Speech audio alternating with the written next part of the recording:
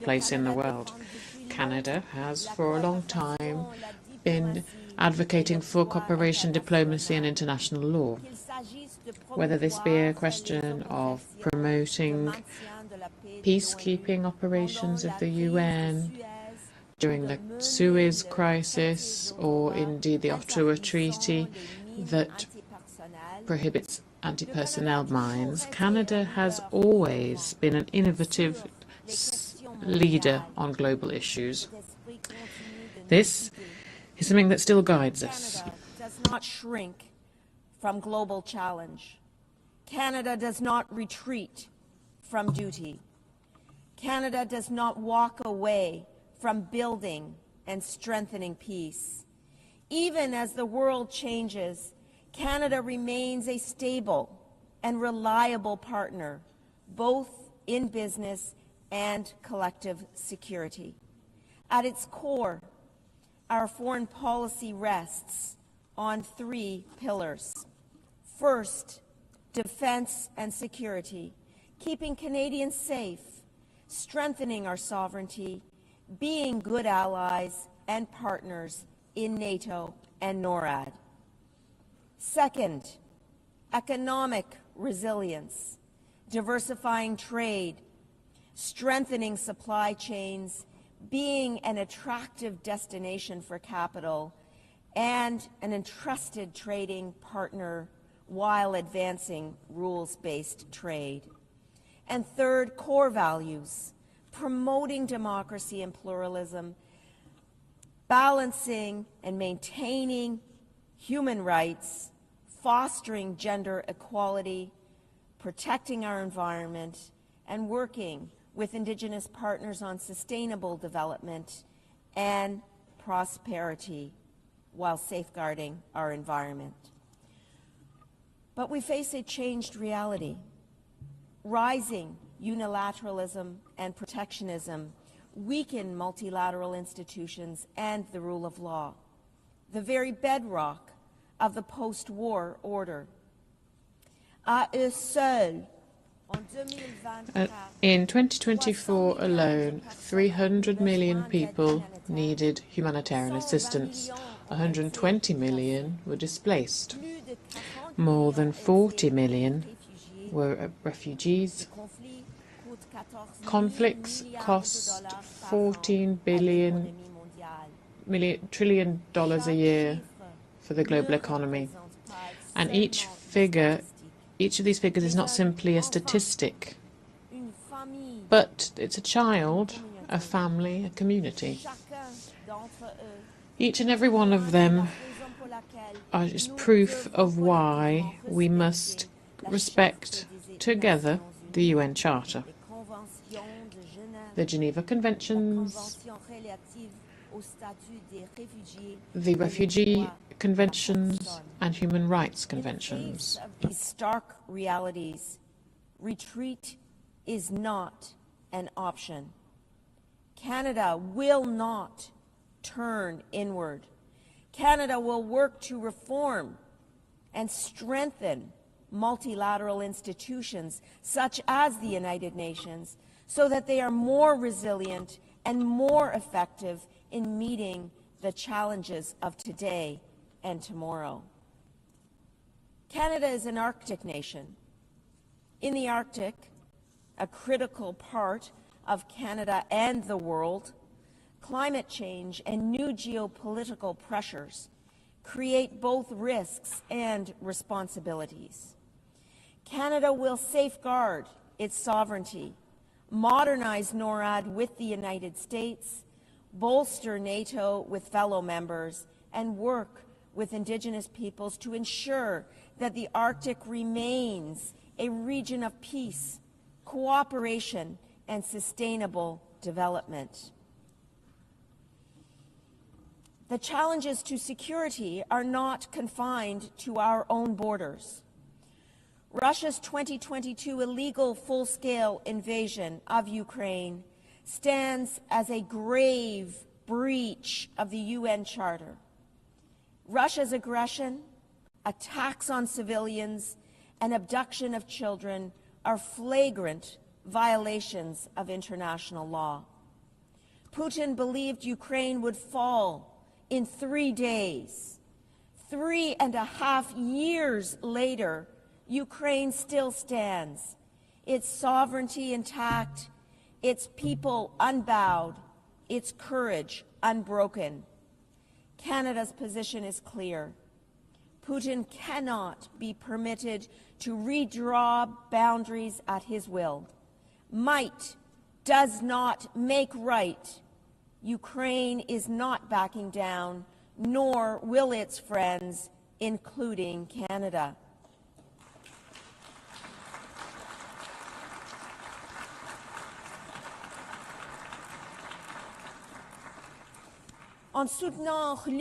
In supporting Ukraine, we are not only defending a nation, we are defending the founding principles, sovereignty, dignity, and peace.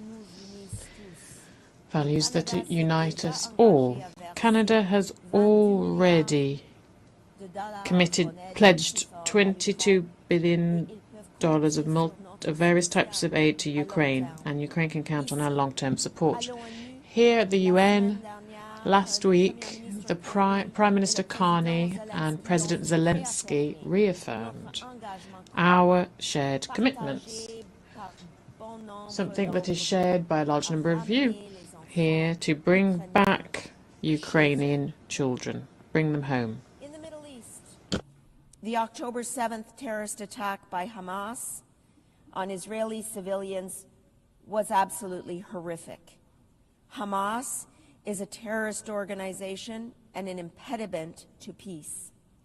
Canada calls on Hamas to lay down its weapons and to release all remaining hostages immediately.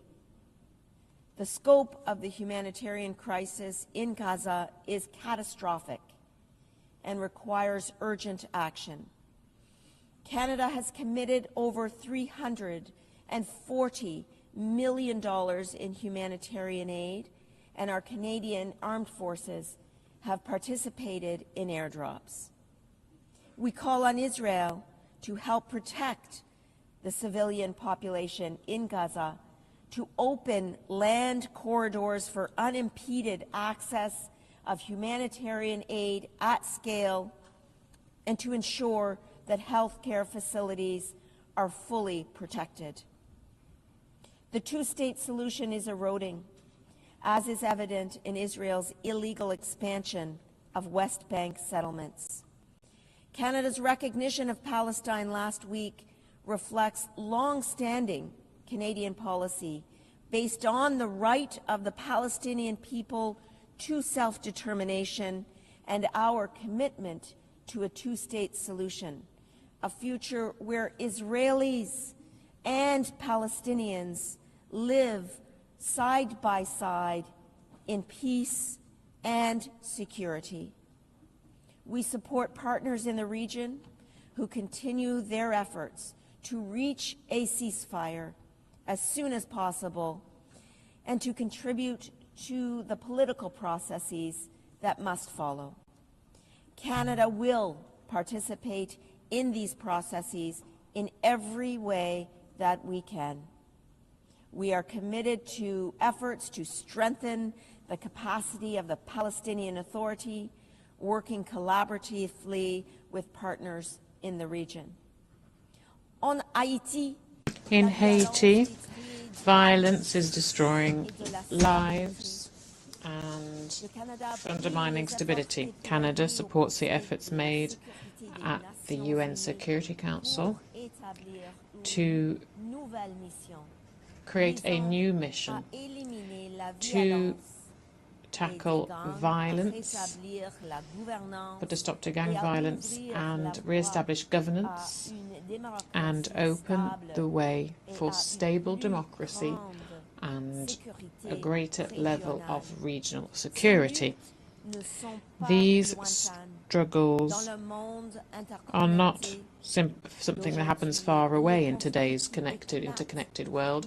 Conflicts, indeed, that break out anywhere in the world affect all of us. In today's uncertain global economy, Canada's diplomacy is also focused on delivering growth and economic resilience for our people. To grow our economy and create opportunities for our businesses, Canada is deepening partnerships in Europe, the Indo-Pacific, the Americas, and Africa. Recent progress includes a strategic defense partnership with the European Union, the Canada-Indonesia Comprehensive Economic Partnership Agreement, signed just last week, expanded agreements with Mexico, and continued leadership through key trade agreements such as the CPTPP and CETA. These are not just trade agreements. These are bridges of resilience, engines of prosperity, and commitments to the rules-based system that benefits us all. Through multilateralism, we can build an inclusive and sustainable global economy. And when multilateral institutions are under threat, Canada will not turn inward. We will lock arms with our partners to strengthen institutions, building their legitimacy and their efficacy to meet the challenges of today and tomorrow. We are determined to forge new economic partnerships and leverage our competitive advantages in areas of economic strength. Canada will ensure that we utilize our diplomatic efforts abroad to the benefit of domestic interests as well. At a time when we're all looking to strengthen resilience, security and economic growth of our peoples, we cannot renounce, give up on our multilateral institutions and processes. Multilateralism remains our best hope to address global challenges. Rather than rejecting international norms, we should instead strengthen multilateralism by reforming its international institutions. This is the only way that international institutions will be able to address the challenges that we are all facing, while all the while providing results for our nations and peoples. We all have an opportunity to act with pragmatism and flexibility in our efforts to deal with collective challenges. That is good advice for all of us in our chamber here today. We need to bring together the representatives of those countries and entities that are both relevant to and affected by the crises at hand. As we have seen with the Coalition of the Willing for Ukraine, these efforts in support of the UN Charter need to become the new norm so that we can move forward on urgent challenges at scale and at speed. A generation of Canadians, including Canada's fierce and inspiring ambassador to the United Nations, Bob Rae, who has provided a lifetime of dedicated service to our country, helped to build these multilateral institutions. And I pay tribute to Bob for his lifetime of dedicated service to our country. Our goal will always be to prevent and to resolve international conflicts while modernizing global institutions so that they can meet the challenges of the future. To close, Canada is committed to leaving future generations not only a safer, more prosperous, more inclusive, and more peaceful world, but also a more sustainable one. Canada will be defined not by the strength of our values, but by the value of our strength.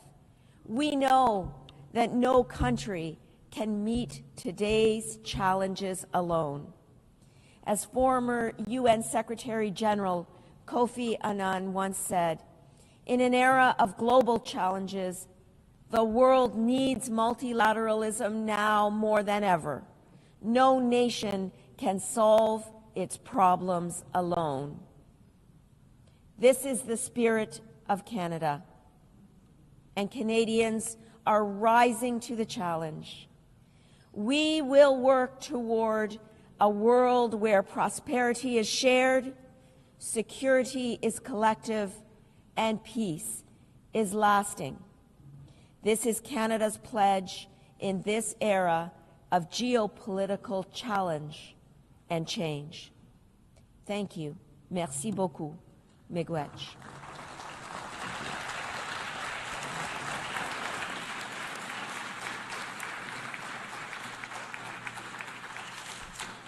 I thank the Minister for Foreign Affairs of Canada.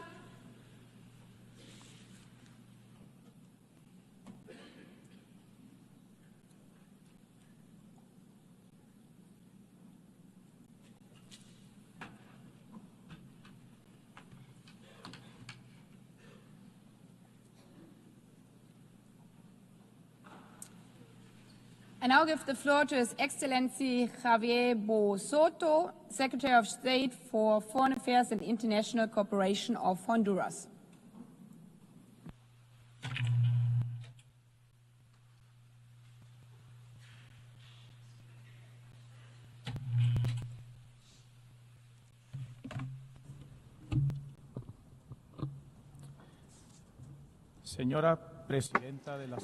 Madam President of the General Assembly, Secretary General of the United Nations, Heads of State and of Government, Ambassadors, distinguished delegates, ladies and gentlemen.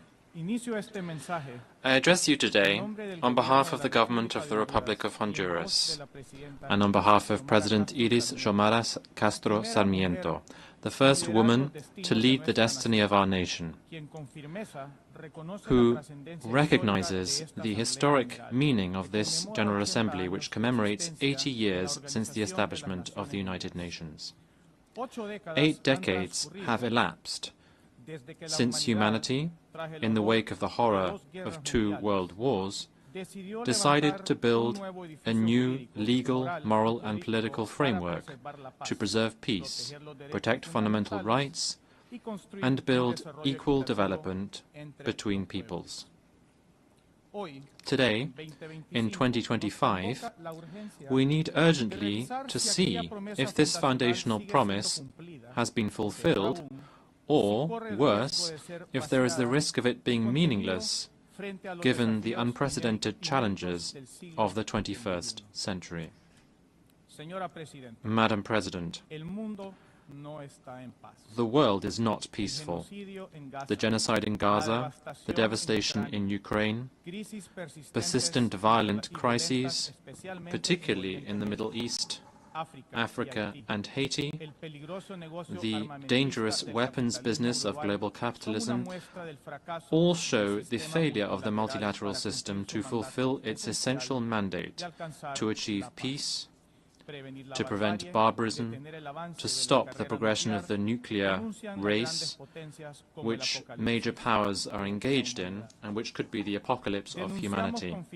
We categorically reject the fact that the most important decisions on peace and security throughout the world are hoarded in the hands of 5 permanent members of the Security Council. Their veto power, which has become an anachronistic privilege, has paralyzed collective action and the calls for peace in different parts of the world, and has allowed those committing war crimes to enjoy impunity.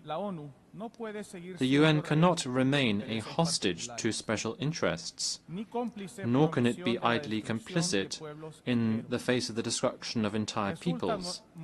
It is morally unacceptable that while billions of dollars are spent on weapons, budgets for peacekeeping operations, humanitarian aid and sustainable development are being slashed. How can it be justified that the voice of 193 states who are present in this General Assembly and who are in favor of peace to put an end to the different power blocs can be cancelled out by one vote. We cannot continue to sustain a global order founded on privilege and inequality that leads to suffering for millions of poor people throughout the world. If we want the UN to survive as a guarantor of peace and not as an impotent bystander, we urgently need to reform its foundational charter. That is why Honduras joins the clamor of the Global South, demanding that the UN Charter be structurally changed to democratize the Security Council so that it once again has legitimacy, effectiveness and justice for the nations of the world. To be clear, we are proposing the following. First of all, to broaden the composition of permanent members and non-permanent members, ensuring equitable regional representation therein. Secondly, we need to get rid of the veto, particularly when peace is looked for. And we need to ensure that this is particularly the case where there is genocide, war crimes, and widespread violations of human rights. Thirdly, we need to beef up the role of the General Assembly, providing the Assembly with more power, more binding power, in decisions pertaining to peace, security, and development. And finally, we need to open decision-making fora for women, indigenous peoples, youth and diasporas, whose voice continues to be marginalized. Honduras is not accepting any more excuses. We will not remain silent in the face of injustice. The norms of the international order cannot continue to be defined by the logic of war, the hegemony of capital, or strategic workings of the most powerful. It must reflect the universal desire of people to live in peace, democracy, with dignity and freedom. Ladies and gentlemen, in Honduras we have embraced these principles.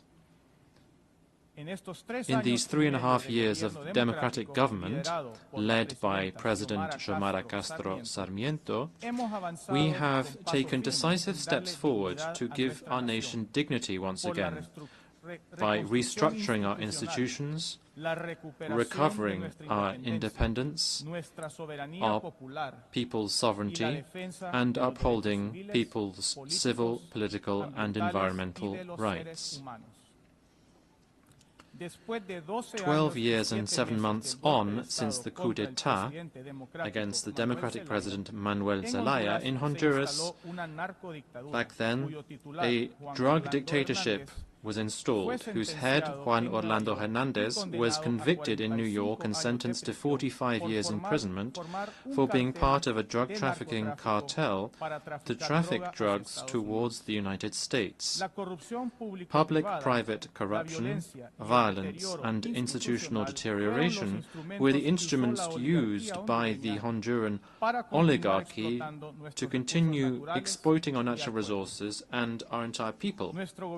Our government has begun the process to recover from this episode by carrying out root and branch changes, focusing on the well-being of the majorities who were sacrificed by the drug dictatorship and historically excluded by the neoliberal economic model. This recovery has meant putting people's lives above business and putting education and health above privilege. Our progress has been clear. Poverty, which was 73% in 2021, has come down to 63% in 2024. And extreme poverty has been reduced from 54% to 40%. This means that more than 1 million people in Honduras have been lifted out of poverty in these 3 years. Inequality has also been reduced by almost 6 points on the Gini index. This is double what the previous government had achieved. In addition to this, the income of the 20% poorest, who had been sacrificed as a result of the looting and the indebtedness that had been carried out by the previous government. In contrast to this, in the administration of the democratic socialism of Xiomara Castro that we now have, these people have seen their income increase by 150%, and they now have access to health, sports, security, education, roads, agriculture, and energy provided free of charge. In terms of security, Honduras ended 2024 with a homicide rate of 26 for each 100,000 inhabitants. This is the lowest rate in 20 years. In the anti-corruption fight, we have opened our public finances to scrutiny from social audits. We have got rid of corrupt trust funds, and we have recovered our public goods.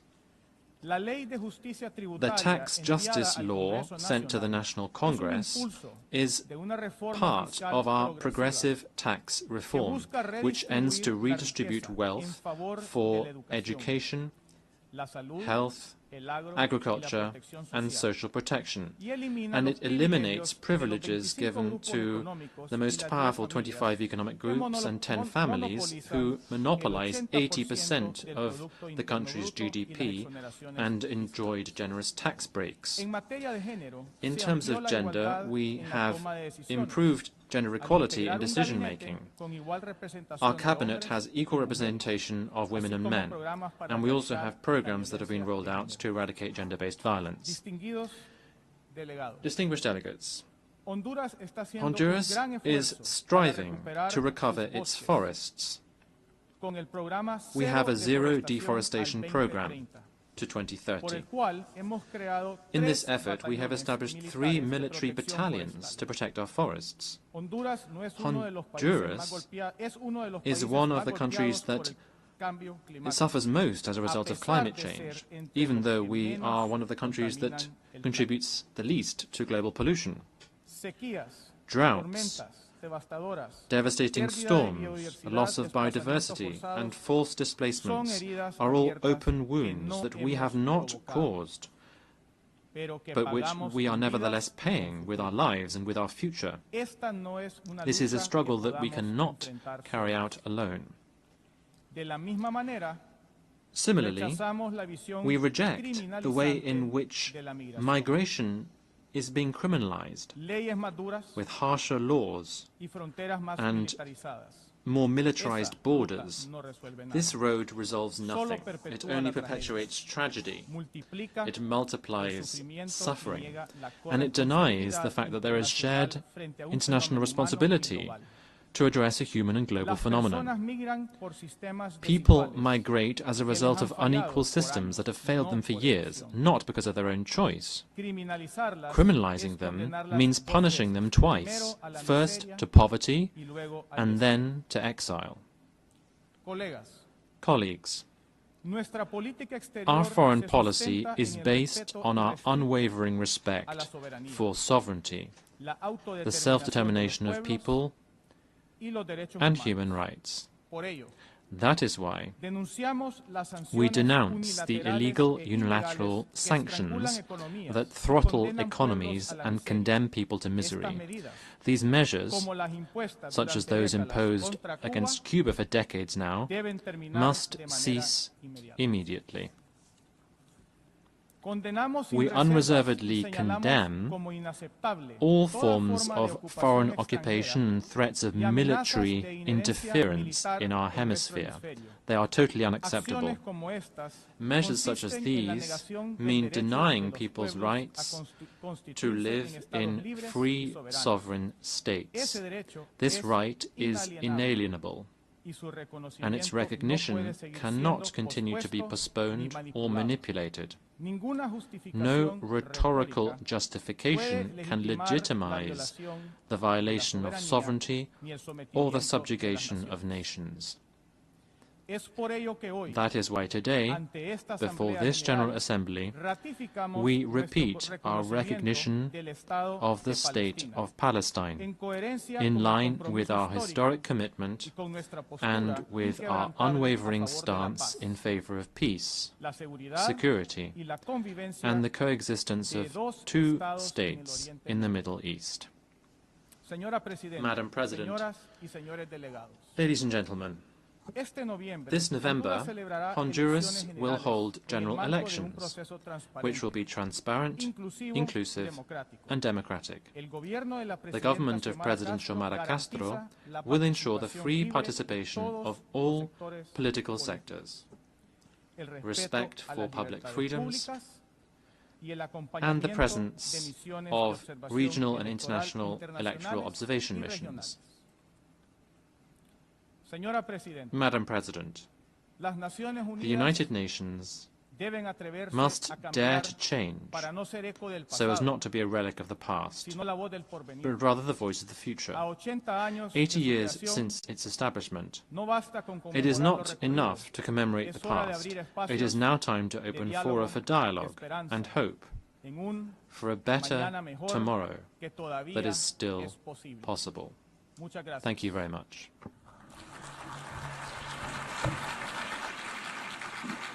I thank the Secretary of State for Foreign Affairs and International Cooperation of Honduras. I now give the floor to His Excellency Edouard Bizimana, Minister of Foreign Affairs, Regional Integration and Development Cooperation of Burundi.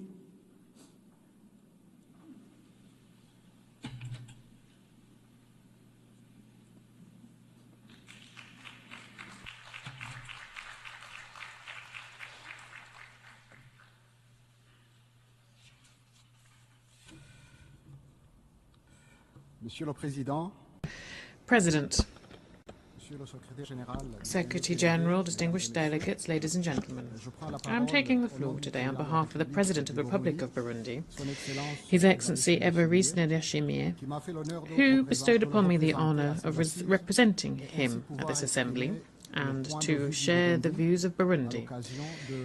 Today, as we mark the 80th anniversary of our organisation, something that we're celebrating under the theme of Better Together, 80 years and more for peace, development and human rights.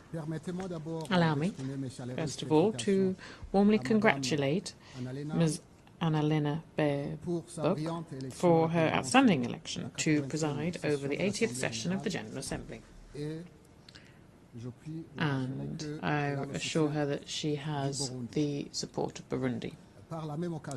I'd also like to take this opportunity to pay a well-deserved tribute to your predecessor, my brother Philemon Yang, and pay tribute to his admirable personal and professional qualities, and thank him for the exceptionally professional way in which he presided over the 79th session, which we have just successfully concluded.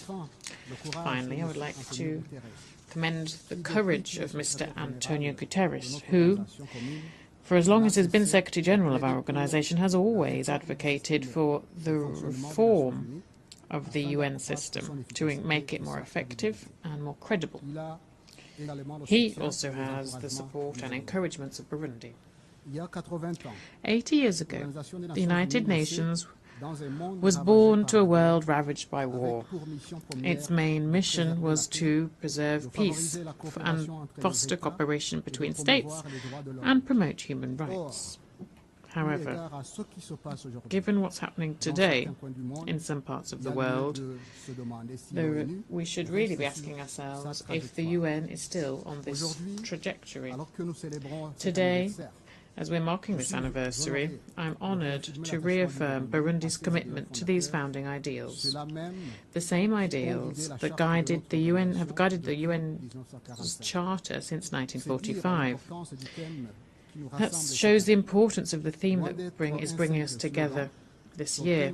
Far from being simply a slogan, it is indeed, it throws back to a historic need, a moral commitment, and indeed the only path towards a shared future. Indeed, As long as it has existed, the UN has made a great contribution to maintaining peace. It has supported ways of decolonization. It has promoted international law as well as the universality of human rights. It has fostered cooperation between nations and inspired generations of leaders and people. Burundi, which was once a beneficiary of this international solidarity, today is actively contributing to it, whether this be through peacekeeping troops, diplomatic engagement, or indeed using its voice within multilateral fora. Also, Burundi is a real-life example of resilience and of the return of peace. Our nation has gone through very difficult moments, but through and thanks to the will of its people and its strengthened institutions, Burundi was able to turn the page on conflict and choose instead the path of reconciliation, stability and mutual respect. We created national transitional justice mechanisms with a Truth and Reconciliation Commission, which is painstakingly and courageously continuing its work, so that future generations will be able to build on solid foundations without hatred or a spirit or any search for vengeance. As a part of our candidate to be a Human Rights Council, we will stand against any politicization of human rights. Thus, we denounce special mechanisms which are sometimes imposed on some countries, including Burundi, for rather subjective reasons. This is why I reiterate Burundi's request to withdraw the initiative to extend for the mandate of the famous human rights special rapporteur on human rights in my country, who for 10 years has been publishing subjective and biased reports on Burundi, as if Burundi and indeed time had stood still over the last 10 years. In Burundi, President, we have undertaken significant efforts to strengthen the rule of law, fight impunity and promote civil, political, economic, social and cultural rights. Notable progress has been recognised by several partners, bilateral and multilateral partners, that is, as is shown by our constructive cooperation with multilateral partners. However, the Special Rapporteur seems to not have noticed this progress. But, as we all know, peace is only sustainable if development is there too. That's why Burundi has resolutely committed to implement the SDGs, paying particular attention to agriculture in order to create real food security. We're also focusing on education for all, health care, energy, the empowerment of women and young people, and environmental protection and other areas. This is the spirit that inspired our vision for Burundi with an emerging economy by 2040 and a developed economy by 2060. This vision is fully in line with the SDGs, and it is indeed, it shows our will to build a future where every citizen can prosper and actively contribute to the sustainable development of their country. President, ladies and gentlemen, as we celebrate 8 decades of our shared organisation, we cannot close our eyes and turn our back on the tension, ongoing or latent conflicts, the horrors that we're seeing in Gaza, in the Democratic Republic of the Congo, in Sudan, in the Sahel, and in many other areas of the planet. The violence that we've been seeing recently, particularly the indifference and the cynicism that seem to be accompanying it, have reached such heights that we can't help but wonder where our humanity, where our empathy, where our sense of duty have gone. What happened to our commitment to cooperate for a better world? We need to have a heart of stone to remain indifferent to the suffering of the people in the DRC and in Gaza. Faced with this situation, Burundi believes that only a renewed and fair multilateralism can provide lasting responses to the many crises that we're facing. les calculs géopolitiques Geopolitical maneuvering calculations based on indifference, inaction, or on double standards, or on egotism, are dragging us into the abyss. This is why Burundi is appealing for peace. But for real peace. Not a peace that is selective, nor one that is subject to egotistical, self-serving interests. The peace that Burundi wants to see is a peace that's based on international law, on dialogue, and the respect of state sovereignty. President, neither peace nor human rights can prosper without social justice and without equality between nations. This is why Burundi stands side by side with its African partners and advocates for more just representation of Africa within decision-making bodies, particularly the Security Council. This is a condition for its legitimacy and effectiveness. How can an entire continent that has made such a contribution to the life and efforts of the UN be ignored in this way? Africa remains the only continent that for 80 years now has not had a permanent seat at the Security Council. In this connection, Burundi welcomes the ambitious UN 80 initiative, the initiative that seeks to strengthen effectiveness, coherence and relevance of the UN system. We share the conviction that 80 years after its creation, our organization needs audacious and lucid modernization. However, we wish to underscore the concerns expressed by numerous countries in the global south, particularly countries in Africa. It is crucial that this reform be member state-led, guided by a spirit of equal geographical representation, transparency, multilingualism, and the respect for regional priorities. Development, social and economic rights, the fight against inequality, climate action, and international solidarity must never be sidelined in the name of streamlining. A more effective UN, yes. A UN that's just reduced to budgets and technocratic work, no. Moreover, no reform of the UN system would overcome the question of political governance. We'd recall that the Security Council reform has been worked on for decades. It now is a question of justice. Africa has a united voice on this issue in the Eswatini consensus, is demanding that the historic injustice be corrected so that Africa can be fairly represented in decision-making bodies. It's not a favour, but it is a right, if we want the UN to remain loyal to itself. In summary, Burundi is supporting ambitious reform, but as long as it is inclusive, just, balanced, and focused on the real needs of people, rather than being a reform that's fashioned by external priorities. President, as we work to reform multilateralism, guided by justice, dialogue and truth, the recognition of historic injustice should be the bedrock upon which we build lasting peace. This is why Burundi would like to reaffirm the importance of the recognition of the genocide committed against the Hutu of Burundi in 1972. This is a question that's already been brought to the attention of this UN General Assembly during the 79th session. The memory, truth and reconciliation are powerful tools to rebuild society and to build peace. Silence cannot be an option when we're talking about restoring the dignity of victims and preventing from tragedies of the past from happening again. Thus, Burundi would humbly request the support of all UN member states and support for the recognition of this genocide.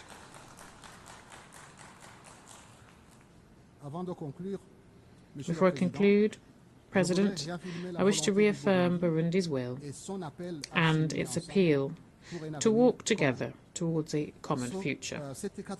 This 80th session is a lot more than simply an anniversary. It's an appeal. We're at a crossroads, and the 80th session of our General Assembly must be a time for a moral awakening, solidarity, and for us to remember our shared humanity. The UN of tomorrow must be one that represents equity, justice and action.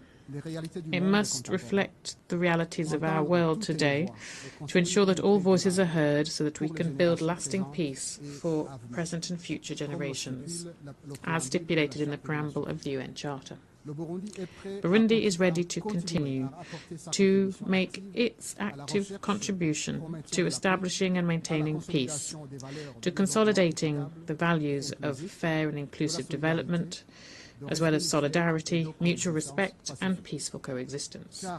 Because yes, together and better together, we'll be able to preserve peace, guarantee human rights and ensure a dignified future for our children. It is a question of the credibility and the reputation of our shared organisation. Thank you very much, ladies and gentlemen. I thank the Minister for Foreign Affairs, Regional Integration and Development Cooperation of Burundi.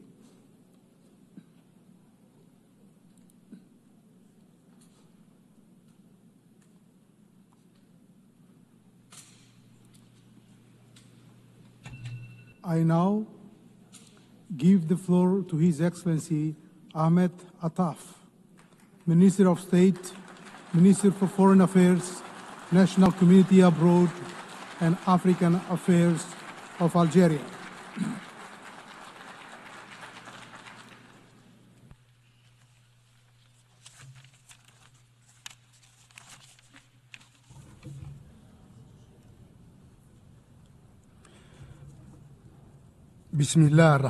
In the name of God, most compassionate, most merciful, Your Excellency, Mr. President, our United Nations organization celebrates its 80th year, and Algeria, together with the UN, celebrates the 7th decade of enlisting the issue of Algerian liberation on the program of this Assembly. We celebrate these two memories in a global reality that is extremely turbulent and intricate.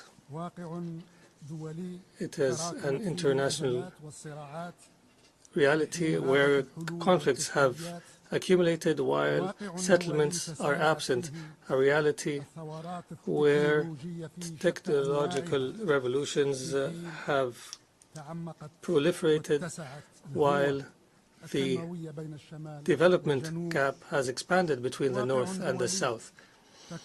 A reality where instruments and treaties and commitments are abundant while implementation and commitment to their letter and spirit are scarce. In this complex situation, our organization is incapable and voiceless and marginalized. Its enshrined principles are violated, and its adopted resolutions are not implemented. Multilateralism that has been established by the United Nations is being manipulated by unilateral action and self-serving conflicts. The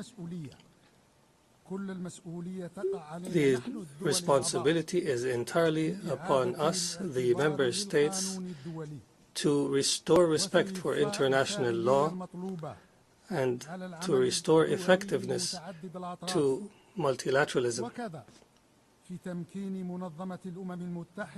And we are similarly responsible for empowering the United Nations to restore its status as the beating heart of the international system based on the rule of law.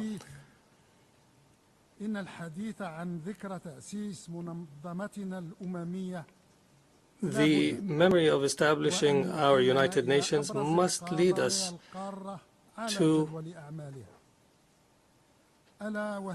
reflect on the most important issue on its agenda, which is the question of Palestine. The age of this question of Palestine is as old as the United Nations organization, and the legal essence of this issue takes root in the principles of the UN Charter, and the history of this issue is preserved in more than 1,000 resolutions who have recorded its essence and its legitimacy for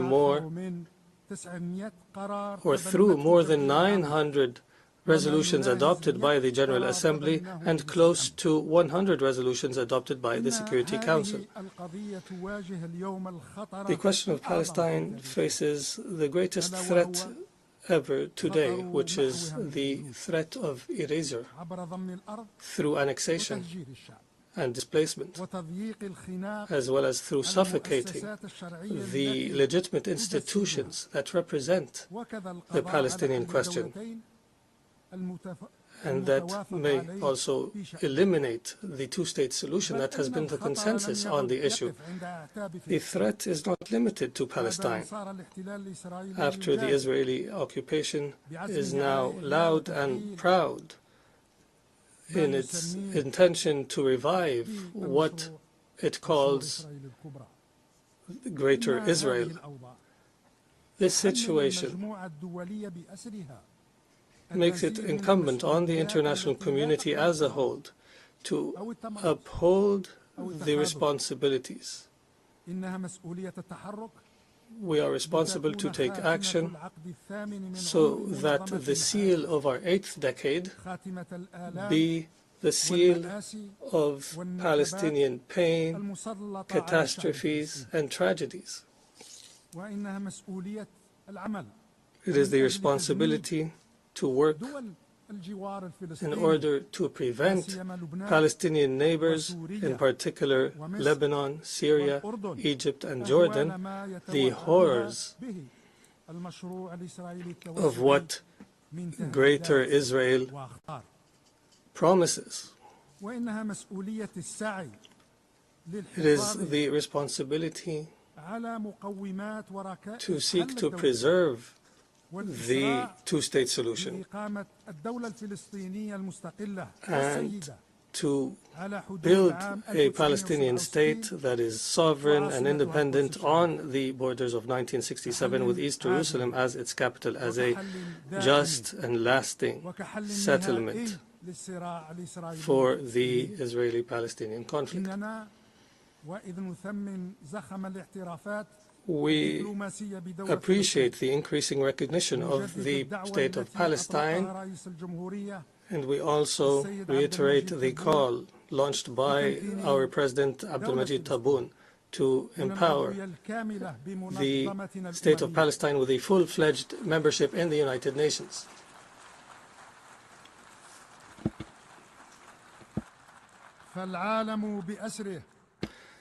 The entire world must realize that the establishment of the State of Palestine is not a choice, but a necessity, and it's not a favor, but a right, an integral right of the Palestinian people. It's not a hope, but a necessary condition that is indispensable and that cannot be evaded in order to restore security and stability in the Middle East as a whole. Accordingly, Algeria follows with great concern the ongoing negotiations under the auspices of the United States of America in order to end the tragedy in Gaza. Algeria encourages these efforts and hopes they will lead to an end to the Nakba, the catastrophe in Gaza, on the road, as a step on the road to a final settlement to the Israeli-Palestinian conflict. The passage of time, no matter how long, cannot defeat the will of a people or the essence of their legitimate causes.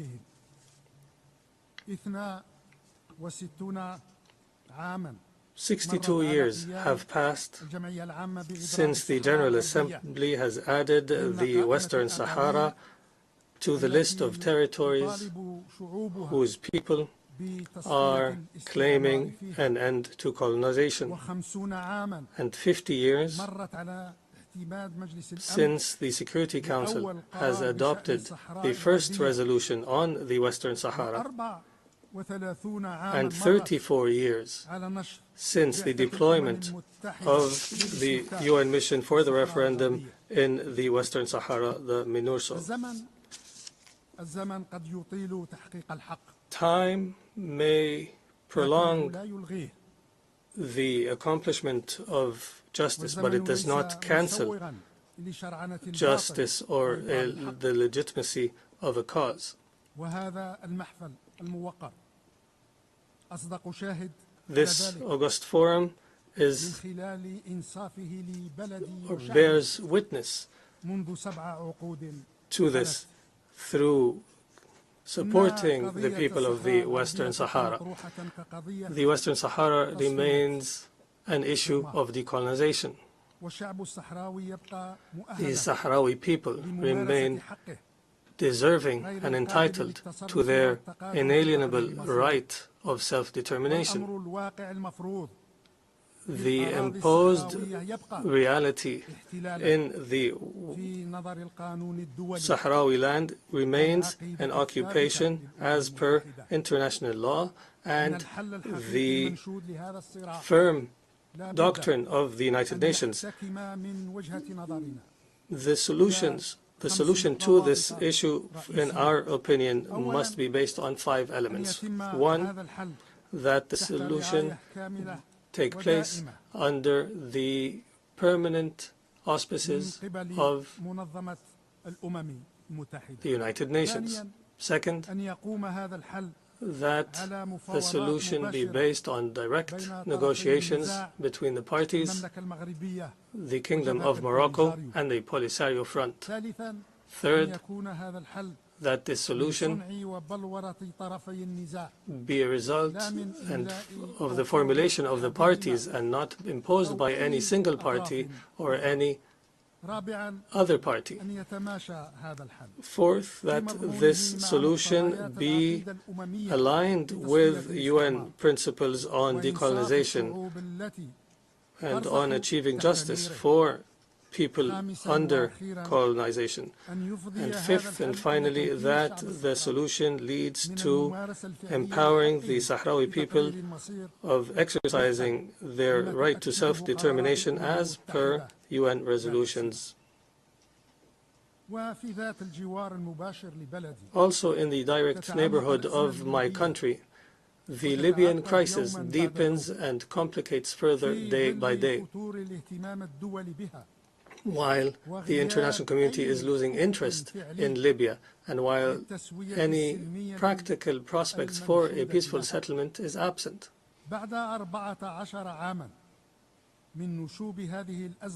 14 years after the start of the crisis, this sisterly nation remains trapped in divisions that are fueled and invested by foreign interventions, as per plots that do not desire the best for Libya or desire Libya's stability or security. If the matter was left to the Libyans alone, they would have reached an end to their divisions by now and would have charted a path forward that ends the crisis a long time ago. It is high time to end the foreign interventions in Libya in order for the resilient Libyan people to heal and reunite. Only then we would have paved the road to a consensus leading to a settlement and elections by which the Libyans would choose their representatives, representatives who are loyal to the Libyan nation and the Libyan people. As for the Sahel region, Algeria reiterates its full commitment to the security and stability of our neighbors and to building the best and strongest relations and most mutually beneficial with our sisters and neighbors in the region. I note here that for the second year in a row, a member of the coup regime dares from Mali through this rostrum to attack Algeria. It is the height of rudeness and vulgarity by which this failed poet has spoken, and this coup plotter. It is only the illusion of a soldier and lowly conduct that does not deserve anything but condescendence, and it only inspires disgust. And allow me to repeat this last statement in French.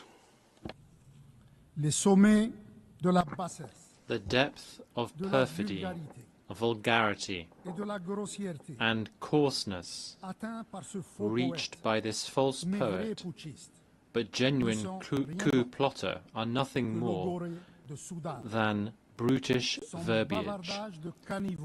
His gutter talk deserves only scorn and inspires only disgust. I repeat. I repeat. Once again, the depth of perfidy, vulgarity, and coarseness reached by this false poet, but genuine coup plotter, are nothing more than brutish verbiage.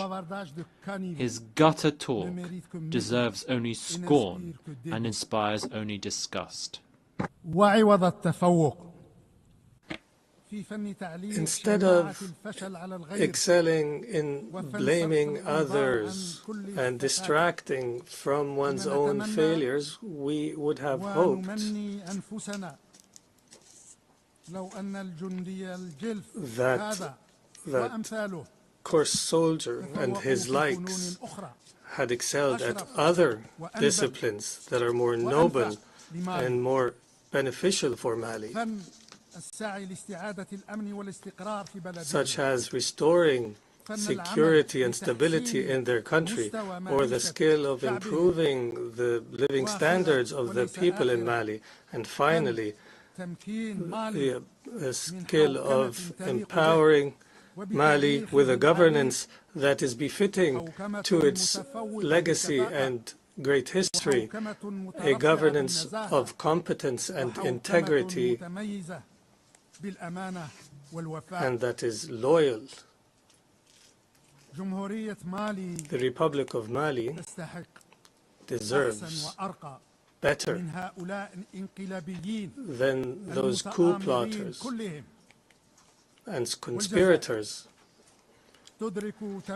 Algeria fully understands that this sisterly nation cannot be reduced to a few that do not aspire to a better future for their country and only see a future of overpowering the people.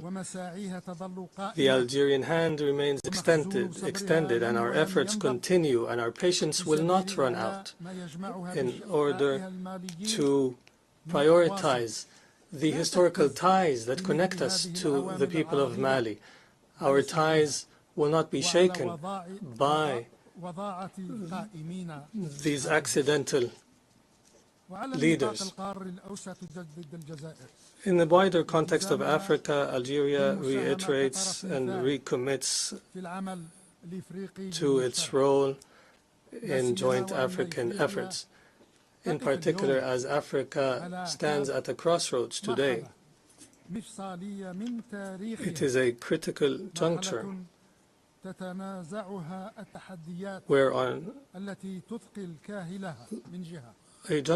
facing challenges on one side and opportunities on the other. The African reality makes it urgent to address the conflicts and crises that have not spared any part of the continent. Our continent is more vulnerable to the scourge of terrorism today, and the African reality makes it urgent to seize the opportunities to achieve integration and cooperation, including through the African Continental Trade Zone, and working together for the betterment of our people. Reality also requires the need to end decades of marginalization. The marginalization that our continent suffers in the different centers of decision-making in the world, starting with the Security Council and the World Bank and the IMF, as well as the World Trade Organization. In light of this reality, it is highly concerning that peacekeeping missions in Africa be targeted by a package of restrictions that limit missions' ability to carry out their mandates in the name of cross-cutting, rather cost-cutting. Peacekeeping missions are the most prominent and essential manifestation of international commitment to security and stability in the African continent. Undermining the missions means undermining this essence and commitment to the collective security on which this organization is based. In the Euro-Mediterranean, Algeria continues upholding its responsibility as a constructive partner and as a reliable partner that is fully engaged in all the efforts that aim to achieve security and prosperity in this shared Mediterranean space.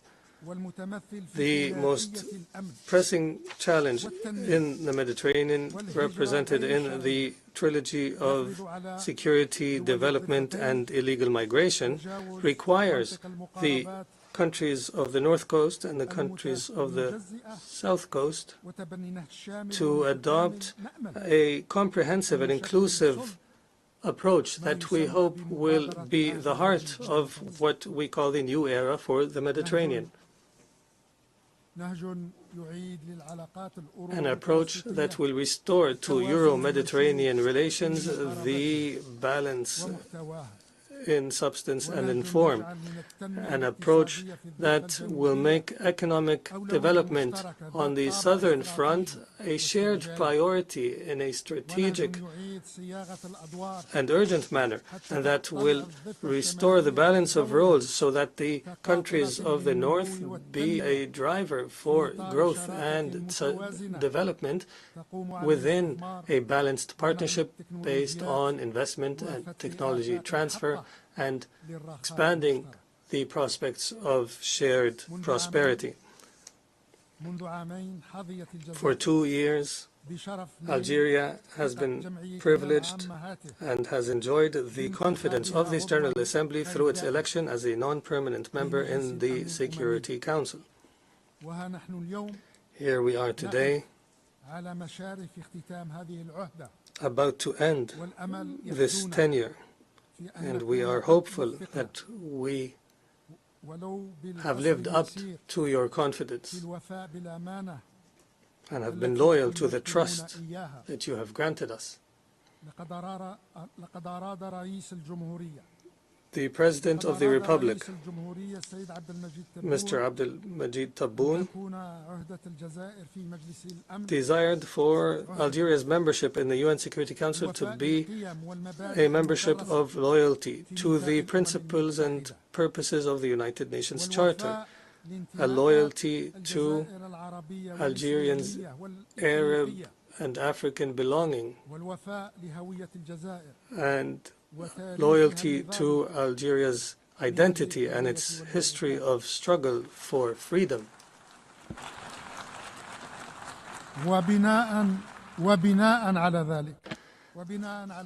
Accordingly, we have pursued with all our effort and sincerity to translate these commitments to actions through coordination with our African brothers and sisters within the A3 group and through cooperation with our partners within the wider group of the elected 10 members, and as well as through consulting all relevant actors of brotherly and sisterly nations and friendly nations outside the Security Council. We have attempted and exerted our utmost, where we have been successful at times and at other times have not achieved our desired goals. However, we have not surrendered and have never taken for granted a status quo.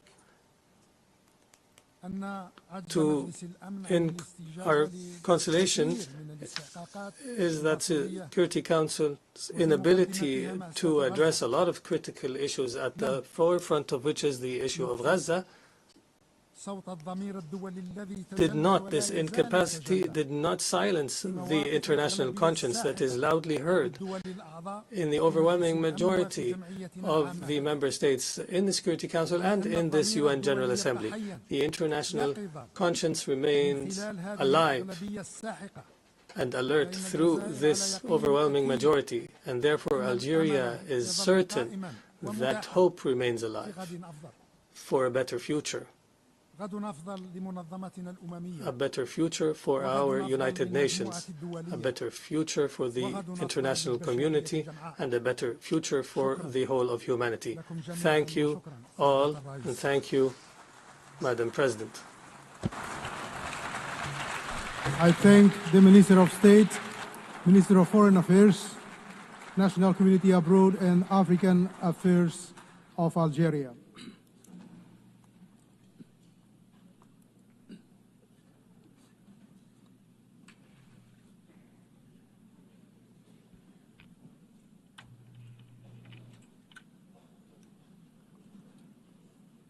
I now give the floor to His Excellency Denis Ronaldo Moncada Colindres, Minister for Foreign Affairs of Nicaragua.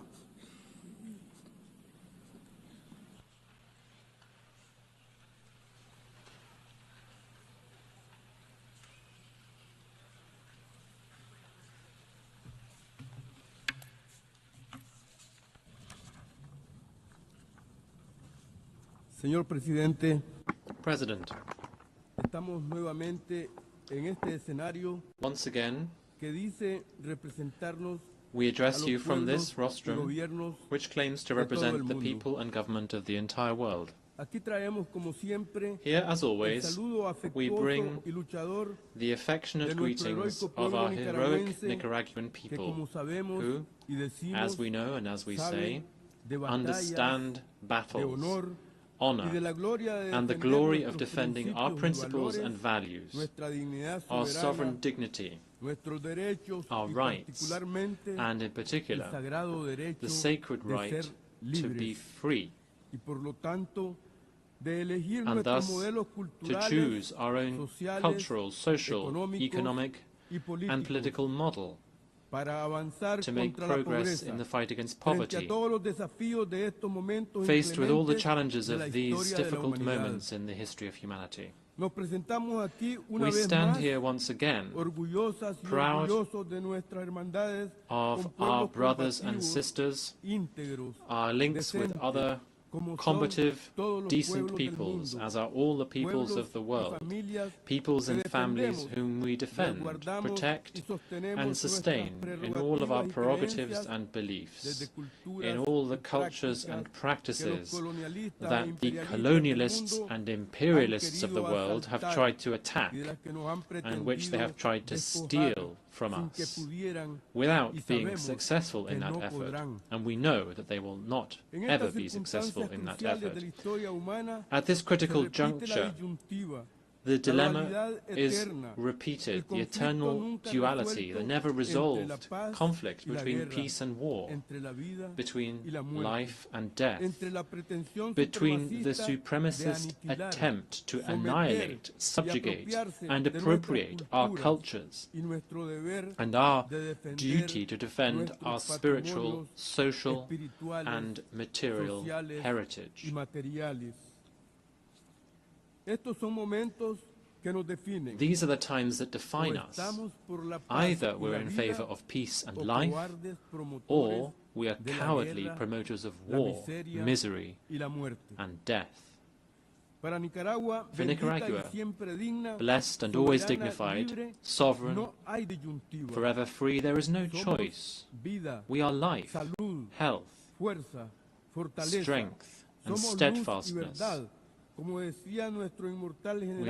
In proud and undefeated hope, we are light and truth, as our immortal General Sandino said, and we are also inspired conscience and courage, willing to serve the superior causes of humanity, the supreme good of all, concord, understanding, sensitivity, fraternity, coexistence, and cooperation among all people, in order to share the goods that belong to everyone. The future is made of the glory of our people, who know that fighting and overcoming are synonyms, that struggle is the highest of all songs, and that to fight means creating the victories necessary for the common good. The human family demands respect and peace. The human family demands solidarity, inspired encounters between beings who are equal in every way, and who are also complementary in every way. The human family demands respect for all of those agreements that were made 80 years ago, when the United Nations was established, in order to stop wars and to build lasting peace and justice, the treasure and patrimony of all human beings. The human family hopes, trusts, proposes, and at the same time insists on and demands union to reach the fullness of intelligence, serenity, wisdom, calm, and humility, indispensable to build and no longer to destroy. We are referring to all the issues that are priorities in our time: climate justice, compensation and reparations to those who have endured and suffered the misfortunes and evils brought about by selfishness and the greed of colonialism, imperialism, racism, and all of the abominable, disgraceful forms of oppression, discrimination, slavery, and denial of our condition and quality as human beings. As peoples aggrieved by xenophobic discrimination and barbarism, we hereby denounce the plundering and looting of what is ours. We denounce the brutality and complete lack of compassion with which we have been and are still treated by countries whose wealth is built on looting our wealth. Together with all peoples of the world, we condemn categorically the hateful, execrable policies of criminal economic blockade, aggression through coercive, arbitrary, unilateral measures, as well as the terrible migration policies which ignore human rights, which violate human rights, and are a reflection and a mirror of the selfishness and contempt of those who believe that they own the world. Here we categorically condemn once again all of the savage, atrocious, incomprehensible outrages at this stage of life that the imperialist powers deploy through their economic, cultural and trade policies, seeking to continue dominating us and grossly trying to intimidate us with their foolish armaments and ostentatious military designs directed against peace in Asia, Africa, and our Latin American Caribbean. We denounce the inhumane policies against all of us in all domains: migration and exclusion. We denounce and condemn the unforgivable and unjustifiable insults and threats, the unacceptable state terrorism, these crimes against humanity shamelessly on display, as if they were the superior prerogative of the imperialists of our earth. We denounce and categorically condemn all the insulting aggression, verbal, political, economic and trade aggressions, along with the bellicose rhetoric, which are also crimes against humanity, crimes against security, tranquility, justice and peace. These are the supreme assets of our peoples, which they cannot and must not abuse or take away. As revolutionary brothers and sisters in the greater patriotic nation, sons and daughters of the great heroes and heroines of our America, protagonists of victorious revolutions, we once again reiterate our unequivocal solidarity with Cuba and Venezuela. Nicaragua and the Sandinista Popular Revolution fully identify with the battles and indispensable victories that we are building in these lands of freedom, dignity, and sovereignty. They shall know that we will not sell out or surrender, never. We also hereby denounce the human insecurity caused by the illicit use of implausible pretexts and fallacious, false, outlandish accusations which are merely yet more interference along with the threats of yet more invasions and occupations. We denounce and condemn the absurd manipulations with demented, far-fetched accusations using the pretext of drug trafficking, which is a plague and trade of rich countries where millions of consumers live, those powerful countries that encourage impoverished people to engage in more production and trade of such substances, trafficking only wretchedness. We denounce hunger as a weapon of domination, abandonment, malnutrition, and disease. The unseemly, insulting, and immoral treatment of families, women, young people, children, the elderly, who are increasingly seen as a hindrance and banished from life, promoting new kinds of extermination. We reiterate our historical and permanent condemnation of the genocide, the barbaric policy of denial of the Palestinian people. We condemn all the savage, brutal massacres that are perpetrated and spreading in clear view with the complacency of the entire world. We condemn the State of Israel, just as we have condemned and do condemn the policies and practices of the other colonial, imperial, neo-colonial and fascist powers. We condemn, therefore, the exile of goodness and all the attacks on life, freedom, coexistence and civilization that we thought we had built.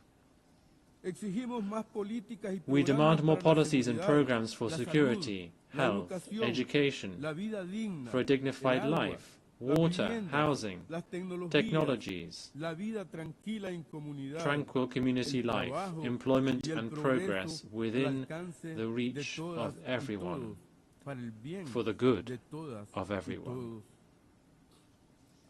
On the 80th anniversary of the founding of the United Nations, let us promote more and more coherence of human consciousness. We must continue to raise our voices, joining hands and hearts, crying out and fighting, demanding and striving, so that this stage of life on this planet that we share ceases to be marked by death in all of its forms, by the kidnapping of intelligence and soul, so as to become instead inspiration, encouragement, and the strength of hope. We all need to work in sustainable, capable, ingenious, and creative union. We all need to keep making our way. We need to be committed and steadfast to build unity, building brotherhood and sisterhood, affinity and unity, which is the true strength, fulfilling the always further on, which as a deep spiritual currency should be a daily anthem for each person, for everyone. On the 80th anniversary of the United Nations, we all need to change the paradigm. We need to change attitudes. We need to change our behavior. We need to be truly human, to stop repeating the past without results. Unity, along with brotherhood and sisterhood, should be the path that we all take together, with courage and pride, so that we continue to create this other world, which is already taking shape. It must become a new dawn. Poverty, violence, and arrogance are ignorance. To love is to fight, to strive, to fight and to fight on, to overcome, overcome, and overcome. A patriotic nation and dignity, a patriotic nation and humanity. Thank you for your attention. Muchas gracias. I thank the Minister of Foreign Affairs of Nicaragua.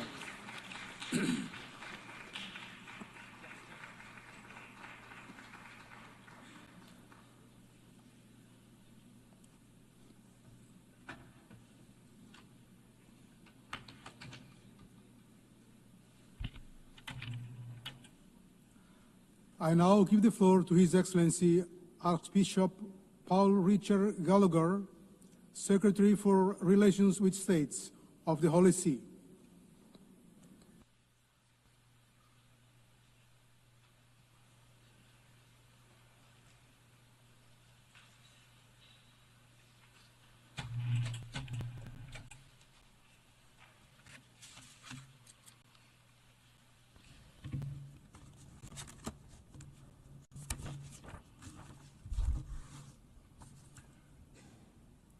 Mr. President, I am pleased to convey the warm greetings and blessings of Pope Leo XIV to you and the representatives of the nations gathered here, and to congratulate you on your election to lead this Assembly.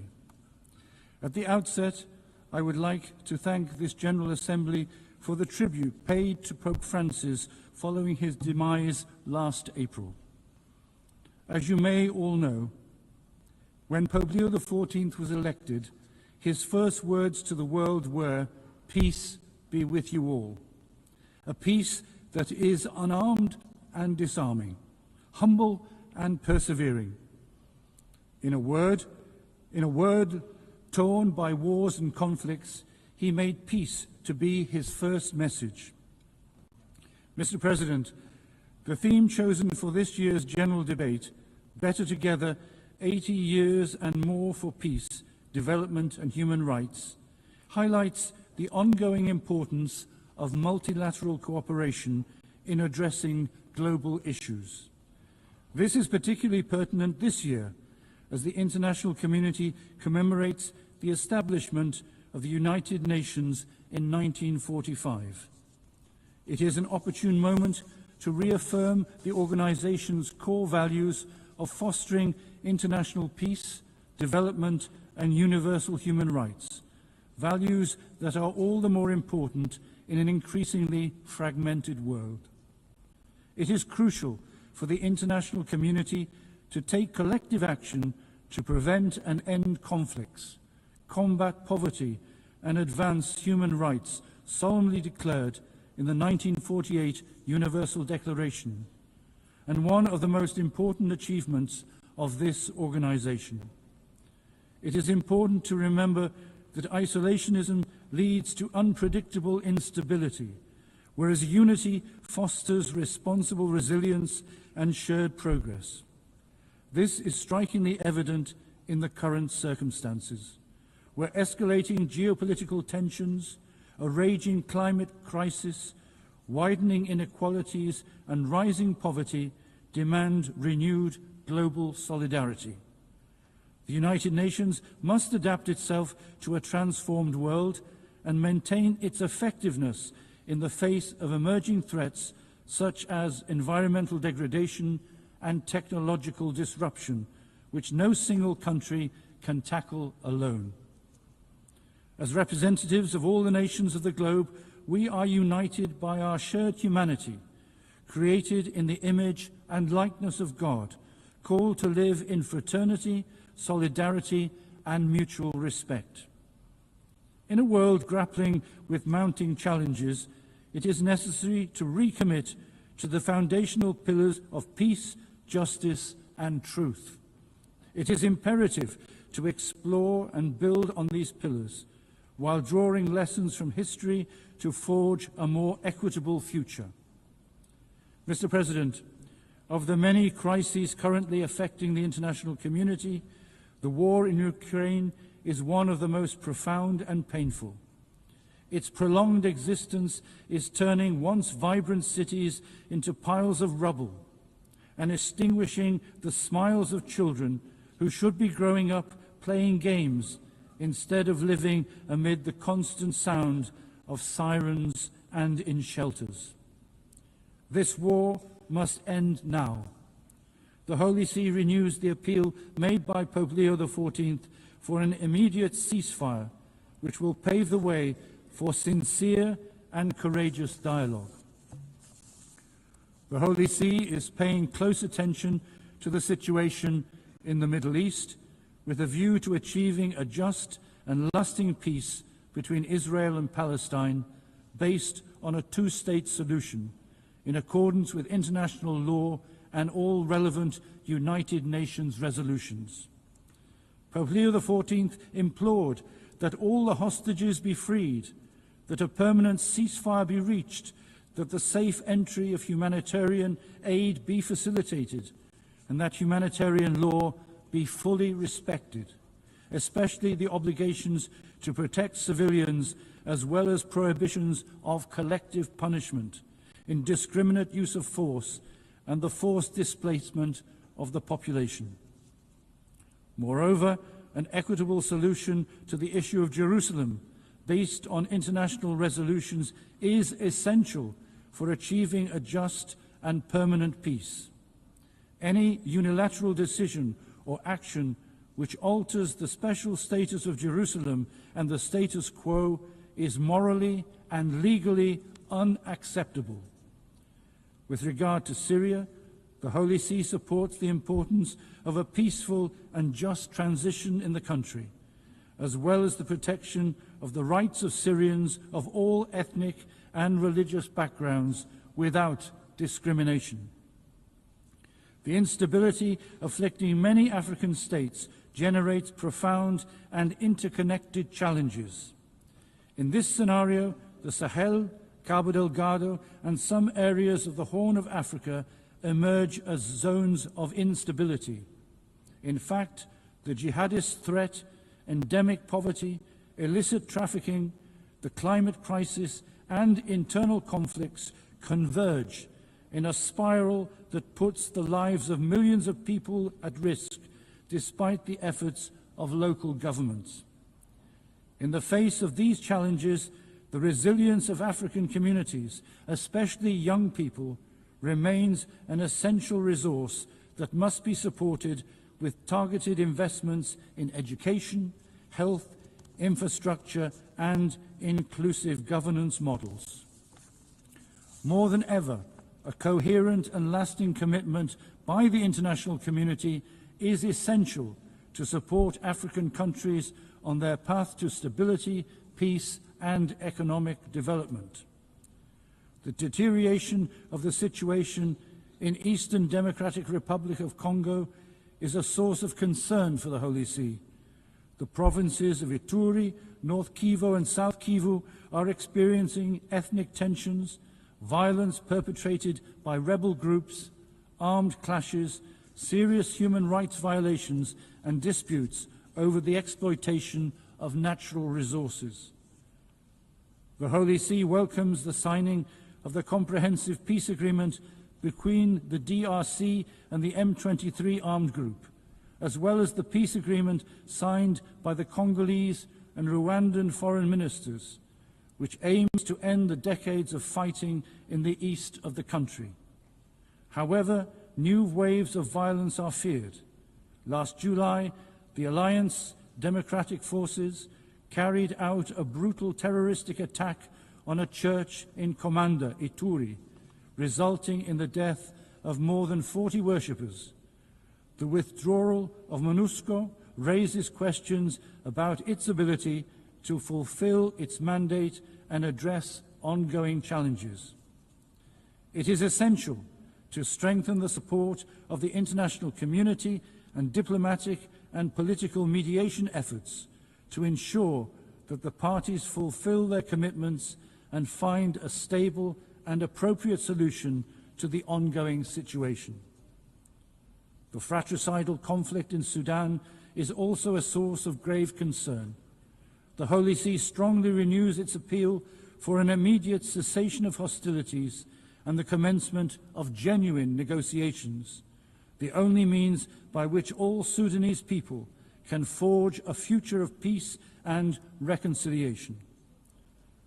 The Holy See is monitoring developments in South Sudan closely and is calling on all political actors to commit to the path of dialogue and collaboration and to implement the 2018 peace agreement with sincerity and responsibility as the foundation for building a peaceful and just coexistence. In many parts of the world, particularly in Latin America, drug trafficking is corroding societies and causing extreme violence. The Holy See is deeply concerned about this complex phenomenon, which is often linked to unresolved social issues in different countries. Alongside joint efforts by states to combat drug trafficking, the Holy See emphasizes the importance of investing in human development such as education and job creation to prevent people from unwittingly becoming involved. The Holy See is also worried about the rising tensions in the Caribbean Sea and is calling for restraint to prevent any actions that could destabilize the coexistence between nations and undermine international law. The dramatic situation in Haiti is also being closely followed by the Holy See. The country is plagued by violence of all kinds, human trafficking, forced exile, and kidnappings. The Holy See hopes that with the necessary and concrete support of the international community, the social and institutional conditions can be created to enable Haitians to progress towards peace and security. The Holy See is paying close attention to the situation in Nicaragua and hopes that religious freedom and other fundamental rights of individuals and society will be adequately guaranteed. The Holy See reiterates the need for sincere, respectful, and constructive engagement in dialogue aimed at finding solutions that will foster peace and harmony in the country. Turning to Southeast Asia, numerous situations of instability and conflict are further exacerbating long-standing humanitarian concerns. In Myanmar, 4.5 years of internal conflict have left the local population devastated. In this situation of enduring conflict, transnational crime is on the rise. Recent investigations suggest that there are tens, if not hundreds of thousands of trafficked individuals in these centres, located primarily along the borders between Myanmar, Thailand, China, Cambodia and Laos. Only by the concerted efforts of the international community can transnational crime be adequately addressed. The Holy See is closely following developments in the Western Balkans, particularly in Bosnia and Herzegovina. The Balkan countries are connected to European values for historical and cultural and geographical reasons, and they aspire institutionally to integrate with states that already belong to the European Union. The Holy See maintains that the historical and current issues affecting the region can only be resolved through dialogue and collaboration. The Holy See, while acknowledging the peace agreement between Armenia and Azerbaijan signed in August, invites the two countries to continue on the path of reconciliation in order to achieve stable and lasting peace in the South Caucasus. Mr. President, on the occasion of the 80th anniversary of the United Nations, the Holy See reaffirms the enduring importance of this institution and the significant good it has accomplished across numerous fronts since its founding in 1945. The United Nations continues to be a vital forum in which all nations engage in dialogue as sovereign equals to address global challenges. There is an increasing general agreement in the international community on the need to reform this institution by rediscovering its foundation and adapting it to reflect the needs of the current era. As Pope Leo XIV affirms, this effort demands a genuine willingness to engage in dialogue inspired by the desire to communicate rather than clash. As a result, there is a need to give new life to multilateral diplomacy and to those international institutions conceived and designed primarily to remedy eventual disputes within the international community. The Holy See calls for a recommitment to the original principles enshrined in the UN Charter. It is important to resist the temptation to replace these foundational commitments with new ideas or programs that risk diluting the UN's mission. Central to this mission is striking a balance between the four pillars of the United Nations, promoting of human rights, maintaining international peace and security, achieving sustainable development, and upholding rule of law. The rule of law in particular is the sine qua non of a just international order, providing the foundation for all other efforts. This anniversary provides an opportunity to reinforce the United Nations position as a beacon of hope and a force for good in addressing humanity's most urgent needs.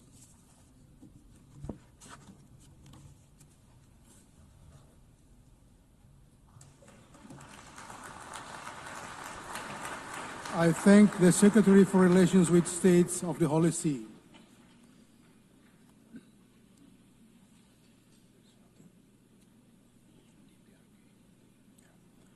I now give the floor to His Excellency Kim Song-yong, Vice Minister for Foreign Affairs of the Democratic People's Republic of Korea.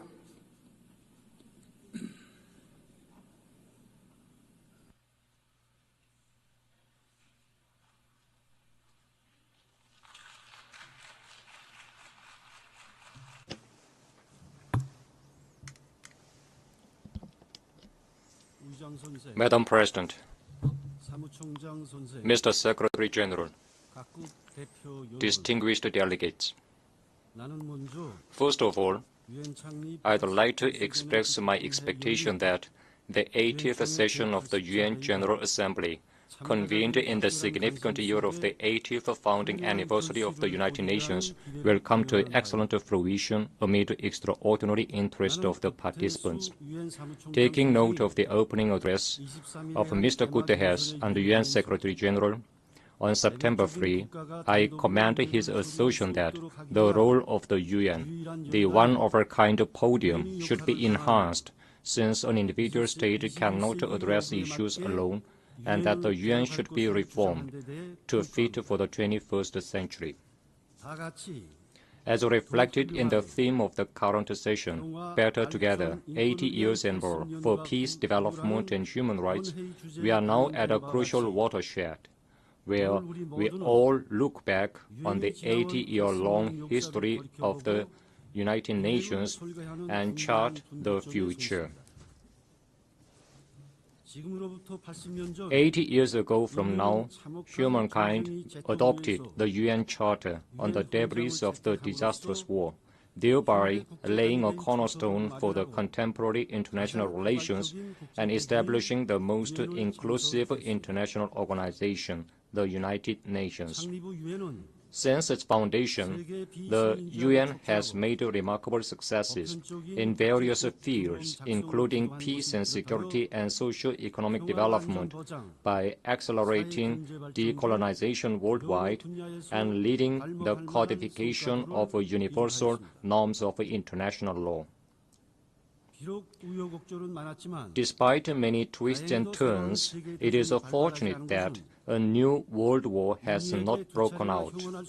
It can be said to be a desired result of the main spirit of the UN Charter to save succeeding generations from the scourge of the World War, which twice has brought untold sorrow to mankind. We cannot underestimate the role that the UN played in promoting cooperation among nations in the socio-economic fields such as poverty eradication and fight against communicable diseases, and in propelling sustainable development at a global level.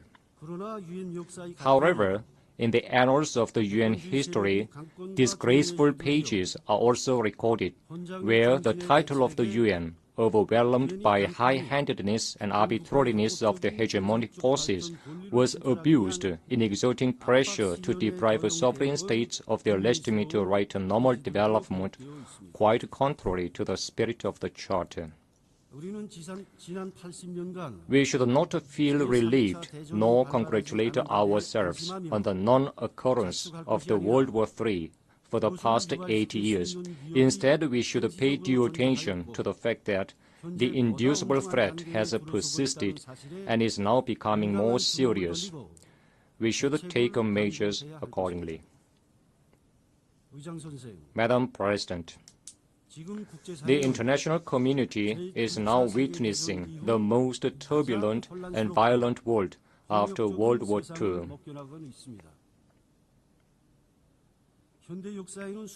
The modern history has recorded many incidents and events, but today the international norms and order established and consolidated along with the foundation of the UN are disregarded, and the sovereignty of states is openly violated as never before. The indiscriminate tariff war vis-à-vis the entire world has plunged the global economy as a whole into the swamp of stagnation and instability. Even the 2030 Agenda for Sustainable Development, committed to eliminating inequality and poverty and ensuring human dignity worldwide, is denied for the reason that it does not meet the interest of an individual country. This is the stark reality. The UN has served as a multilateral forum where all countries of the world, big or small, get together and discuss common responses to global challenges on an equal footing, transcending differences in size, population, and state power. That UN is now faced with an unprecedented severe crisis. All these turbulences and pains suffered by the world are fundamentally caused by high-handedness and arbitrariness and avarice of hegemonic forces in their attempt to subject the whole world to their interests and to place their exclusive interests above the common good of mankind. Madam President, today, the complicated international situation highlights the need to reconsider the role of the UN, responsible for maintaining international peace and security. As the world's most universal international organization, comprising all sovereign states on the globe, the UN cannot be represented by a certain individual state or a small group of states. In particular, in order to prevent arbitrariness and high-handedness of specific forces, it is imperative to expand and strengthen the representation of developing countries that take up an absolute majority of the UN membership, and to correct the Western-led inappropriate structure in the Security Council entrusted with an important mandate of maintaining international peace and security.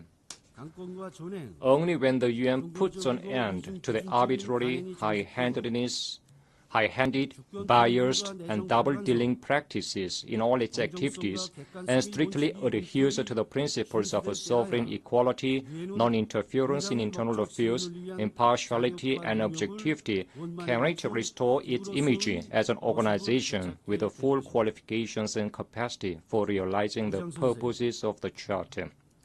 Madam President, peace and security are long-cherished desire of humanity and the first agenda of the UN.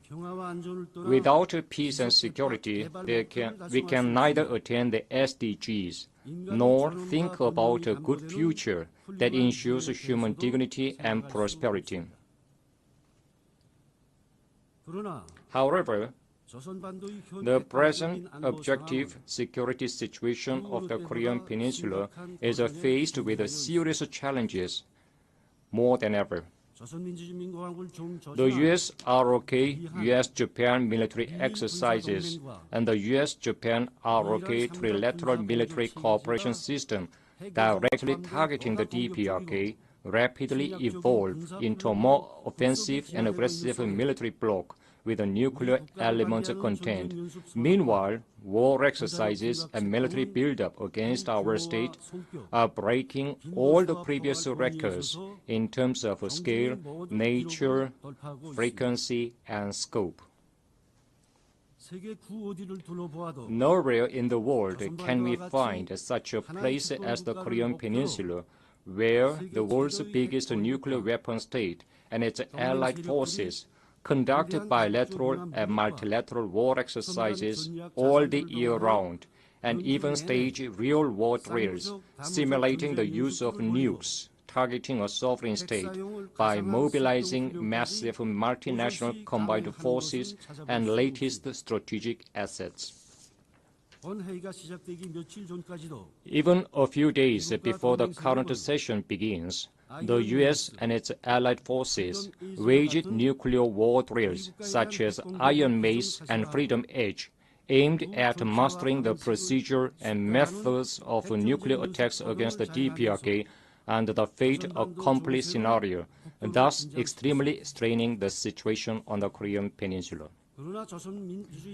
Yet, even in the face of the tremendous military threat directed against the DPRK and the dangerous security landscape, roaring guns of war are silenced, and peace and security are firmly safeguarded on the Korean Peninsula. This is an undeniable reality.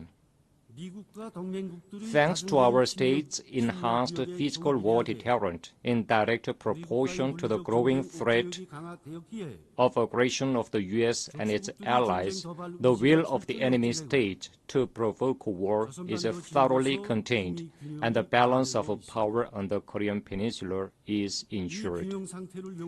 In order to permanently maintain this state of balance and ensure everlasting peace on the Korean Peninsula, we have stipulated nuclear in our Constitution as a sacred and absolute thing that can never be touched upon and tampered with.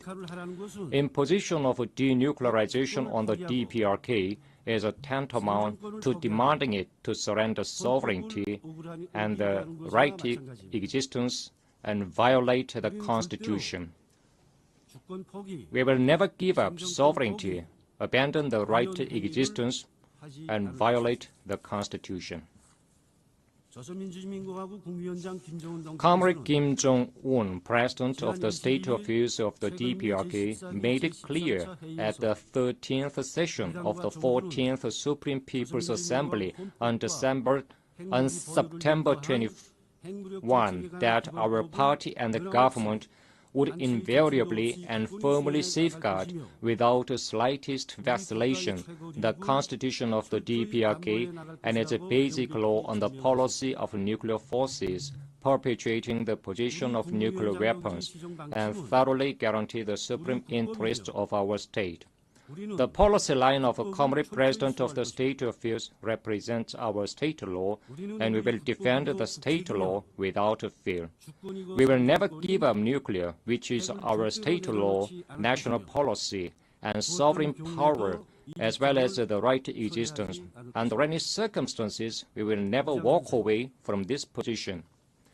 Madam President, the DPRK is vigorously opening up the road to overall national prosperity on the basis of peace and security guaranteed by its powerful strength.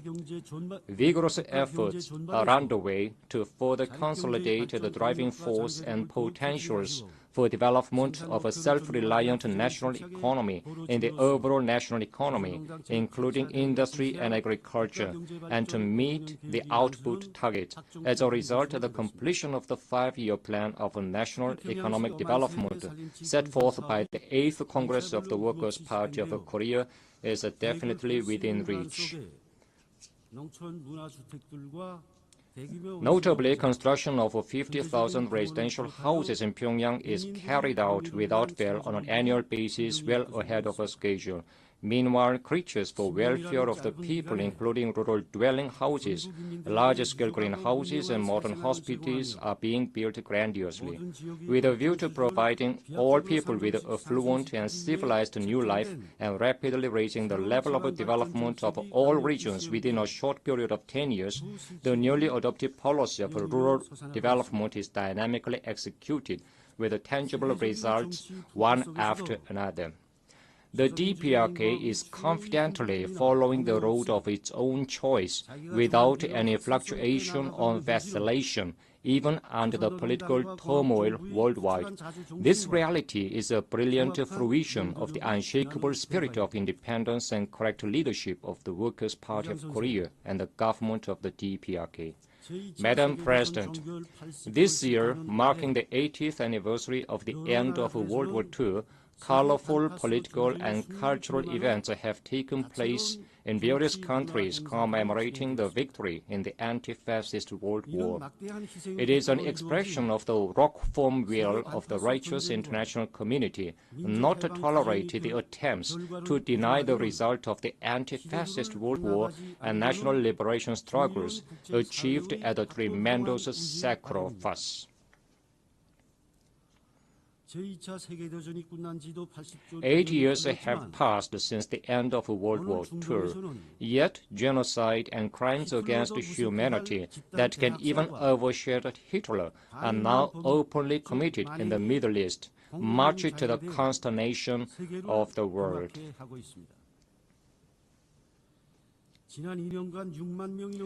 Israel, which massacred over 60,000 Palestinian civilians in the past 2 years, is seeking to occupy the whole area of Gaza by force and completely exterminate the Palestinian population. We strongly urge Israel to stop immediately crimes against humanity and withdraw from the Gaza Strip.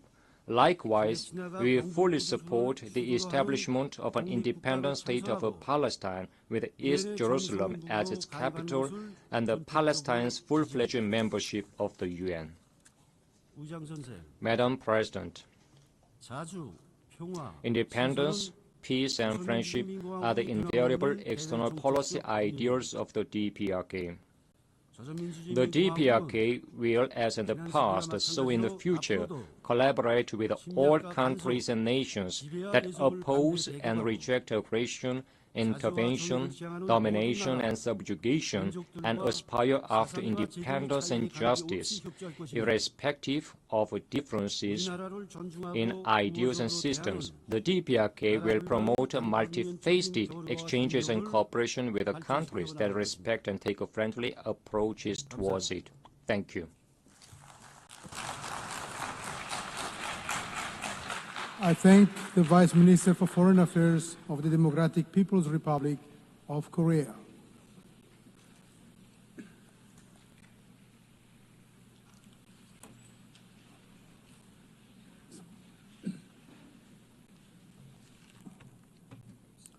I now give the floor to His Excellency George Luka, Chair of Delegation of Republic of Moldova.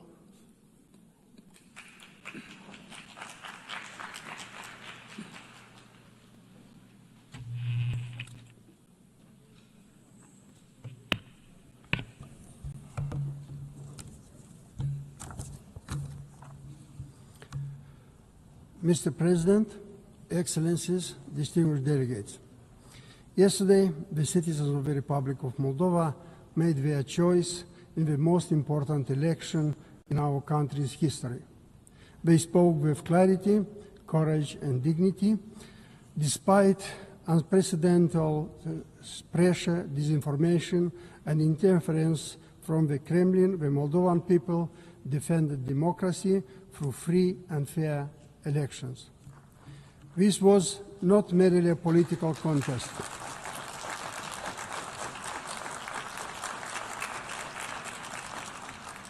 It was a test of resilience, of whether a small nation can withstand relentless attempts to destabilize, divide, and erode trust in its institutions.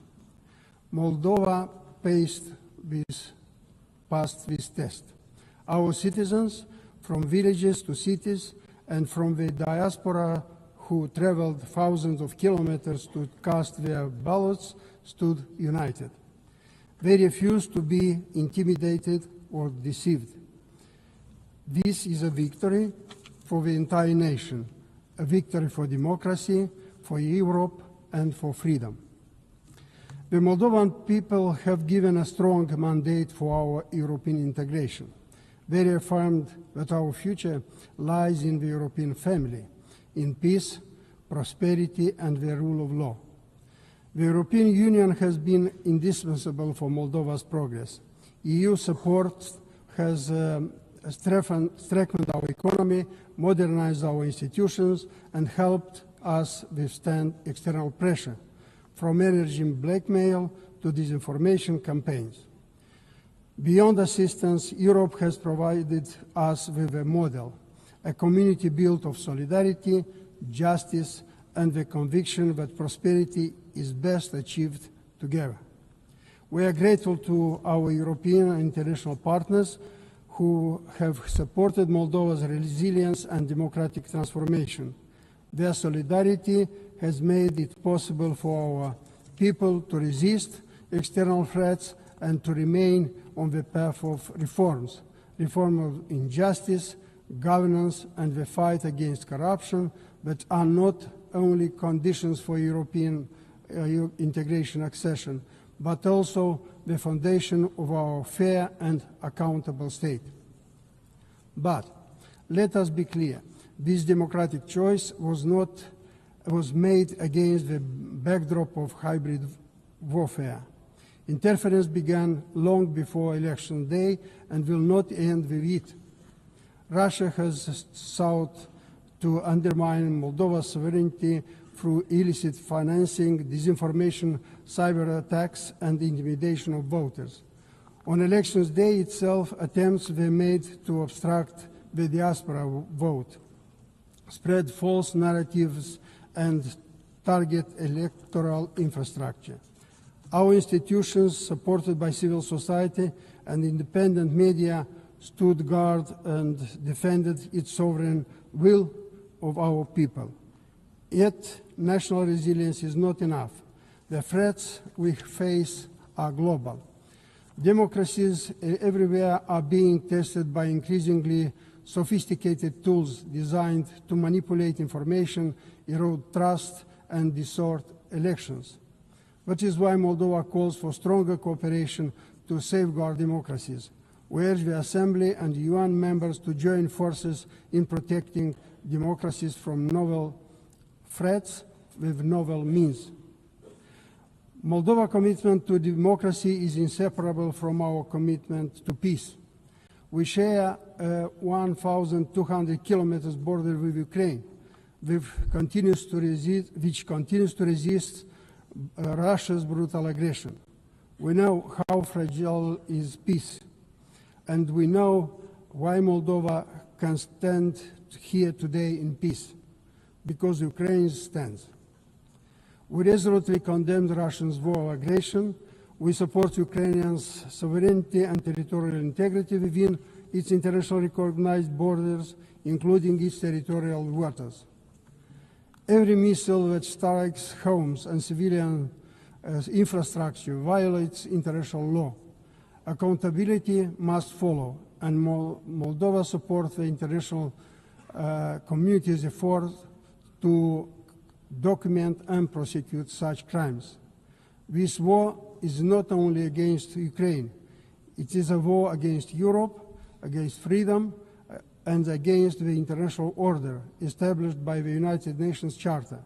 Moldova will continue to stand with Ukraine and with all those who defend peace. The Republic of Moldova is committed to an exclusively peaceful reintegration based on our sovereignty and territorial integrity within international recognized borders. We once again call for complete, unconditional, and immediate withdrawal of Russian troops and ammunition from Moldovan territory, in line with Russia's own international obligations. This withdrawal must be transparent and under international monitoring. Excellencies, Moldova's election was a national choice, but its meaning is global. It showed that democracy can prevail even under relentless pressure. Yet, democracies cannot stand alone. They need solidarity, resilience, and support. As the United Nations marks its 18th anniversary, Moldova reaffirms its commitment to the United Nations Charter. We support this organization's effort to secure peace, advance the Sustainable Development Goals, address climate change, protect human rights, and establish global norms against corruption, disinformation, and foreign interference. Distinguished delegates, the people of Moldova have chosen freedom. They have chosen Europe. They have chosen peace. We are fully aware that consolidating our democracy and advancing towards European membership will be a demanding journey that made more difficult by Russia's persistent threats. But it is a journey we are determined to pursue. With unity at home and solidarity from our partners, above all the European Union and the United Nations family, we continue to build a democratic, resilient and prosperous Moldova, a Moldova that contributes to peace in Europe and to the work of these United Nations. I thank you.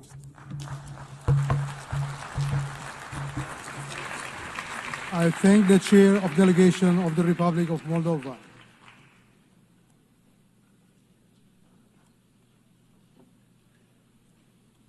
I now give the floor to Her Excellency Agnes Mary Chimbiri Molande, Chair of Delegation of Malawi.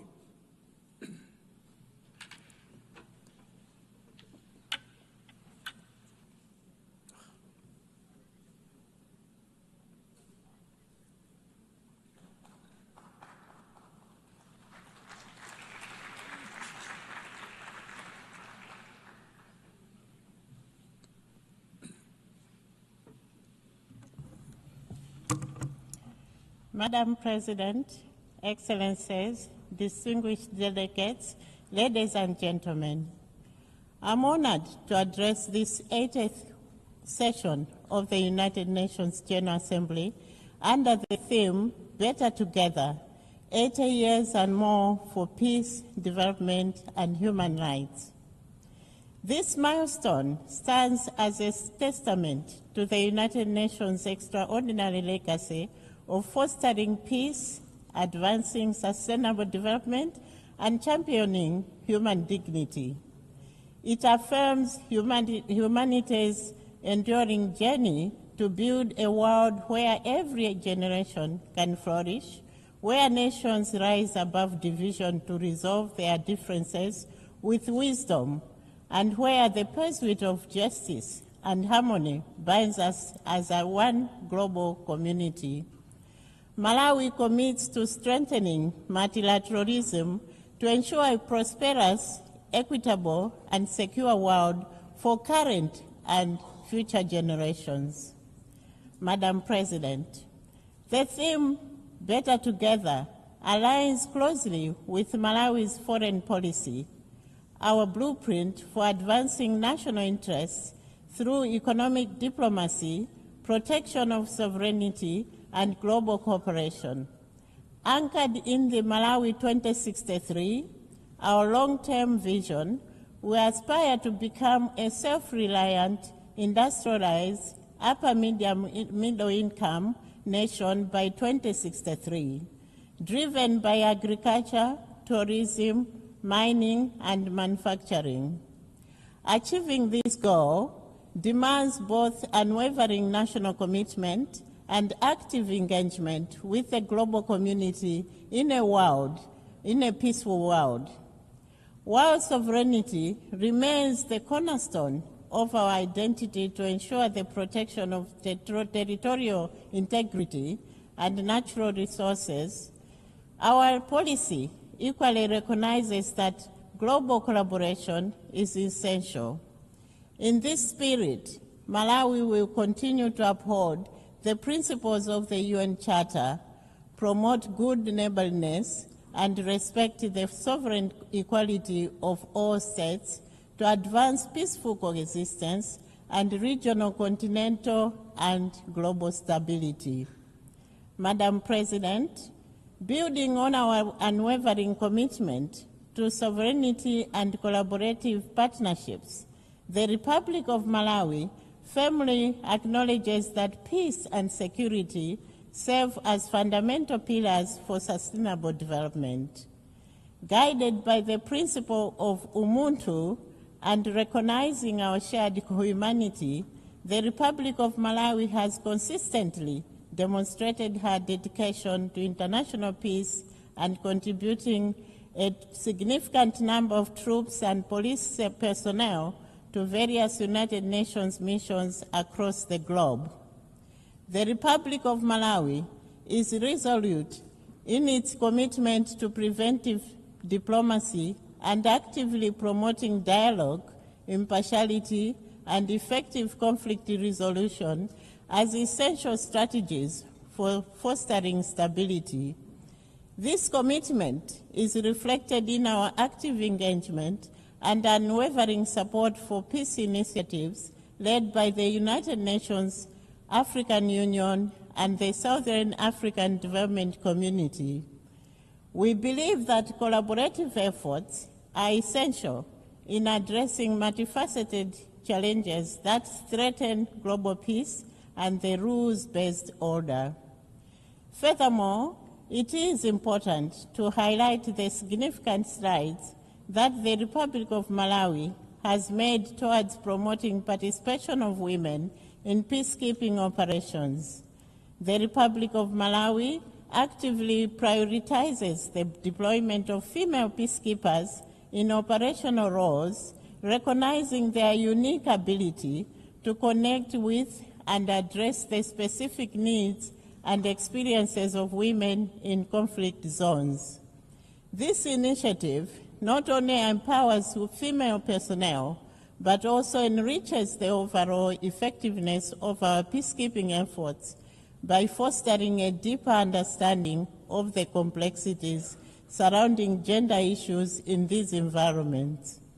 On that note, Madam President, I'm pleased to report that the positive outcomes of this approach are becoming increasingly evident. The inclusion of women in our peacekeeping forces has proven beneficial not just for the missions themselves, but also for the communities we serve. Furthermore, I'm proud to say that Malawi stands among the nations that have registered significant strides towards gender equality and the empowerment of women and girls. In this regard, I would like to reiterate the government of Malawi's commitment to the promotion of women's participation in all spheres of life at the highest levels possible. We in Malawi believe that no meaningful socioeconomic progress can happen when half of the population is left behind. Our conviction to gender equality and women empowerment is driven by the recognition that women and girls are the bedrock on which social progress is based. It is for this reason that Malawi supports the proposal to consider electing a female United Nations Secretary General.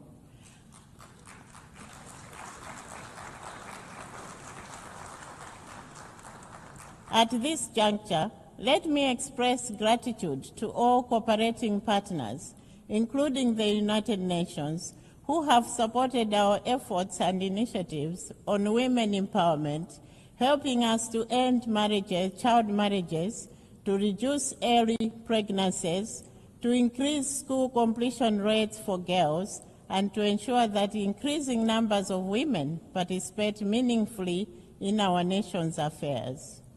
Madam President, humanity's progress is inseparable from global peace and security, for true stability can only be achieved when no one is left behind.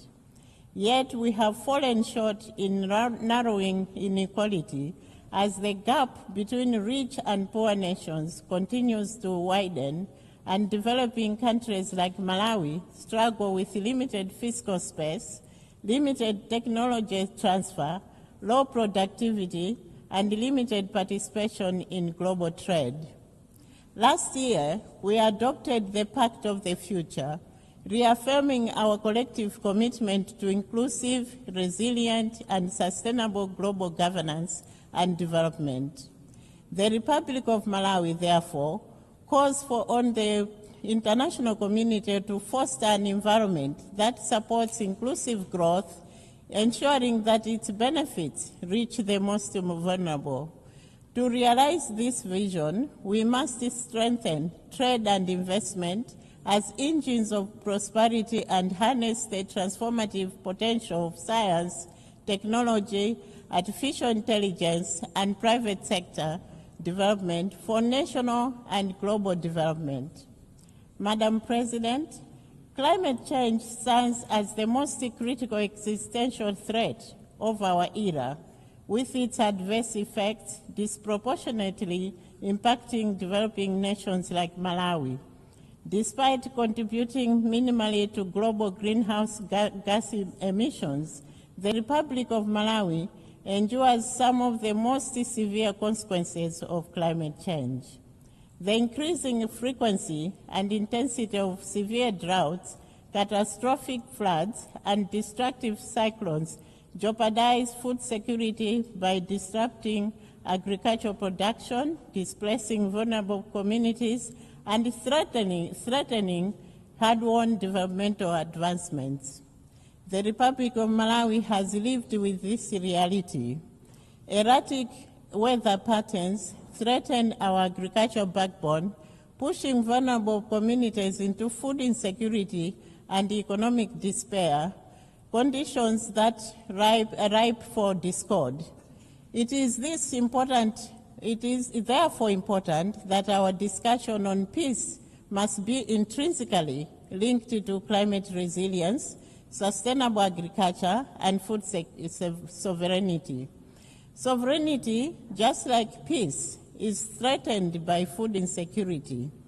We therefore call for increased investment in early warning systems, climate-smart agriculture, and social safety nets.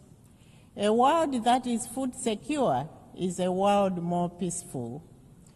Considering these challenges, Madam President, the Republic of Malawi urgently calls for bold and accelerated climate action that includes the full and effective implementation of the Paris Agreement.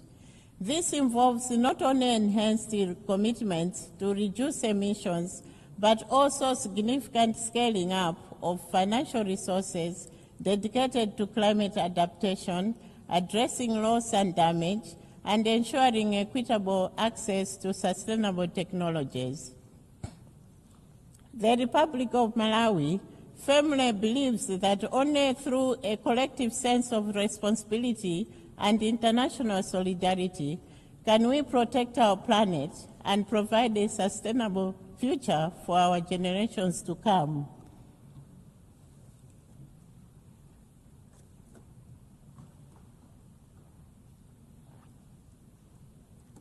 Beyond various agreements and boardroom meetings, time for action is now.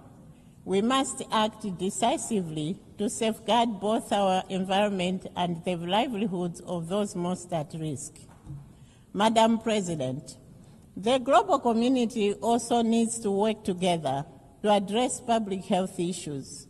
My delegation, therefore, applauds your office for the efforts that led to the adoption of the political declaration on the prevention and control of non-communicable diseases and the promotion of mental health and well-being. No nation has been spared from the impact of these two health issues, whose causes are numerous. The response to these issues requires concerted efforts and collaboration. It is, therefore, rather disheartening that the political declaration faced many hurdles during the negotiation process. My delegation wishes to appeal for shared commitment to address the issues, and indeed all other emerging public health issues. Madam President, in this digital age, artificial intelligence presents both unprecedented opportunities and profound challenges. If harnessed responsibly, AI can accelerate development, improve health and education, and unlock economic growth. Yet, without clear governance, it risks deepening inequalities and undermining security. We therefore call for a global framework that ensures AI is ethical, inclusive, and accessible to all nations, enabling it to serve as a force for development rather than division. The Republic of Malawi is optimistic that AI will usher in a new era of enhanced productivity for its citizens, helping to propel the country's development trajectory. Madam President, let me take this opportunity to express my gratitude to your office for convening a high-level plenary meeting to commemorate the 30th anniversary of the World Programme of Action for Youth. The youth make up a large proportion of the population of Malawi and indeed in Africa. They are an indispensable force for sustainable development. They are leaders, major actors and beneficiaries of investments and creators of wealth for today and tomorrow. It is for this reason that the government of Malawi developed the 2023-2028 National Youth Policy to demonstrate its commitment to place young people at the center of the national development agenda and to undertake reforms which support effective engagement of youth in policy development, implementation, and monitoring in all sectors. Two notable areas that the Republic of Malawi has proudly championed in relation to youth and development is the Youth Peace and Security Agenda and Youth Innovation and Entrepreneurship. To that end, we are investing in education, vocational training, and meaningful political and economic participation of our youth. We have an inclusive national peace architecture that enables women and youth to participate as negotiators, mediators, and community leaders. We have also created a Youth Innovation Fund that supports youth innovators and entrepreneurs to realize their dreams. We therefore urge the international community to create concrete pathways for youth inclusion in political and economic decision-making processes. Let us invest in their potential, not just fear their energy. To that end, the Republic of Malawi calls for investing for peace through a dedicated funding for youth-led peace building. Madam President, in closing, the Republic of Malawi reaffirms its unwavering commitment to multilateralism and to the central role of the United Nations in addressing the pressing challenges of our time. But let us be clear, noble mandates alone will not deliver results unless they are matched by the necessary resources, fairly allocated and predictably provided. Let us match our ambition with the resources required to deliver. Let us ensure fairness to those who contribute to the work of the United Nations. Let us pursue reforms that strengthen accountability and inclusivity. And let us build an organization that reflects the diversity of our membership and the hopes of our people. In this regard, Madam President, I would like to inform this Assembly that the Republic of Malawi remains resolute in her advocacy for equitable representation in the United Nations Security Council.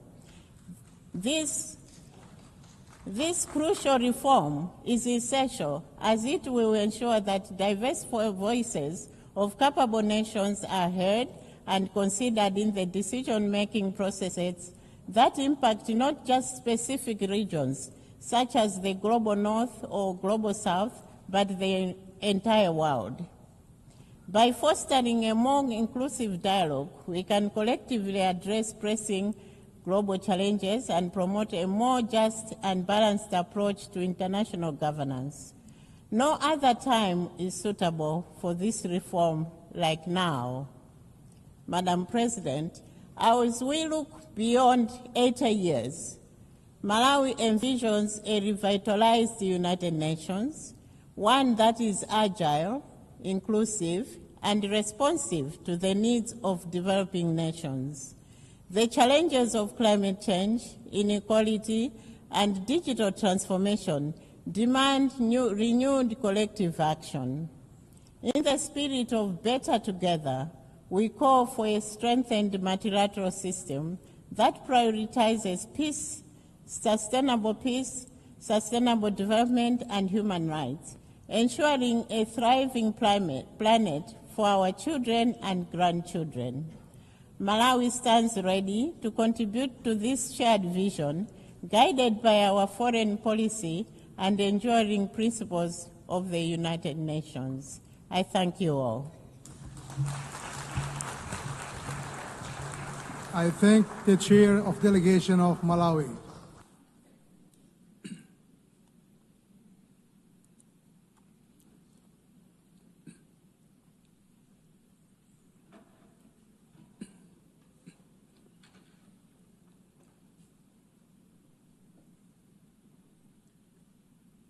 I now give the floor to His Excellency Lok Bahadur Thapa, Chair of Delegation of Nepal.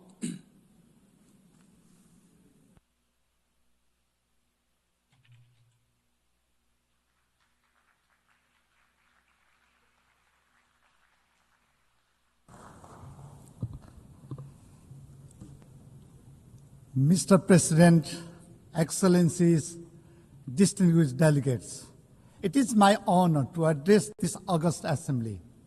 At the outset, allow me to extend my warm greetings from Nepal, the land of Sagarmatha, that is Mount Everest, the highest mountains in the world, and the birthplace of Lord Buddha, the apostle of peace and compassion. I congratulate Her Excellency Annalena Baerbock on her elections as the President of the 80th sessions of the General Assembly. I assure her of Nepal's full support. I also extend our appreciation to Secretary General Antonio Guterres for his steadfast leadership in these challenging times. Mr. President, first let me share about the recent political developments in Nepal. Earlier this month, Nepali youth, particularly Gen Z, took to the street with a clear and compelling voice for change. Their call was not for narrow interest, but for a nation built on the pillars of good governance, transparent, accountable, and responsive to the people. They demanded efficient public service, into corruptions, and equitable society, justice for all, and dignified job opportunities for the youth. It was a resounding reminder that the aspirations of the generations are nothing less than a fair, just, and prosperous Nepal.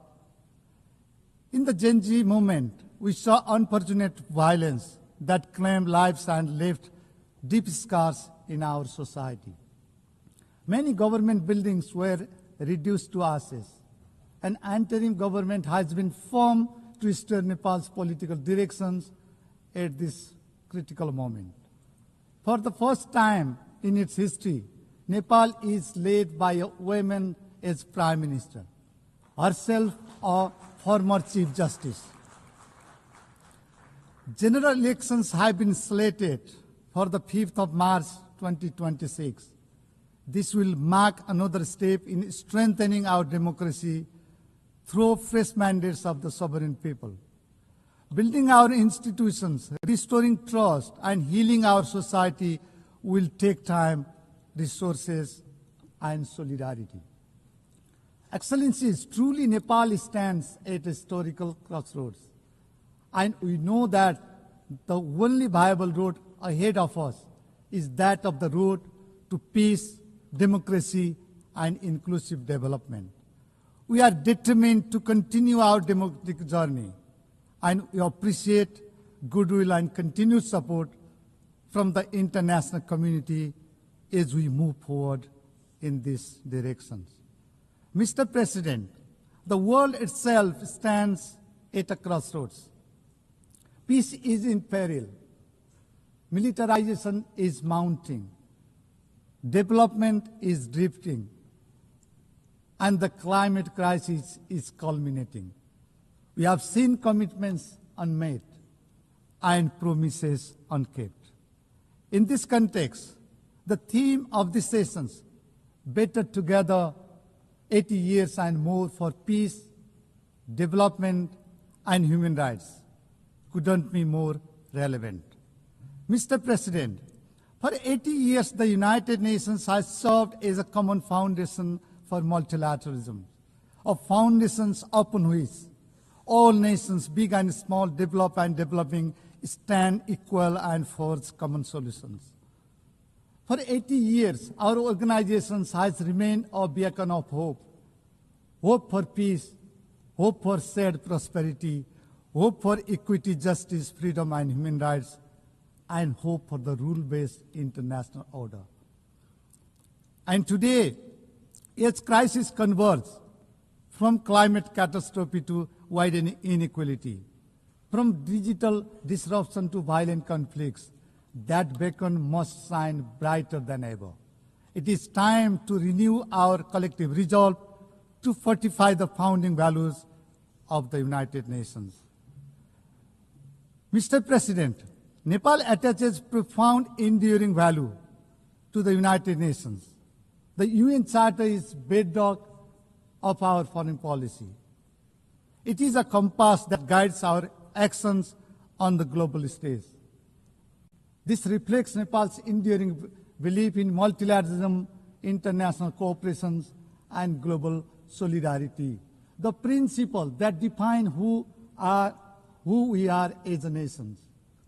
And this year marks 70 years since Nepal joined the United Nations. For 7 decades, Nepal has consistently stood by the United Nations, contributing to global peace and stability, advocating for the rule-based international order, promoting equitable and sustainable economic development, particularly for the upliftment of the least developed countries and the landlocked developing countries, and upholding human dignity and justice. Today, Nepal proudly stands as the largest contributing country.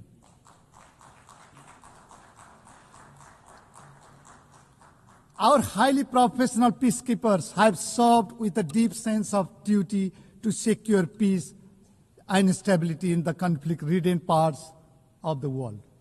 Nepal remains a steadfast advocate for complete and general disarmament. The lasting peace and safer world depends on the reductions of all weapons, conventional and emerging alike. Nepal strongly condemns terrorism in all its forms and manifestations, which stands for peace, security, and the protections of innocent lives everywhere. As the chair of the Global Coordination Bureau of the least developed countries, Nepal is leading the group to ensure equitable, inclusive, and sustainable development guided by the spirit of no one is left behind. As co-facilitator of the 4th International Conference on Financing for Development, held in Sevilla, Spain, Nepal contributed to advancing key priorities, catalyzing investment for sustainable development, addressing the debt crisis, reforming the international financial architecture, and revitalizing multilateral cooperations. Nepal is deeply honored to serve as the President of the Economic and Social Council this session.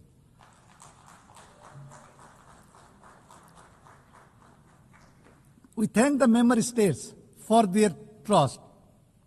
As the President of the COSOC, I am deeply committed under the motto of delivering better to bring coherence, to bring credibility, and to bring measurable impact to the Council's work.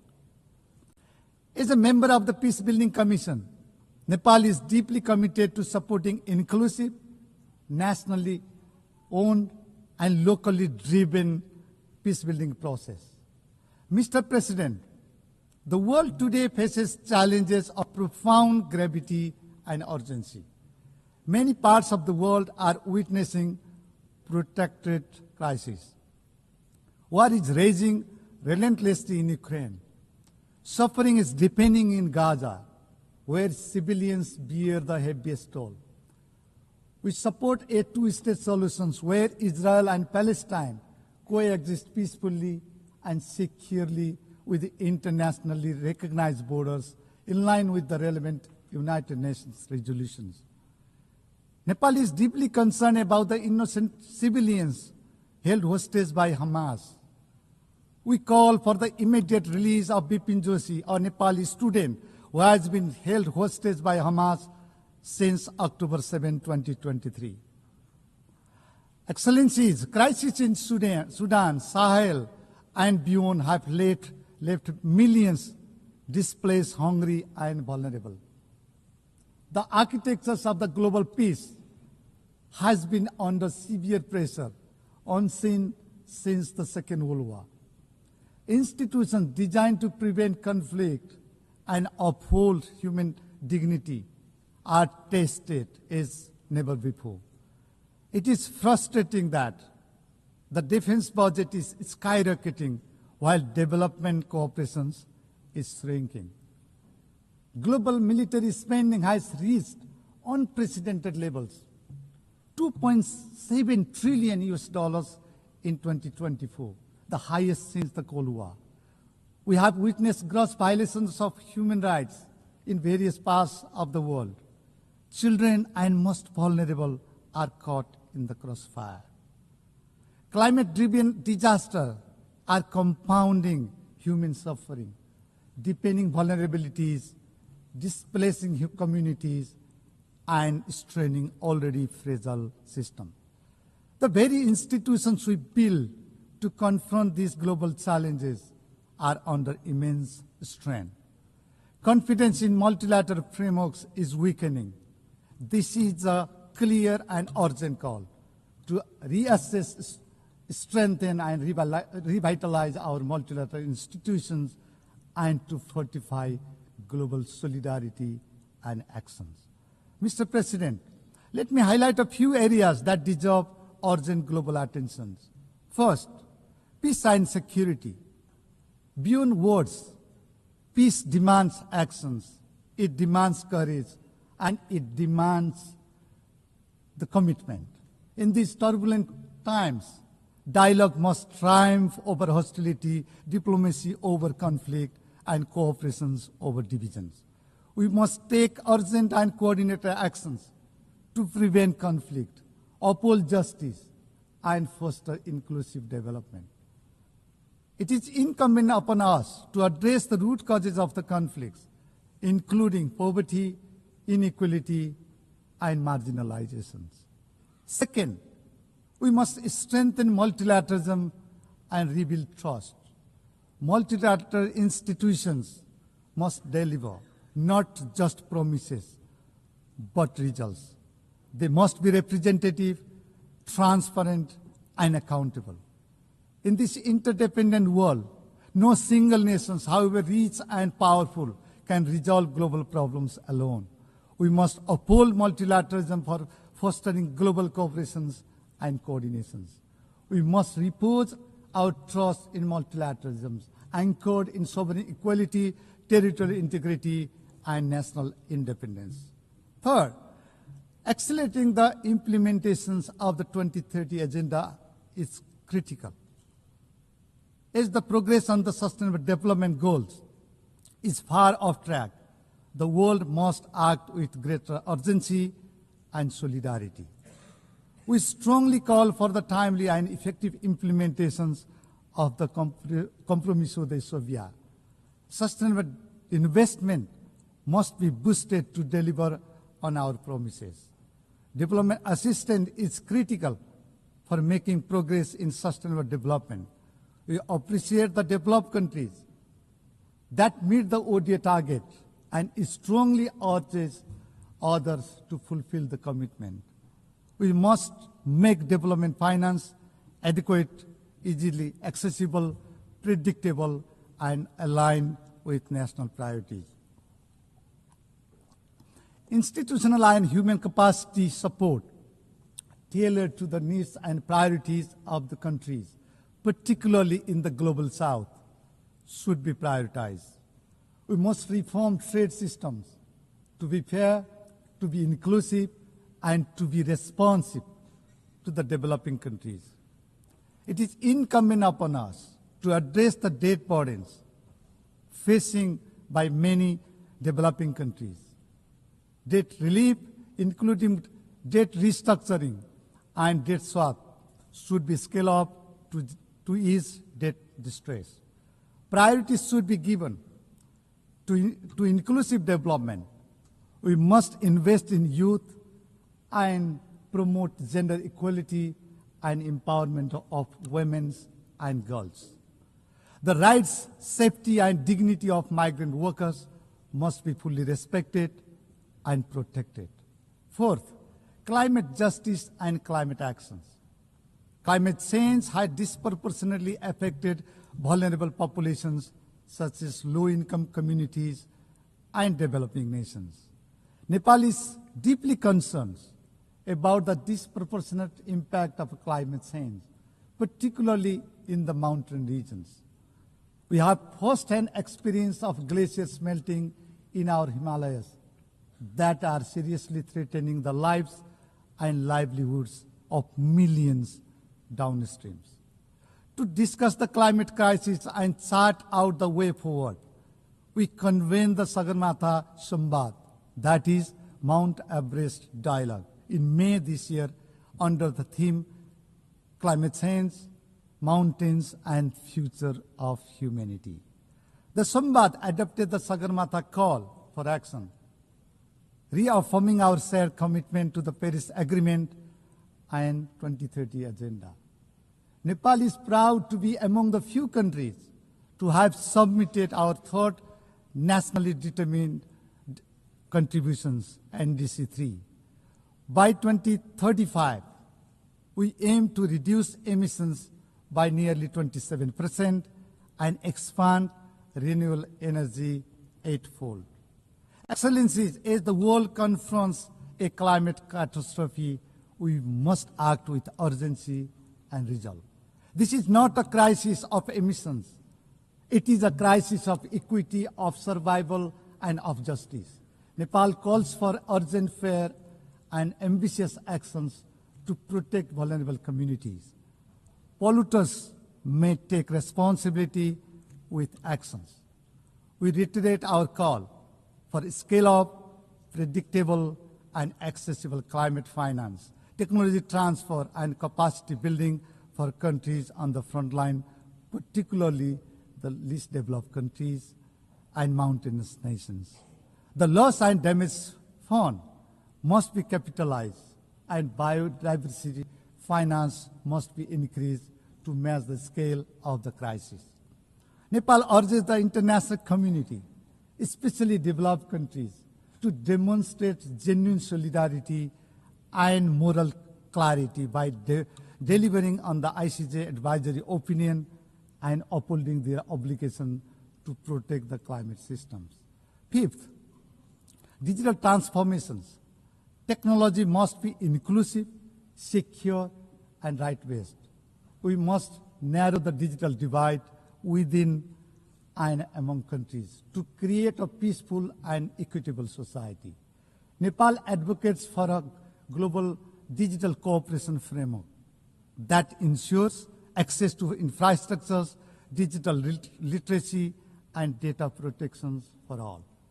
Technology transfer must be accelerated and scaled up.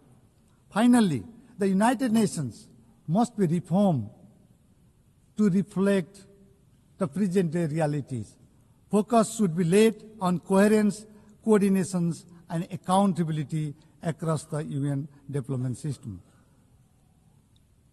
We need to prioritize LDCs and LLDCs across all global commitments and partnerships.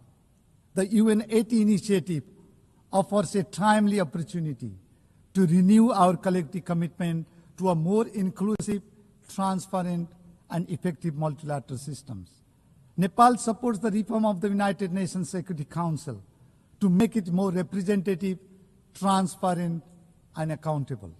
The review of the ECOSOC and the high-level political forum this year presents an important moment to enhance their effectiveness, coherence, and the impact in delivering on the Sustainable Development Goals. Similarly, Nepal supports the ongoing peace-building architecture review. This is an opportunity to enhance synergy, streamline efforts, and drive results where they matter the most. We also underline that the global financial architecture must meet today's realities. Mr. President, the global community has time and again reaffirmed its determinations to tackle challenges before us. And we have shown that we can achieve more when we act in genuine partnership, when we choose collaborations over confrontations, and when we replace disagreements with dialogue, and we are committed to peace, prosperity, and sustainable future. Mr. President, Excellencies, distinguished delegates, ladies and gentlemen, for 8 decades, the United Nations has stood as a beacon of hope for peace, for justice, for human rights, and for development. Today, that legacy calls upon us more urgently than ever. The world watches us at a moment of great trial. Let us stand together, united and determined, to ensure enduring peace and prosperity in the world. When the United Nations succeeds, humanity as a whole succeeds. When it falters, it is the innocent and vulnerable who bear the heaviest cost. Let this 80th anniversary remind us of our shared duty to safeguard peace, to uphold justice, to protect human dignity, and to build a world that is fairer, safer, and more human for all.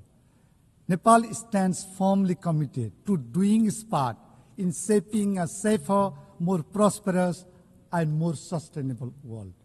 I thank you. I thank the Chair of Delegation of Nepal.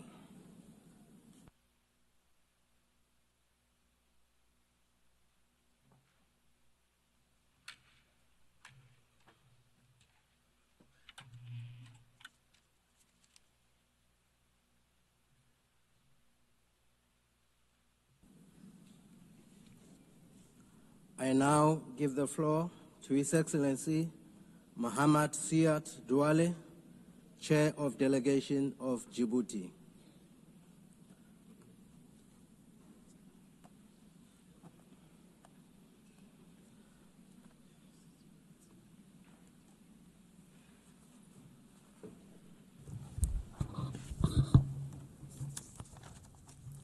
Madame la Présidente, President, at the outset, I would like to extend our heartfelt congratulations to Her Excellency Ms. Anna Baerbock, President of the General Assembly, at this historic session, which coincides with the 80th anniversary of the establishment of the United Nations. The theme you've chosen for this session, Better Together, 80 years and more for peace, development, and human rights, edifyingly conveys the international community's patient, meticulous, painstaking quest, which it has been undertaking since the UN Charter was signed 80 years ago. We can take pride in what we've achieved and all of the successes of our organization. Despite the difficult context, nothing should dent our determination to build a world that's less unequal, that exhibits greater solidarity, a world that is more peaceful and more prosperous.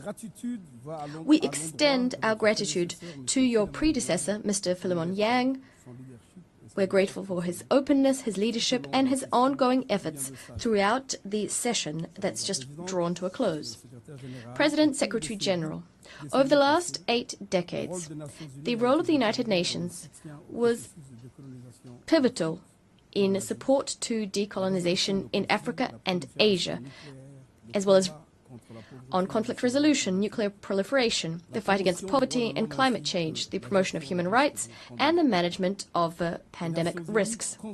The United Nations, well aware of the need to sharpen its tools, has continuously undertaken the necessary reforms so as to do an ever better job in fulfilling its mandate and responding to the challenges of our time. Under the leadership of the current Secretary General, at the request of member states, given the slow implementation of the SDGs and with a view to building a multilateralism that's more inclusive, more effective and interconnected. We adopted the recommendations set forth in the flagship report entitled Our Common Agenda. Faced with the unpredictability of the future and the exacerbation of certain trends which could sap international cooperation, as well as the emergence of new challenges, we, as contracting parties, adopted a Pact for the Future which contains a global digital compact and a declaration on future generations. We stand convinced that we need to build a better world in which we would live better together. We agreed on an ambitious program covering important issues such as peace and security, sustainable development, climate change, digital cooperation, in particular ensuring that we make artificial intelligence a technology that benefits all, in addition to human rights, gender equality, young people, future generations, and the transformation of global governance. Nonetheless, the aforementioned accomplishments cannot conceal the devastating consequences engendered by geopolitical and geoeconomic fragmentation we're currently seeing. Conflicts are proliferating. They're dragging on in Ukraine, in Sudan, as well as in the Sahel.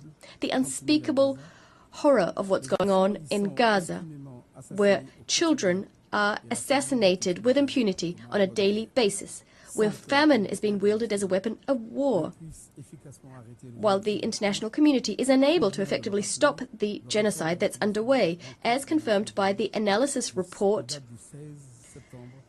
drafted by the United Nations and published on the 16th of September under the leadership of Judge Navi Pillay. The norms governing the use of force are being violated with chilling regularity, as illustrated by the bombing, the raids, and the extraterritorial assassinations committed by Israel. We condemn the terrorist attack against Qatar and the violation of its sovereignty and territorial integrity. Speaking on behalf of the Republic, His Excellency Ismail Omar Guelleh, we reiterate our solidarity with the Emir, His Highness Sheikh Tamim bin Hamad Al Thani, as well as the government and the brother people of Qatar. The Security Council is paralyzed by the recourse to the veto, which has become systematic. International law and the norms which have guided us to date are being called into question, a dangerous trend. There's also a crisis of confidence between states, aggravated by the serious liquidity crisis owing to arrears in the payment of assessed contributions. Madam President, Secretary General, the Republic of Djibouti welcomes the recent adoption of the Severe Commitment, an outcome document at the Financing for Development Conference, the fourth one. This agreement, in our views, is an important step in the quest towards building an international financial system that's more equitable, exhibits greater solidarity, and serves the achievement of the SDGs. The figures are as eloquent as they are alarming. The world is confronted with an annual $1 trillion shortfall when it comes to financing the SDGs. Developing countries are paying more in debt service than they're investing in health or education. In 2023, $1.4 trillion was spent on debt repayment in low and middle-income countries. Over 50 countries are today spending over 10% of their government revenues solely to reimburse their debts. In some instances, that figure exceeds 20%. As for ODA, we've seen a concerning drop in overseas development assistance. According to the latest UN reports, only 17% of targets are on track to be achieved in 2030. 37% are stagnating or in regression. None of these 17 SDGs are on its way to being fully implemented. We're seeing hunger on the rise, inequalities worsening, and the repercussions of climate change are hitting harder and harder, hitting those countries who contributed the least to this problem. Djibouti, although it's a very low emitter, is facing the disproportionate consequences of this crisis: prolonged drought, growing scarcity of water, heightened desertification, extreme heat waves, sea level rise, which is directly threatening our coastal areas where most of our population lives. We stand convinced, as recalled recently at the Second African Summit on Climate in Addis Ababa, that the urgency of the situation requires an effective adaptation strategy first and foremost. In Djibouti, the Sovereign Carbon Agency is collecting carbon contributions on the basis of the polluter pays principle, transforming them into adaptation projects for affected communities. The Sphere commitment gives rise to new hope. It calls for in-depth reform for financial governance that's more inclusive and better response to long-standing aspirations of the countries of the South. The commitments contained therein must be honoured. It shouldn't become just another text stored in multilateralism's archives. It should serve as a basis for a new global contract underpinned by concrete solidarity, responsibility and shared ambition. Committed to transforming its strategic, geographic and infrastructural advantages from primarily a transit leader to a fully integrated industrial partner for East Africa and beyond. In line with its National Development Plan, Djibouti EC, we will pursue inclusive, sustainable industrialization that adds local value, create more employment and benefits its neighboring countries. Djibouti will leverage its free trade zones, ports and logistics infrastructure to attract light manufacturing, agro-processing, packaging and assembly industries that serve regional demand. Djibouti is a strong believer in regional integration, where each country develops and leverages its comparative advantage to contribute to shared growth and stability. Djibouti is and will always remain a serious, reliable, committed and constructive partner to countries in the region and its many friends all around the world. Just 2 days ago, on September the 27th, Djibouti achieved its first UNESCO Biosphere Reserve status with the designation of the Archipel des Sept Frères, Rassian, Korangar, and Godoria Biosphere Reserve.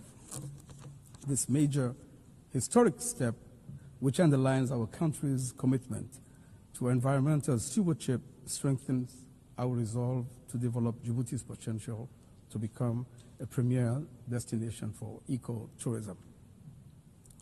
Madame la Présidente, President, Secretary General, we welcome the progress made in Somalia so as to implement national priorities, its national development program and the stabilization plan.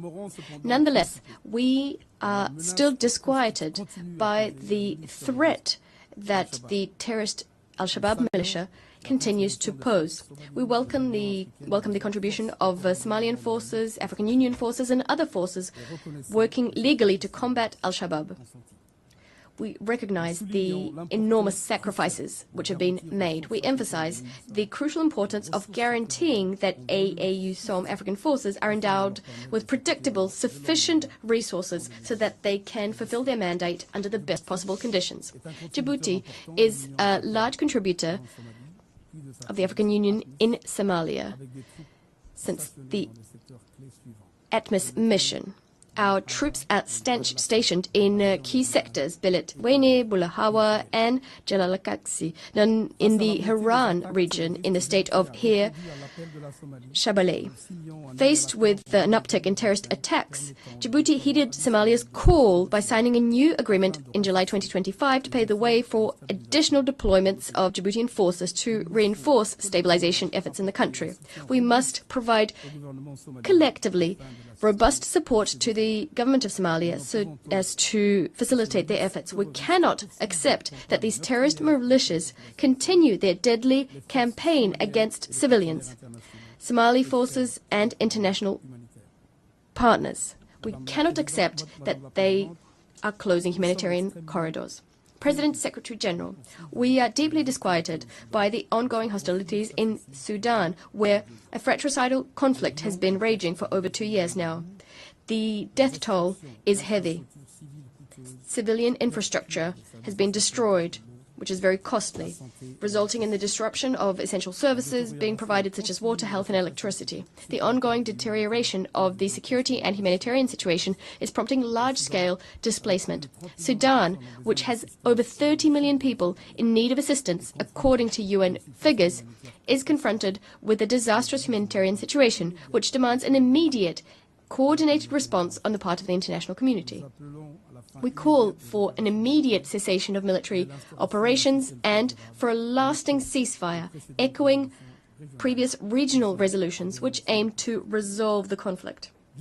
Djibouti reaffirms its commitment to the sovereignty, territorial integrity, and the national unity as well as the stability of Sudan, in accordance with regional and international commitments. We reiterate our willingness to work in partnership with regional and international actors who wish to find a peaceful way out of the crisis. We call to place the interests of the Sudanese people as well as regional stability at the heart of our efforts at all times.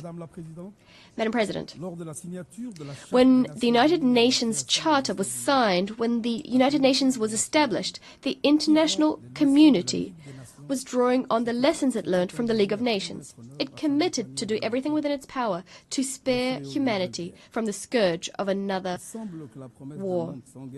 It would appear that the promise of a war-free world was not upheld, given that, regrettably, today we continue to face a number of conflict situations, some of which are particularly horrific. The most devastating conflict, as old as the United Nations itself, is Israel's ongoing aggression and occupation of Palestinian land. The unspeakable horrors occurring there requires pressing action on the part of the international community, going beyond words and condemnation, which has no repercussions. In Gaza and in the West Bank, Israelis are engaged in what would appear an innocent pastime, killing. Meanwhile, the international community is working to revitalize the two-state solution. As for Israel, it is busy burying not only the very idea of two states, but also any future possibility of a viable and sovereign Palestinian state. Israel's most fervent wish is to compromise the two-state solution, to bury peace under the rubble of colonization and militarization.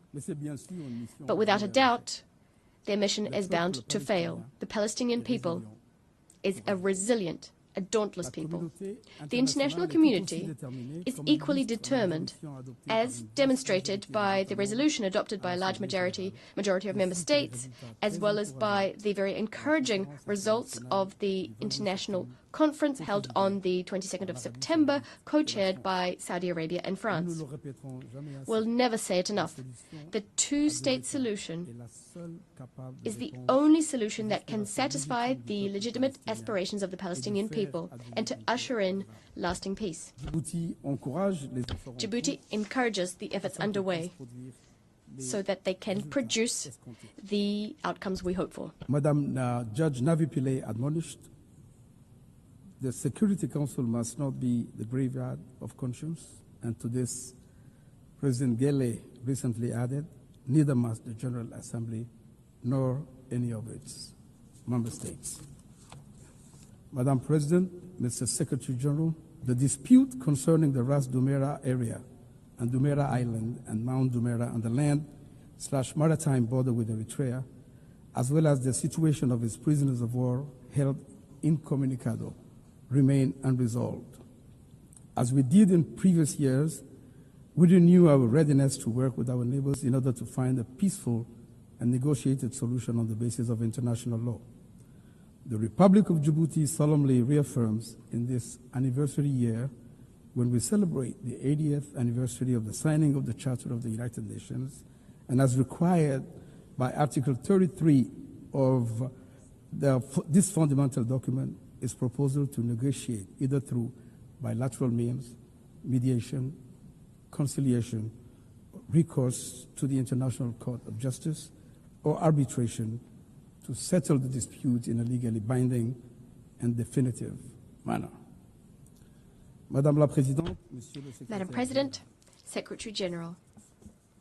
Les Nations Unies, 80 years after its establishment, the United Nations continues to serve as a forum and to provide adequate tools which we could further refine, of course, allowing us to live together better and to tackle the complex challenges our world faces, those related to peace and security, development and human rights. We must do our utmost to ensure that the United Nations doesn't remain a symbolic theatre safeguarding its image, but deaf to the demands for reform, including Security Council reform, which requires the granting to Africa of the seat it deserves, thereby righting a historical injustice. The United Nations is more essential than ever. We shouldn't turn it into a sacrificial victim, a victim sacrificed on the altar of our differences and our inability to bind ourselves to each other with strong bonds of trust. We should work together to inject new meaning into multilateralism and to strengthen international cooperation in the interests of all states, small and large alike. I thank you.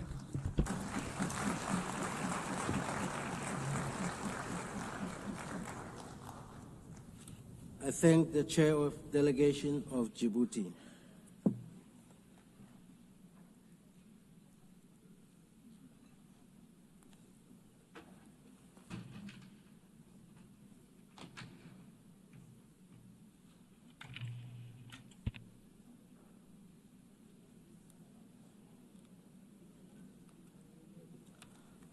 I now give the floor to Her Excellency Christina Marcus Lassen, Chair of Delegation of Denmark.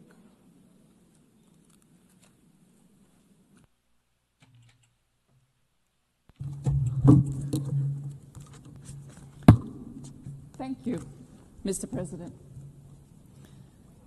Mr. President, distinguished delegates, friends, and colleagues.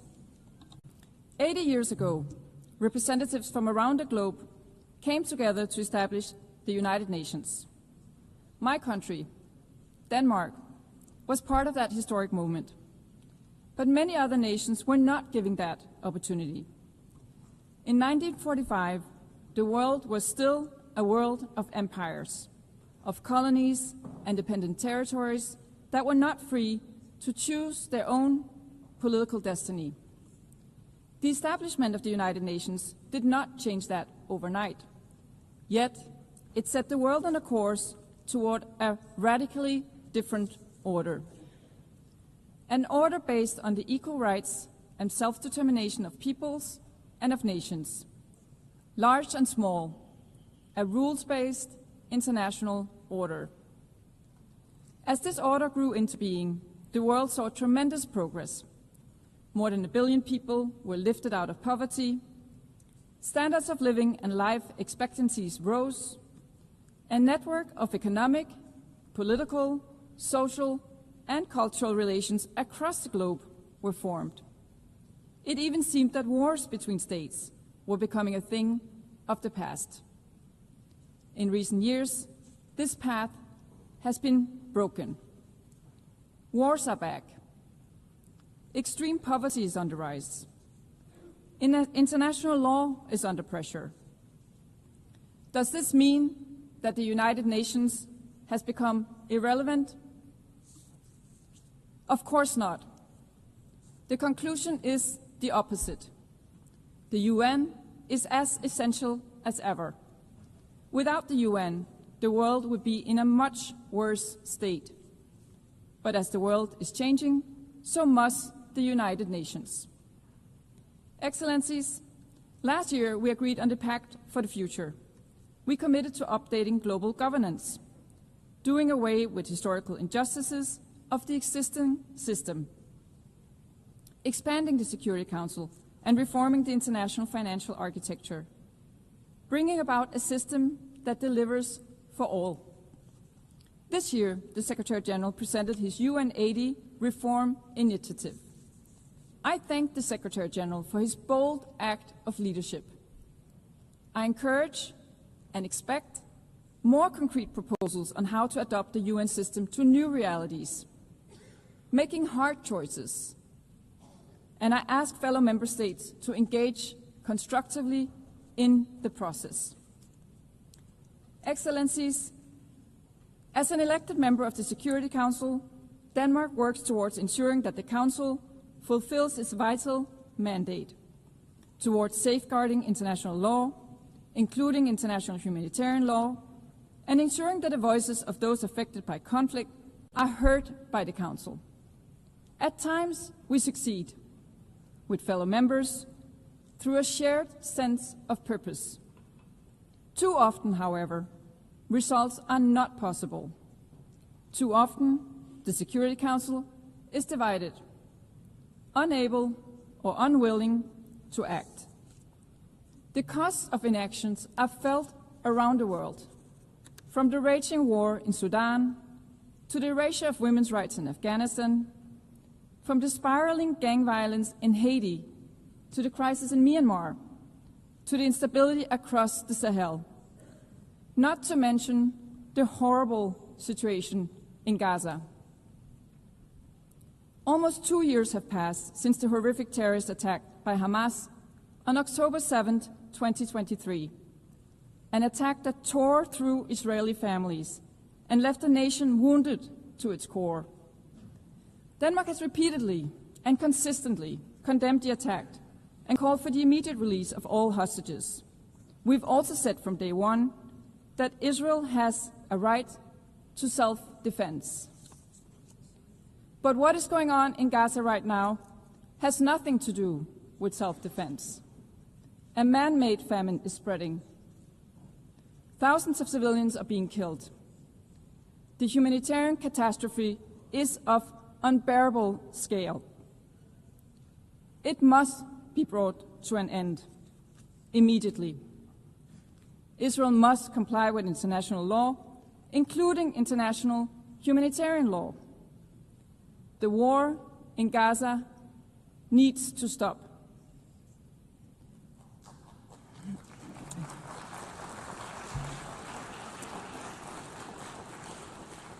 The two-state solution remains the only solution to a lasting peace for two peoples, both deserving of security, both deserving of dignity. The high-level conference on the two-state solution last Monday clearly demonstrated that the momentum is growing, that we are witnessing a renewed energy and enthusiasm for peace based on the two-state solution, a solution that Denmark is prepared to build on.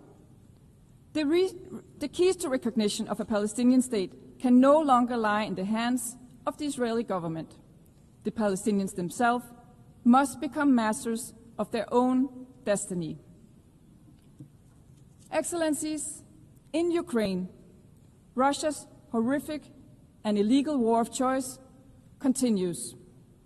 A war that could end tomorrow if only Russia wanted to. If only Russia would withdraw to its own territory and refrain from trying to alter international borders by force. Russia's blatant violation of the UN Charter is felt most intensely in Ukraine and in Europe. Yet, its political and economic repercussions are felt across the world, from the disruption of supply chains to global inflation, costs that are borne primarily by developing countries, far away from the European battlefield of Russian creation. From the outset, Denmark has stood by Ukraine, politically, economically, militarily, and let there be no doubt, Denmark will continue to support Ukraine for as long as it takes. We must support Ukraine's military as it fights to protect its people, its territory, and its freedom. This is exactly what Denmark is doing through a range of initiatives. We call on others to step up and do the same. Because Ukraine is not just fighting for its own existence. It is fighting to defend the very principle that define the UN-based world order: territorial integrity, national sovereignty, and the right to political independence. Let us never forget that Russia is the aggressor. Russia's repeated violations of European airspace, with aircrafts and drones, underline Russia's insistence on staying on a path of war. So, colleagues, I ask you, are these the actions of a country generally committed to peace? Excellencies, our collective inability to halt the killings, suffering, and injustices in Gaza, Ukraine, Sudan, and beyond must not prompt us to submit to a world ruled by brute force. On the contrary, it must inspire us to work harder, to sustain the instruments and mechanisms we have built over the last 80 years. To Denmark, this includes maintaining our firm support for the International Court of Justice and the International Criminal Court as core international justice institutions. We do believe that this is paramount. It also includes maintaining our firm support for the Sustainable Development Goals. With only 5 years to 2030, we are still far from reaching those goals, and the financing gap is widening. For 45 years, Denmark has delivered on the UN target of 0.7% in official development assistance. We call on other fellow member states to join us, not as an act of altruism, but as a long-term investment in our shared future. Excellencies, in a world of competing crises, climate change and its impact remain real. Flooding, drought, heat waves. Again, the cost of inaction are felt across the world, and particularly in developing countries. The COP30 climate summit in Brazil will be a decisive moment. The benefits of the green transition are evident. Demand for clean technology is on the rise. In 2024, more than 90% of new power added to the world's grid came from renewable energy. Green transition is not only good for the planet, but also for investments, innovation, jobs, competitiveness, and resilience. So sometimes all good things really do go together. Excellencies, building on a livable planet for future generations is not just about nature or resources. It's about people. Defending human rights is as essential as today as it was in 1945. Perhaps ever more so as the pressure is growing, especially on the rights of women and girls. To Denmark, it is evident that gender equality is not only the right thing to do, it is the smart thing to do. That is also why Denmark, as we look to the upcoming process of selecting a new Secretary General for the United Nations, is encouraging member states to put forward qualified female candidates. After 80 years, it is high time for a woman to be at the helm of this organization.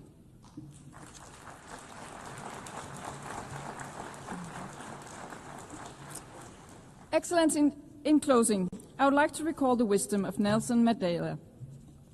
It always seems impossible until it is done. When we compare the world of today to the world of 1945, the progress is evident. Empires have been dismantled. Millions have been lifted out of poverty. The equal rights of all human beings and of nations large and small have been recognized. In a world of rapid change and growing uncertainty, we must not lose sight of how far we have come, nor must we forget that it was by working together we got here. Let us rekindle the spirit of cooperation that led to the establishment of the United Nations 80 years ago. It always seems impossible until it is done. I thank you, Madam President.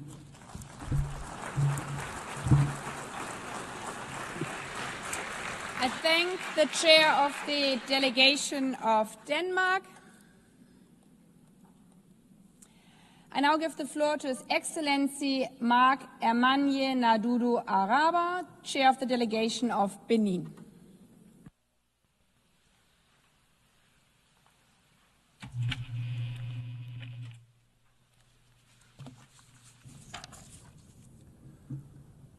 Madame la Présidente, Madam President, Monsieur le Secrétaire Général des Nations Unies, Mesdames et Messieurs United les Nations chefs de Secretary délégation, General, heads of delegation, distingués délégués, Mesdames et distinguished Messieurs, delegates, ladies and gentlemen. c'est avec un profond It is with sentiment a d'honneur et de profound sense of responsabilité honor que and je prends la parole. responsibility that I take the floor on behalf of His Excellency Mr. Patrice Talon, President of the Republic of Benin, on the occasion of this 80th session of the United Nations General Assembly. I wish to first and foremost extend my warmest congratulations to Ms. Elena Baerbock on her outstanding election to preside over this session. I assure her that she will have the full support of my delegation in discharge of her noble mission. I'd also like to commend the unwavering commitment of Mr. Antonio Guterres, United Nations Secretary General, for his indefatigable efforts in favor of peace, security, sustainable development, and respect for human rights in a global context marked by mounting uncertainties and multiple crises. At this time in which we are celebrating the Oak Jubilee of our common organization, I believe it's timely to conduct an assessment of its progress in charting the path towards a better and more peaceful world.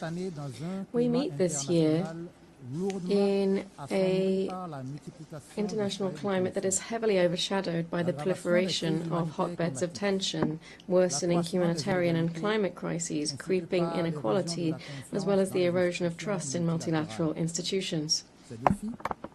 These challenges, which are unfolding around the planet, severely test our collective ability to preserve peace, to promote shared prosperity, and to protect human dignity. This tumultuous global context fully confirms the relevance of the topic chosen for this general debate: Better Together, 80 years and more for peace, development, and human rights. For Benin, there is but one answer to these challenges: enhancing international cooperation, breathing new life into multilateralism, and restoring the full meaning of solidarity among peoples. Madam President, we stand today at a critical juncture in contemporary history. The world as we knew it is being transformed by profound shifts, in particular the reshaping of strategic balances, fast-paced technological development, the climate crisis, rising interdependence, but also rivalries. These are not merely cyclical adjustments, rather they augur a new global geopolitical order. We are witnessing a gradual shift towards a multipolar world.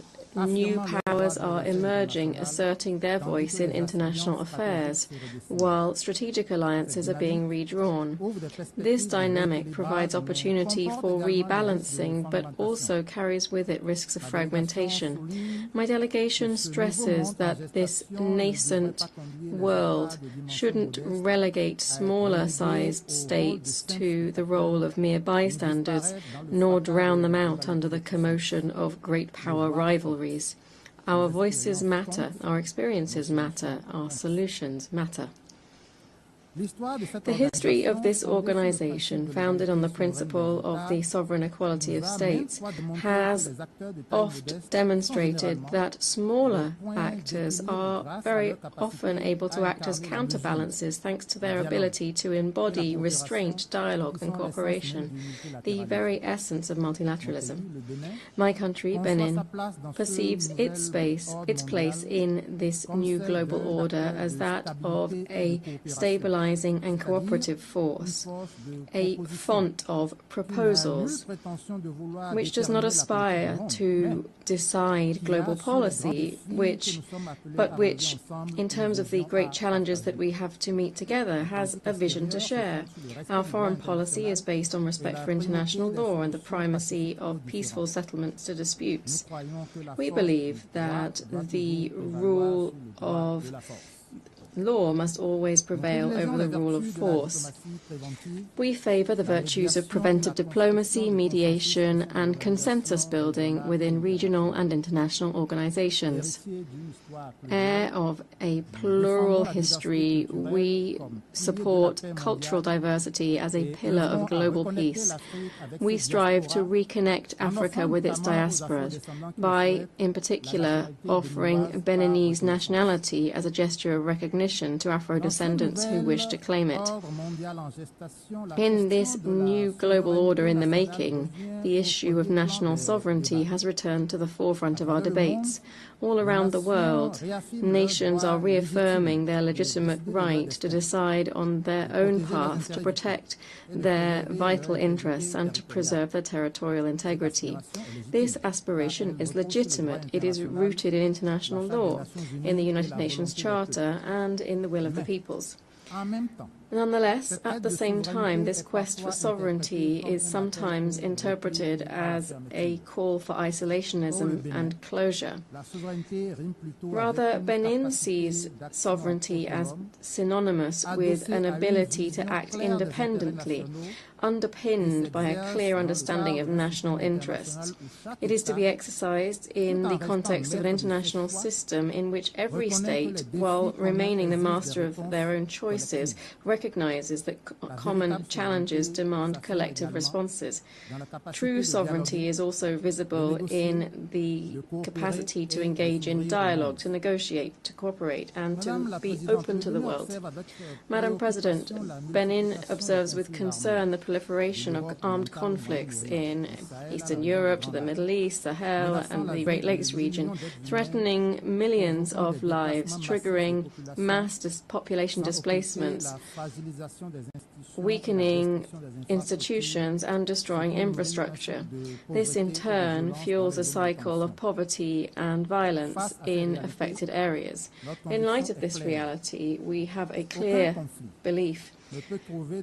No conflict can be sustainably resolved by the force of weapons.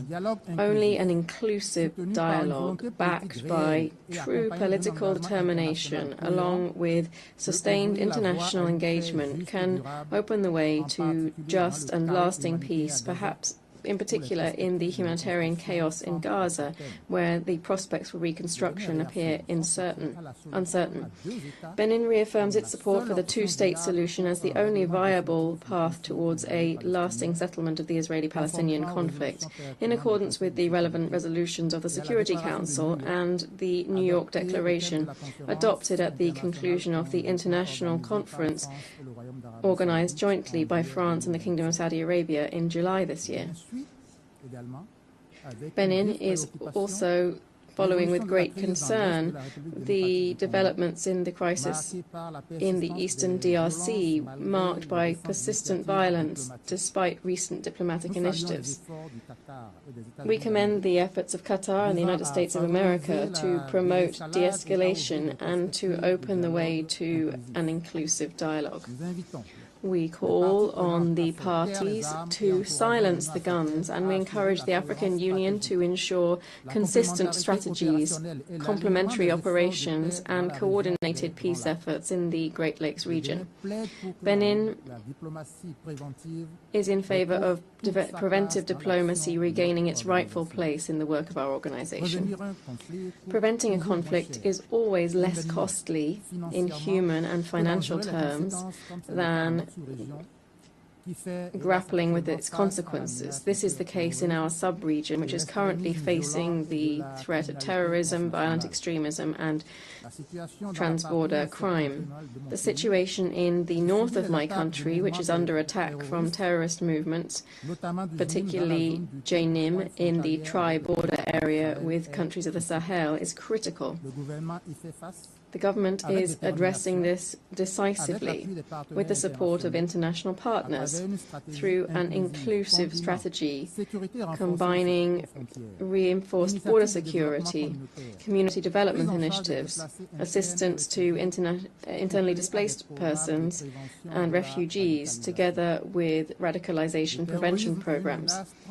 Terrorism is a transnational threat, and without strategic cooperation and strengthened mutual trust trust between countries, national efforts alone are, alas, insufficient. Furthermore, peace can only be preserved if it is underpinned by justice and respect for international law. This means that all member states must meet their obligations, must respect national sovereignty, and renounce any form of interference or aggression. Madam President, 10 years ago, the international community adopted the 2030 Agenda for Sustainable Development, embodying the ambitious pledge to leave no one behind. Today, we must face a troublesome reality. That is, that the global trajectory towards achieving the SDGs is seriously off track. Successive shocks, the COVID-19 pandemic, security crises, the exacerbated effects of climate change, geopolitical tensions, and an economic slowdown have stalled or even reversed progress in many countries, particularly in sub-Saharan Africa. Despite these challenges, Benin, under the leadership of President Patrice Talon, has undertaken profound reforms and has galvanized strategic investment to sustainably transform our economy and improve the living conditions of our citizens. We have seen some considerable results in terms of the SDGs, with more than almost 60% of our 49 priority targets on track. The 2025 SDG index for Benin is 57.8 points, which means that our country stands first worldwide in terms of progress, with a gain of 14.5 percentage points since 2015.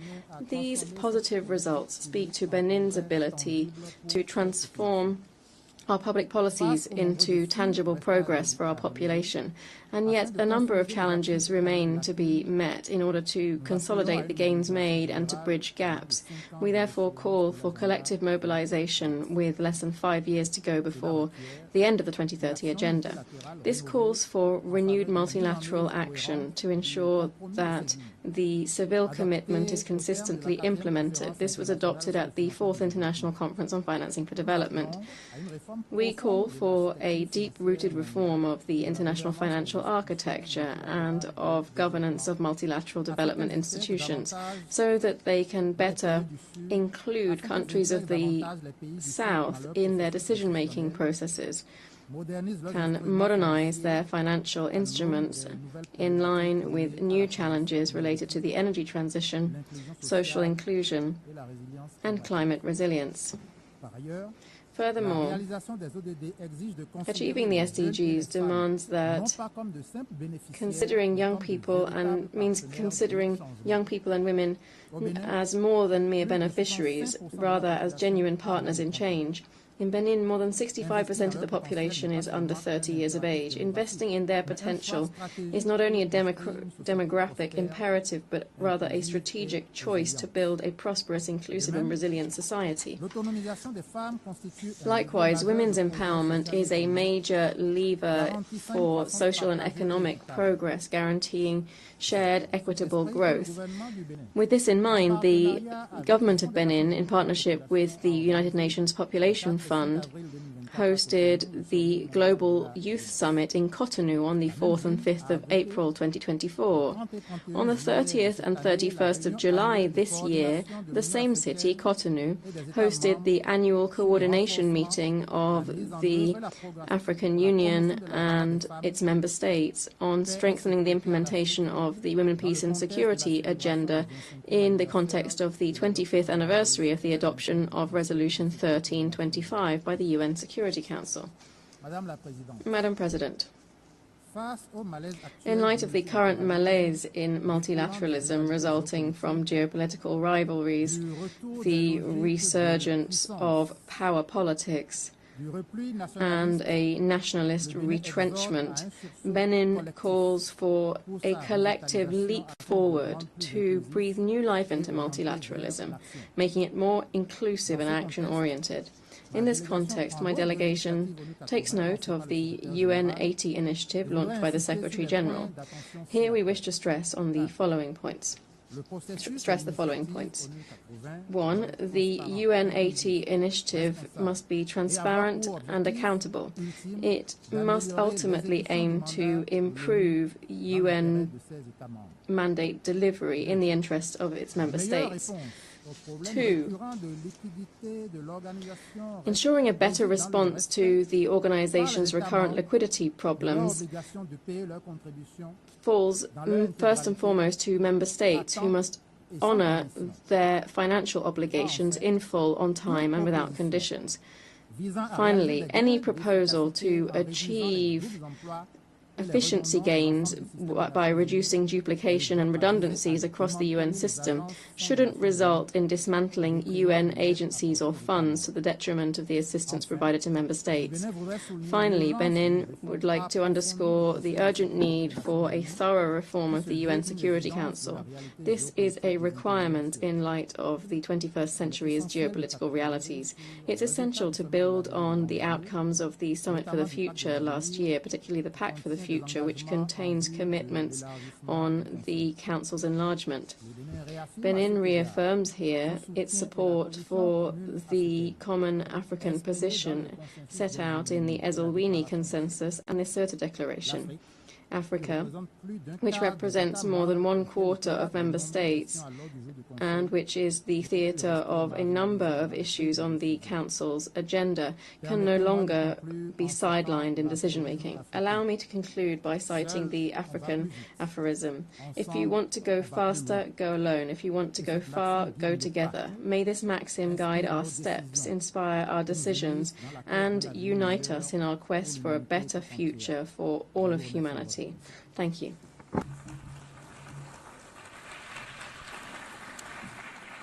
I thank the chair of the delegation of Benin. I now give the floor to His Excellency Odo Tevi, chair of the delegation of Vanuatu.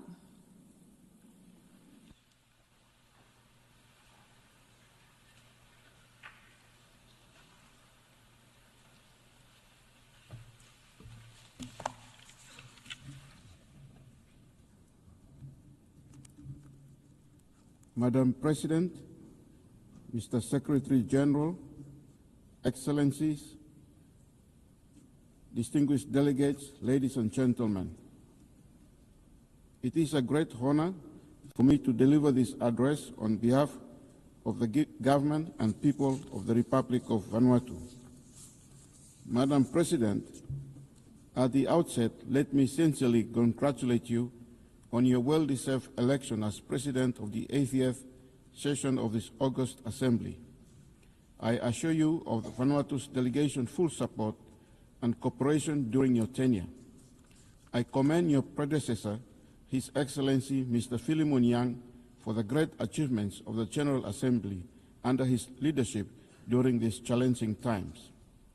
I would also like to extend my sincere congratulations to the Secretary General, Mr. Antonio Guterres, for his continued vision, wisdom, and skillful leadership of the United Nations during these tumultuous times. Madam President, since the setup of the United Nations 80 years ago, we have seen that the world continues to face a myriad of global complex challenges. There are ongoing wars and violent conflicts, increased humanitarian emergencies, international laws are not respected, human rights violations increased, and poverty continues to remain. The current liquidity crisis facing the United Nations system limits the ability of the UN to address these challenges. As we celebrate the 80th anniversary of the United Nations Charter, let us take stock of what this founding document really means for us. The Charter is not merely a piece of history. It is a living document that binds us together in the pursuit of peace, human dignity, and shared prosperity. It is the expression of a collective promise that disputes should be resolved by dialogue, not by war, that human rights and dignity are universal, and that nations, large and small, are equal in sovereignty. Madam President, your theme, Better Together, 80 years, more for peace, development, and human rights, is crucial at this time. The lesson of the last 80 years is clear. No nation can meet these challenges alone. Multilateralism is not a choice, it is a necessity. Better together is not only a theme, but a guiding principle that we must work together to create a just, fair, and prosperous world. Madam President, the Prime Minister of Vanuatu, in his 45th Independence Commemoration speech on 30th of July this year, called on our people to renew unity, national harmony, and long-term vision, to hold fast to the values of faith, culture, and shared purpose, especially in times of challenge. That same spirit must guide our engagement in New York today. Small island states like ours cannot face climate change, global insecurity, or technical disruptions alone. Our independence reminds us that sovereignty is precious, but so too is solidarity. In the past few years, we have experienced a number of Category 4 to 5 cyclones which have contributed to the erosion of around 30 to 60% of our economy. Moreover, in early December 17, 2024, we experienced a devastating earthquake in our capital that damaged our infrastructure and buildings. The cumulative effect of these disasters are huge. Each disaster erodes our infrastructure, displaces communities, and sets back economic and social progress. Recovery is slow, and our resilience is tested. The compounding nature of this crisis makes adaptations and preparations ever more urgent. And yet, as a small island developing state, Vanuatu faces limitations in resources, capacity, and access to finance. Apart from these disasters, foreign investments in our country have been flat, and this is due to a combination of factors, one of which is the unjust blacklisting imposed by some of our development partners and the difficulty of accessing funds due to the worsening of corresponding banking relationship. While these measures are often justified as steps towards de-risking, the consequences for a country like Vanuatu are severe. We call on the international community, financial institutions, and regulators to work with countries that are affected by these measures and to recognize the unintended consequences of de-risking in small economies. Solutions must include enhanced dialogue, technical assistance, and proportionate risk-based approaches that allow bona fide businesses and citizens to continue to participate in global commerce. Despite these challenges, we are starting to see some green shoots in our economy. Our economy is anticipated to recover this year and in the medium term. Of course, our growth prospects, among other things, will depend on a favorable external and domestic economic environment and how far we can withstand natural disasters in the future. Our development experience thus far reveals that as a vulnerable country which has graduated from least developing country status, it is not easy to chart your own course for development. The international environment has been unfavorable for small island developing states, and accessing climate and development finance continues to be challenging. The securitization of development finance makes it difficult to address our most pressing development challenges. Just like any other small island developing states, Vanuatu relies on the current global legal order that is underpinned by the UN Charter to thrive. As a nation, we will continue to espouse for the preservation of these ideals.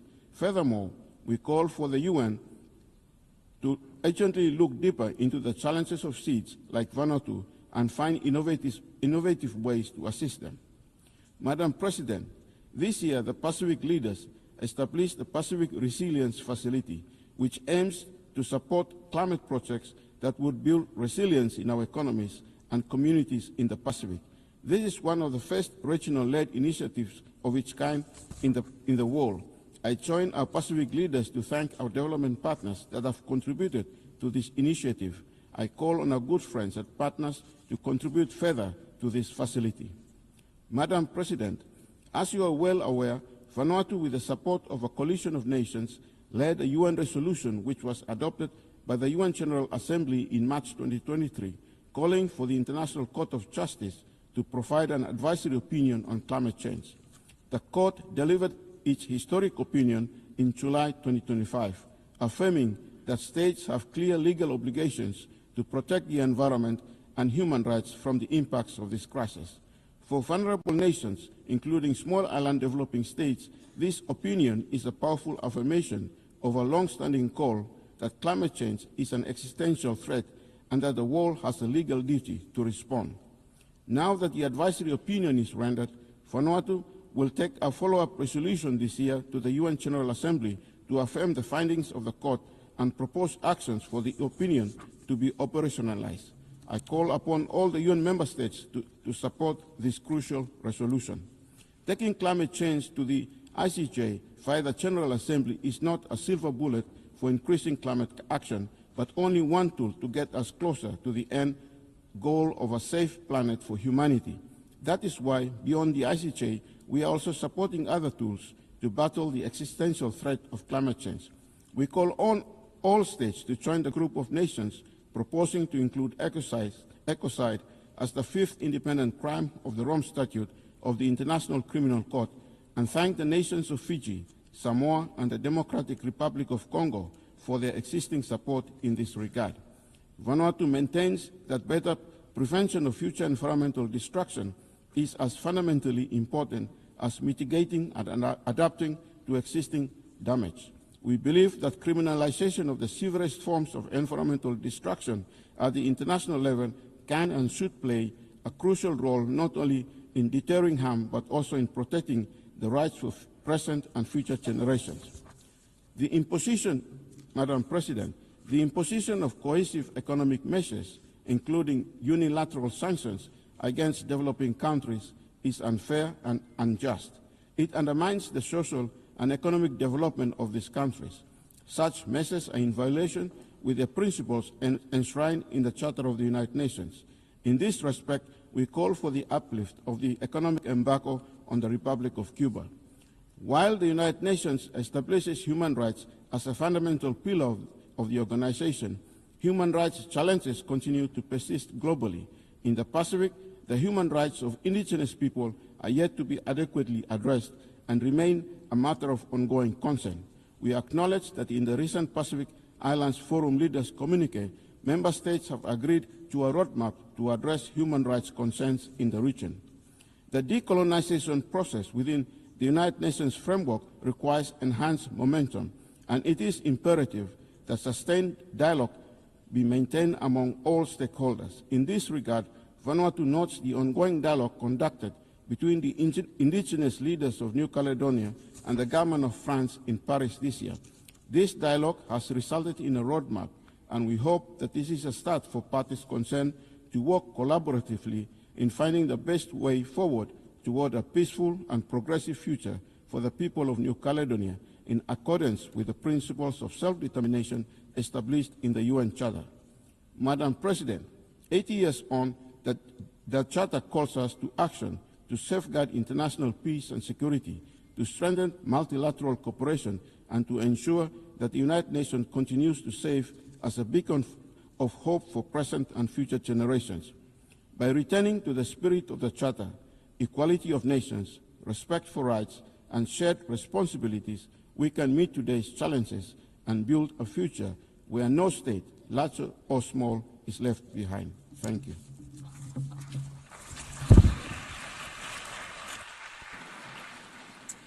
I thank the delegation of Vanuatu and his chair. I now give the floor to His Excellency Dionisio da Costa Babo Suarez, chair of the delegation of Timor-Leste.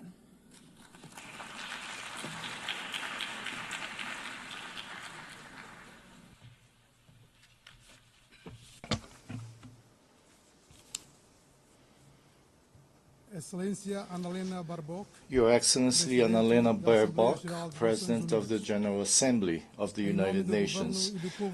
On behalf of the government and people of Timor-Leste, I extend warm congratulations to Your Excellency on your well-deserved election as President of the 80th session of the United Nations General Assembly.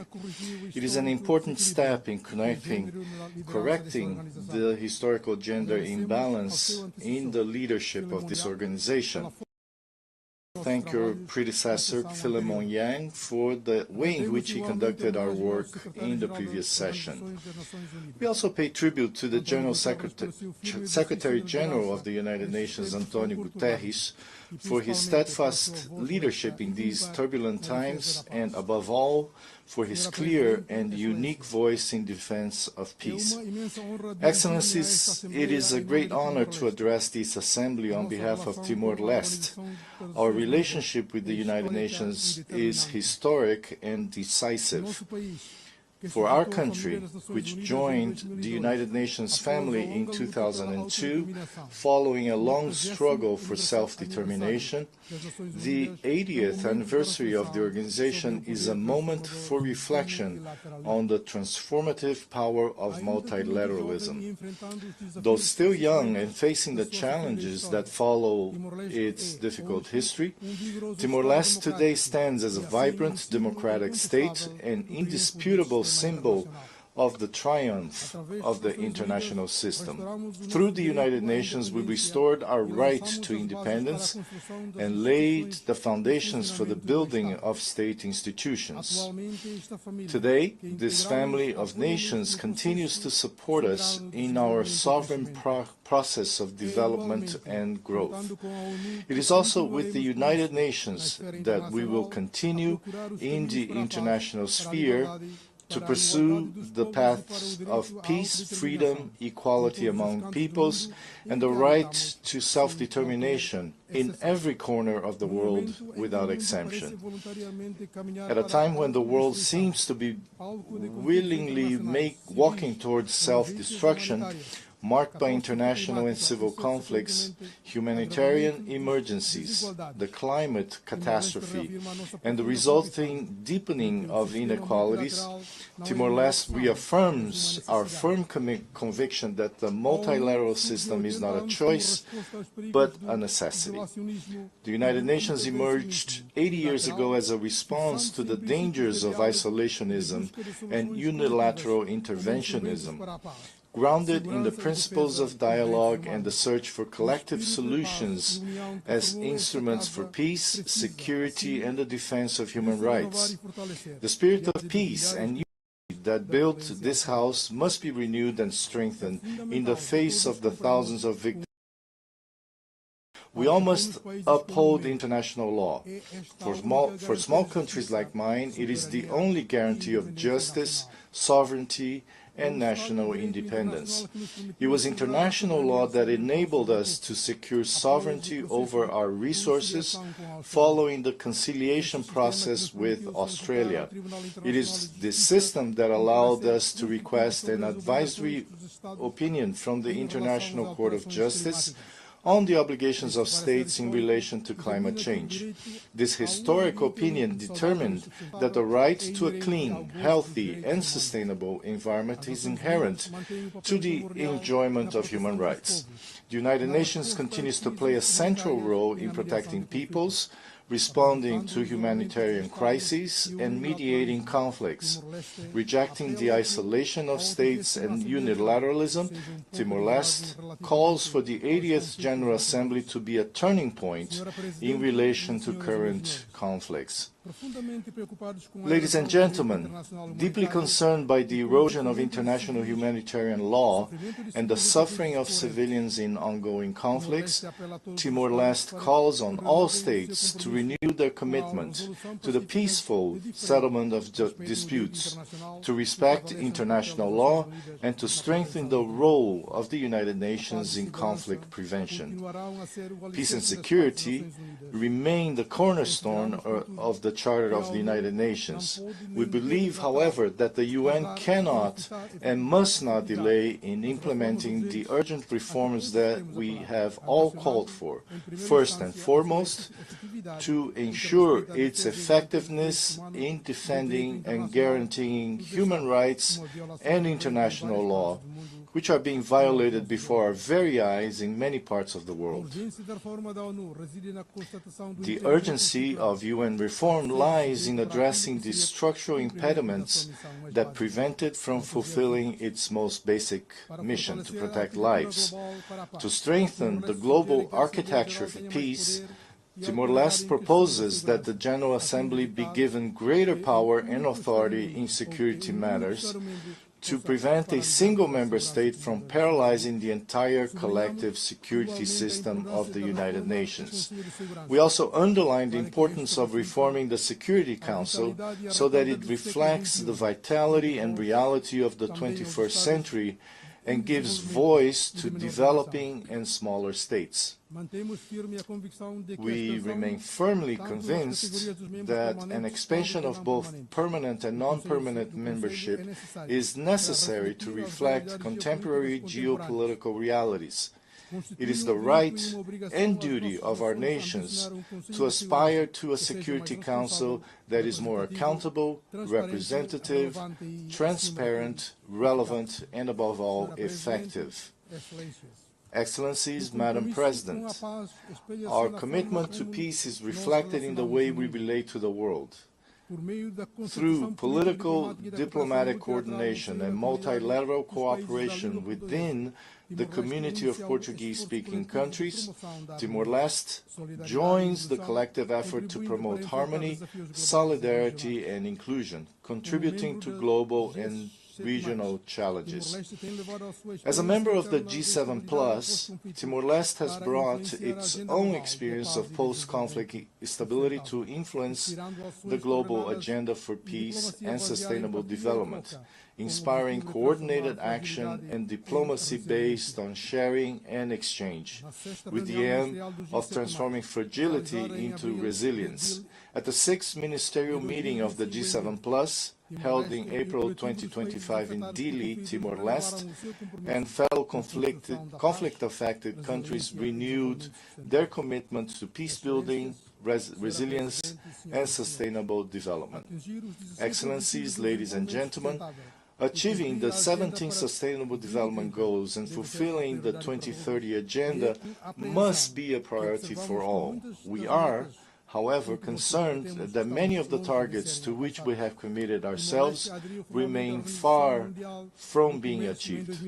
Timor-Leste formally acceded to the World Trade Organization in 2024, and after a committed path towards fulfilling all eligibility criteria, will, on the 26th of October, become a full member of the Association of Southeast Asian Nations, another milestone in our nation-building journey.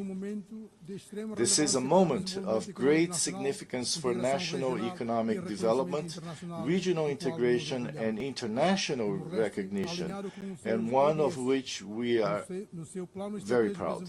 Timor-Leste has aligned the SDGs with its Strategic Development Plan 2011-2030 and has made notable progress through effective and targeted public policies. With the current government, we are also initiating the energy transition towards renewable energy production and establishing a consolidated policy on the blue economy. Having ratified the Agreement on Biodiversity Beyond National Jurisdiction, BBNJ, in September 2024, Timor-Leste adopted in June of this year the National Strategic Framework for the Blue Economy Policy and Action Plan 2025-2030, focused on the sustainable development of marine resources, improving the livelihoods of coastal communities, and protecting ecosystems. Nonetheless, the achievement of the SDGs does not depend solely on the individual will of each nation. It requires concerted and collaborative global commitment, shared values of humanity, the fight against inequality, peaceful coexistence, and the protection of our only home, the planet Earth. We must not forget the enormous inequalities that persist in the world. For developed countries, achieving the SDGs may be a simple political choice, allocating resources in their budgets. For many others, their realization depends on development assistance, solidarity, and international cooperation in terms of financial resources and the transfer of knowledge. Timor-Leste, as part of the G7+, the group of least developed countries and of small island developing states, is especially vulnerable to the many factors that threaten the achievement of the SDGs. It is necessary to recognize the special circumstances of small island developing states, SIDS, a foundational principle of development since 1992, reflected in the Seville Commitment and the Antigua and Barbuda Agenda for SIDS. The unique vulnerabilities of SIDS, with their small size, remote location, and limited resources, require tailored and differentiated development approaches. It is particularly urgent to translate commitments into predictable and increased means of implementation. Another relevant aspect in this context is the use of the Multidimensional Vulnerability Index, MVI, and ensuring SIDS have a seat at every table. It is no longer acceptable to hold discussions and make decisions on the issues that most affect us without our participation. The international financial architecture must be reformed so that the MVI is applied in development support policies. Access to concessional financing and technical assistance. Climate change is undermining already fragile food security, striking our countries with natural disasters that divert vital resources to reconstruction and humanitarian relief. For this reason, it is particularly important, especially for industrialized countries and major polluters, that commitments under the Paris Agreement and the Glasgow Climate Pact be honored, with the allocation of resources for true climate justice. The opportunity to achieve these objectives before us at COP30 in Belém this November. It is our opportunity to channel ambition in the right direction, honoring the Seville Commitment. It is also imperative to advance AI and digital capabilities in LDCs, while concurrently safeguarding cybersecurity. This requires investing in digital infrastructure, enhancing digital literacy, and implementing e-government initiatives. Promoting AI research and innovation, cultivating talent, and establishing a policy framework are also pivotal for fostering growth. Nonetheless, international cooperation remains essential to establish comprehensive regulations governing the use and development of AI. Madam President, Excellencies, this past May, Timor-Leste hosted the Regional Conference of the United Nations Special Committee on Decolonization. This meeting had profound significance for the committee and for all who value self-determination, democracy, and human dignity. Holding this conference for the first time on Timorese soil allowed participants to witness our example as a success story and to renew collective hope for freedom and solidarity, reaffirming the crucial role of the United Nations in defending peoples. That same week in Dili, we hosted the first Asia-Pacific Solidarity Conference for Western Sahara. The voice of the Sahrawi people, silenced for half a century on the international stage, needs and deserves our attention and our collective strategic action. Timor-Leste's connection with the history of Western Sahara is of a moral nature. In the words of our Prime Minister, Kai Rala Xanana Guzmão, the suffering of the Sahrawi people was a lesson for Timor-Leste when we decided our own popular consultation since the postponement in 1992 of the referendum promised to Western Sahara marked all those who dreamed of independence. As the suffering of the Timorese people came to an end before that of our brothers and sisters, we will always in this House and in every forum of dialogue be amplifiers of the right to self-determination of Western Sahara, calling for a collective resolution of the conflict. Drawing on its own experience of occupation and prolonged suffering, Timor-Leste continues to advocate for dialogue, mediation, and multilateral engagement in the pursuit of peaceful, lasting, and sustainable solution as the path to peace. Timor-Leste therefore welcomes the overwhelming adoption on 12 September of the New York Declaration on the Peaceful Settlement of the Question of the Middle East and implementation of the two-state solution. Timor-Leste recognized the State of Palestine in 2004, 2 years after its own independence. We did not, however, imagine we would witness the conflict escalating to the tragic proportions we see today. It is urgent to implement the roadmap set out in the adopted declaration, in particular, an immediate ceasefire in Gaza, the release of all hostages, the establishment of a sovereign Palestinian state with the support and collaboration of the international community, as well as the disarmament of Hamas and the normalization of relations between Israel and neighboring Arab states, in order to guarantee collective security in the region.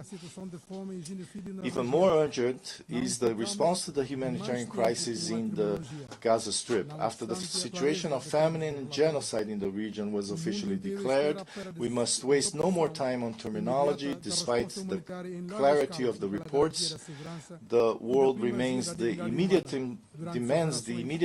unblocking of large-scale humanitarian operations and the guarantee of security and respect for human dignity in the delivery of international assistance. We are, however, deeply concerned that the intensification of Israel's military offensive in Gaza in the wake of peace efforts made here in New York in recent weeks, faced with the humanitarian catastrophe where famine already exists, the consequences will be devastating and irreversible for the civilian population. We reiterate the urgent need to reform the organization and its Security Council, which continue to prevent us from upholding the founding principles of the United Nations and from saving Gaza. Madam President, Excellencies, in Ukraine, we also witnessed the devastating consequences of unilateralism and the disregard for international law. The cost will be borne by all of us. Timor-Leste expresses its deep concern over the great human rights violations and the humanitarian and environmental consequences of the Russian war of aggression against Ukraine, including ongoing attacks against essential infrastructure, which have caused devastating impacts on the civilian population, including women and children. We call on all parties to the conflict to comply with their obligations under international humanitarian law, to spare civilians and civilian objects, to ensure the safety of all in accessing humanitarian relief, and to refrain from attacking and destroying items indispensable to civilian survival. We cannot ignore the many other theaters of violence and instability that weigh heavily on our common conscience, from the Sahel to the Horn of Africa, from the Great Lakes region to Haiti and Southeast Asia, right on our doorstep. Each of these crises carries its own history and complexity, yet they share a tragic pattern: the suffering of civilians, the erosion of trust in institutions, and the perpetuation of cycles of displacement and loss. Our collective responsibility is to ensure that none of these situations are consigned to silence or neglect. They demand not only humanitarian relief and respect for international law, but also the sustained investment of this organization in prevention, dialogue, and inclusive political solutions that restore hope and dignity to those who endure them. There can be no justice without accountability. At a time when violations of international law, including international humanitarian law and acts of aggression, are on the rise, it is urgent that we all promote and defend our institutions and their work. We are deeply concerned by the imposition of sanctions on judges and other elected officials of the International Criminal Court, and we call for their immediate lifting. Madam President, ladies and gentlemen, Timor-Leste strongly supports the lifting of the economic, commercial, and financial embargo against the Republic of Cuba, which we consider a violation of human rights that harms the Cuban people and limits their access to essential goods. Cuba is one of Timor-Leste's strongest partners in the health sector, having trained more than 1,000 professionals and provided direct assistance to our patients in hospitals. with its active role in development assistance and in promoting peace, we consider Cuba's inclusion on the list of state sponsors of terrorism entirely unjustified and therefore call for its immediate removal from the list. In the same spirit, we are also concerned by the imposition of unilateral coercive measures, such as those currently applied to Venezuela. These sanctions impose suffering on the Venezuelan people, hinder the implementation of the 2030 Agenda for Sustainable Development, and leave many behind. We call for dialogue and negotiation between the parties to alleviate the misery that afflicts the Venezuelan people. Excellencies, Madam President, to conclude, this 80th session of the General Assembly reminds us that the United Nations, though imperfect, remains our greatest common instrument for peace and collective progress.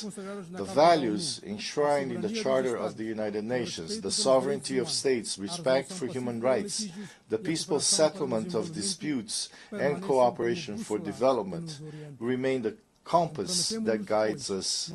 Let us therefore renew our commitment to multilateralism, not as an abstract principle, but as a daily practice of listening, compromise, and joint action. Timor-Leste, through its hard-won independence, stands as proof that when the international community acts with unity and determination, even the smallest and most fragile states can take their rightful place in the family of nations. As demonstrated by the race to ratify the Agreement of Biodiversity Beyond National Jurisdiction, which will enter into force on 17th January 2026, it is in multilateralism, in respect for international law, and in inclusive dialogue among all of us that hope resides for a better world for generations to come. Thank you very much.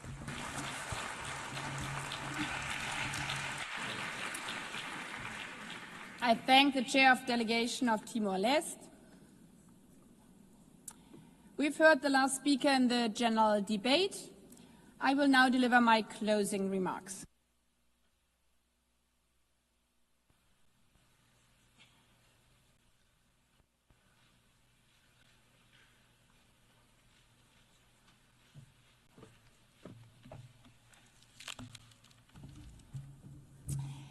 Excellencies, ladies and gentlemen, at the beginning of this week, we referred to the United Nations as the House of Diplomacy and Dialogue, standing at a crossroads, a place where we gather to have hard conversations during challenging times. If this high-level week is an indication, this House is fulfilling that purpose. The United Nations is still relevant. Over the past week, we have heard from 189 member states, including 124 heads of state and government. Delegations, I thank you for your proactive leadership, for embracing diplomacy, for not shying away from the hard topics, for proving why our United Nations remains critical, especially facing a crossroads. I would like to thank the host country, the United States, for their continued and generous support, reminding that the host country agreement obliges to give access to all delegations, as otherwise the House of Diplomacy would not work. I express my deep gratitude to the City of New York, particularly the NYPD, as well as colleagues across the UN Secretariat for making the high-level week possible. Finally, I thank my OPGA team, led by my chef de cabinet, for their tireless dedication, their countless briefing notes, and for being my ears and eyes throughout this high-level week. Across the week, certain themes resonated above all others. Chief among them, peace and security. Gaza, Ukraine, Sudan, and the many forgotten ones. The clear message was, Member States must do more to stem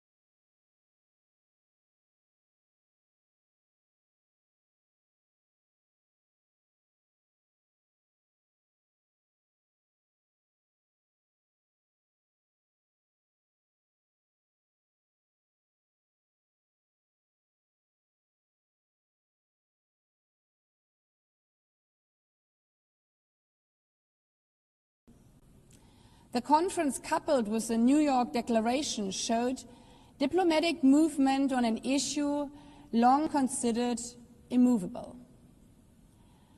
But while we are gaining traction politically, on the ground, the situation remains catastrophic and unacceptable.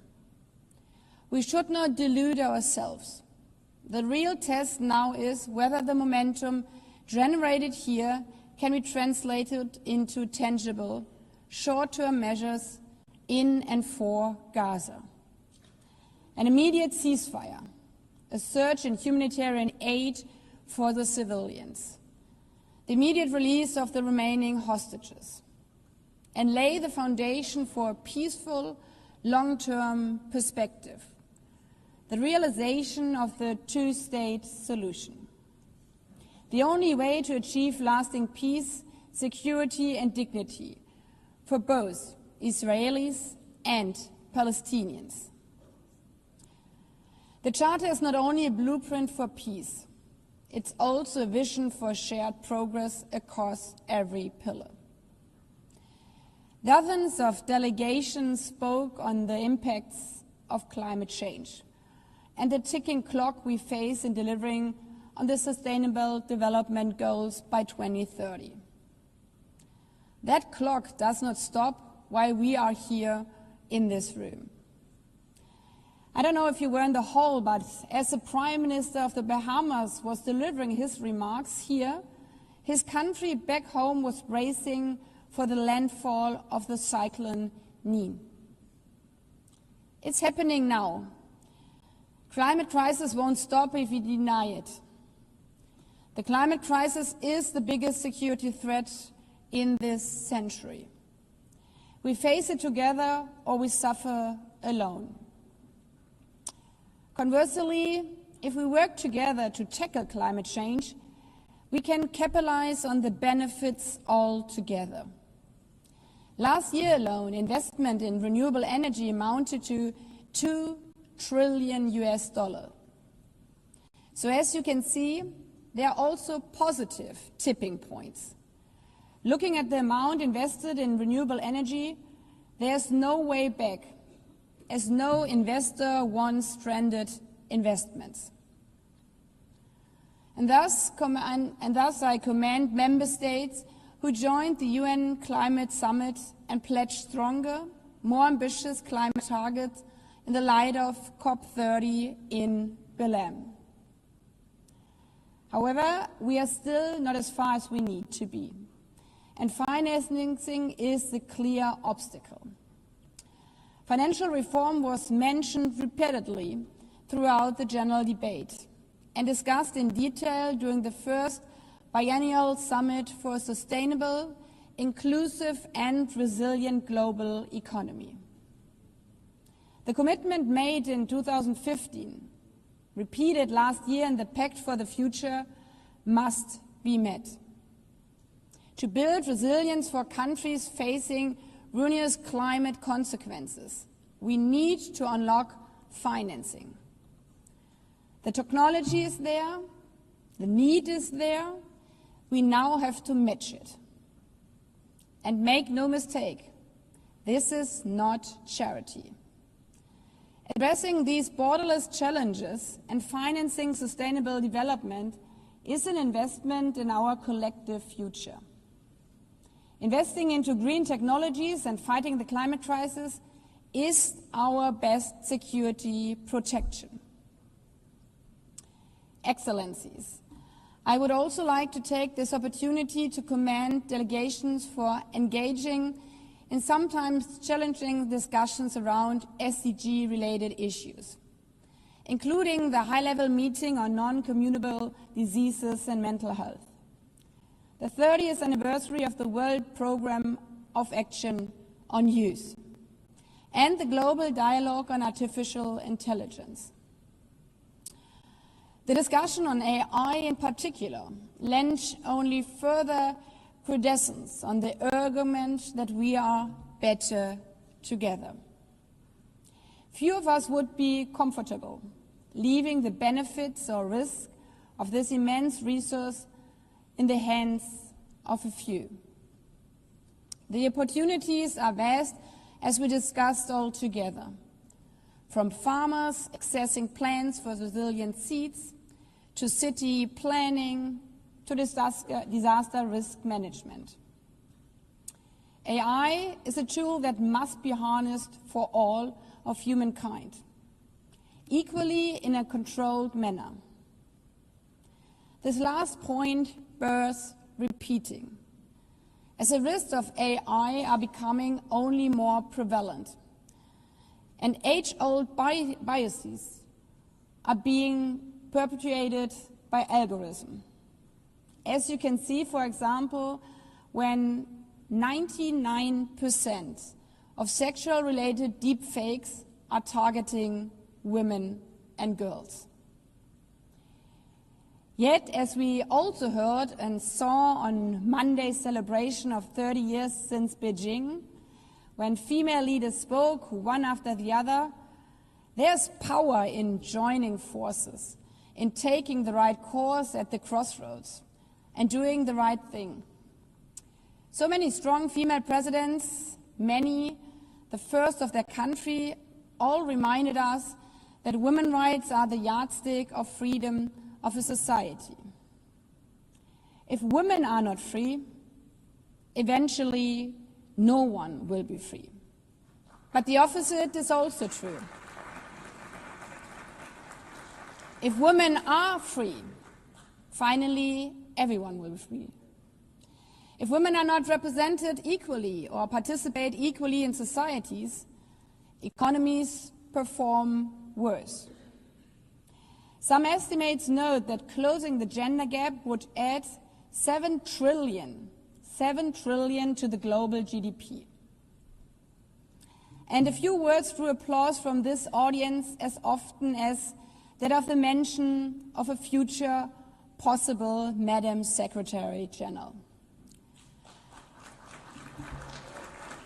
Excellencies, throughout the week there were moments of energy, even electricity, where we really felt the collective will to do better, to reach further, to choose the right path at the crossroads. It's an energy that reminds us that this institution indeed matters, that we need it more than ever, an energy that also proclaims now is the time to grow and change. Colleagues, this is an energy, a moment in time that we need to grab and run with. And the conditions are there. Indeed, UN80 and the reform agenda was, as they say, the hot topic throughout the week. The Secretary General's report on mandate implementation review, the revised budget and his proposals for structural changes and programmatic realignments offer us a concrete pathway to make this institution better, stronger, more effective, fit for purpose. But this is not only about trimming budgets. It's about strengthening delivery. It is about priorities. For that reason, it is important that delegations take the discussions here back to their capitals. Discuss also back home in national parliaments how every government can constructively support and implement these processes in a way that make this institution work better, deliver better. For all of us, but especially for those who still look to the streaming blue flag as a sign of hope, even in the darkest hours. For those who have the benefit of living in peace and social security, and, as recent surveys showed, even in spite of all global narratives, still value the benefits and necessities of the UN. On this point, I would like to thank the many, many delegations who responded to my call for positive reflection on the UN's 80th anniversary. We have heard dozens of statements infused with this theme of better together, of countries who freed themselves from colonialism to join as an independent state, the family of nations, of countries like my own who reunified because of the international community, of countries who sought support from the UN for mediation, for peacekeeping, for democratic reform, for aid and relief. Even if we have not always succeeded, but the point is that we have always tried. Excellencies, these examples highlight specifically why this organization was created: to tackle the problems no country alone can solve, to support others in their times of need. This week's general debate, with strong engagements and impassioned words, showed that we are capable of finding the strength to lift up our common leadership, to find collective solutions, and to take the right path at the crossroads. Let us go forward in this spirit. As also outlined in our just launched year-long campaign, let us be inspired by the legacy of our past and daring for a better future, that is, better together, unafraid, unbroken, united. I thank you.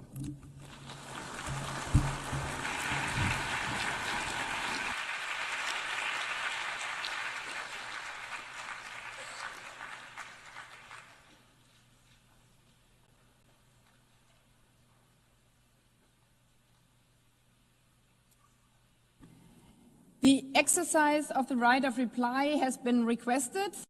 May I remind members that statements in the exercise of the right of reply are limited to 10 minutes for the first intervention and to 5 minutes for the second intervention, and should be made by delegations from their seats. I call on the representative of Mali. Merci, Madame la Présidente. Thank you, Madam President. The delegation of Mali does not aim to exercise its right of reply. Nonetheless, personal attacks, condescending attacks waged by the Algerian Minister of Foreign Affairs compel us to intervene, to correct the untruths we heard. Out of respect for the decorum of this august assembly and the good that the United Nations embodies, my delegation will not lower itself to the level of the invective and basically indecent attacks proffered by the Algerian Minister of Foreign Affairs.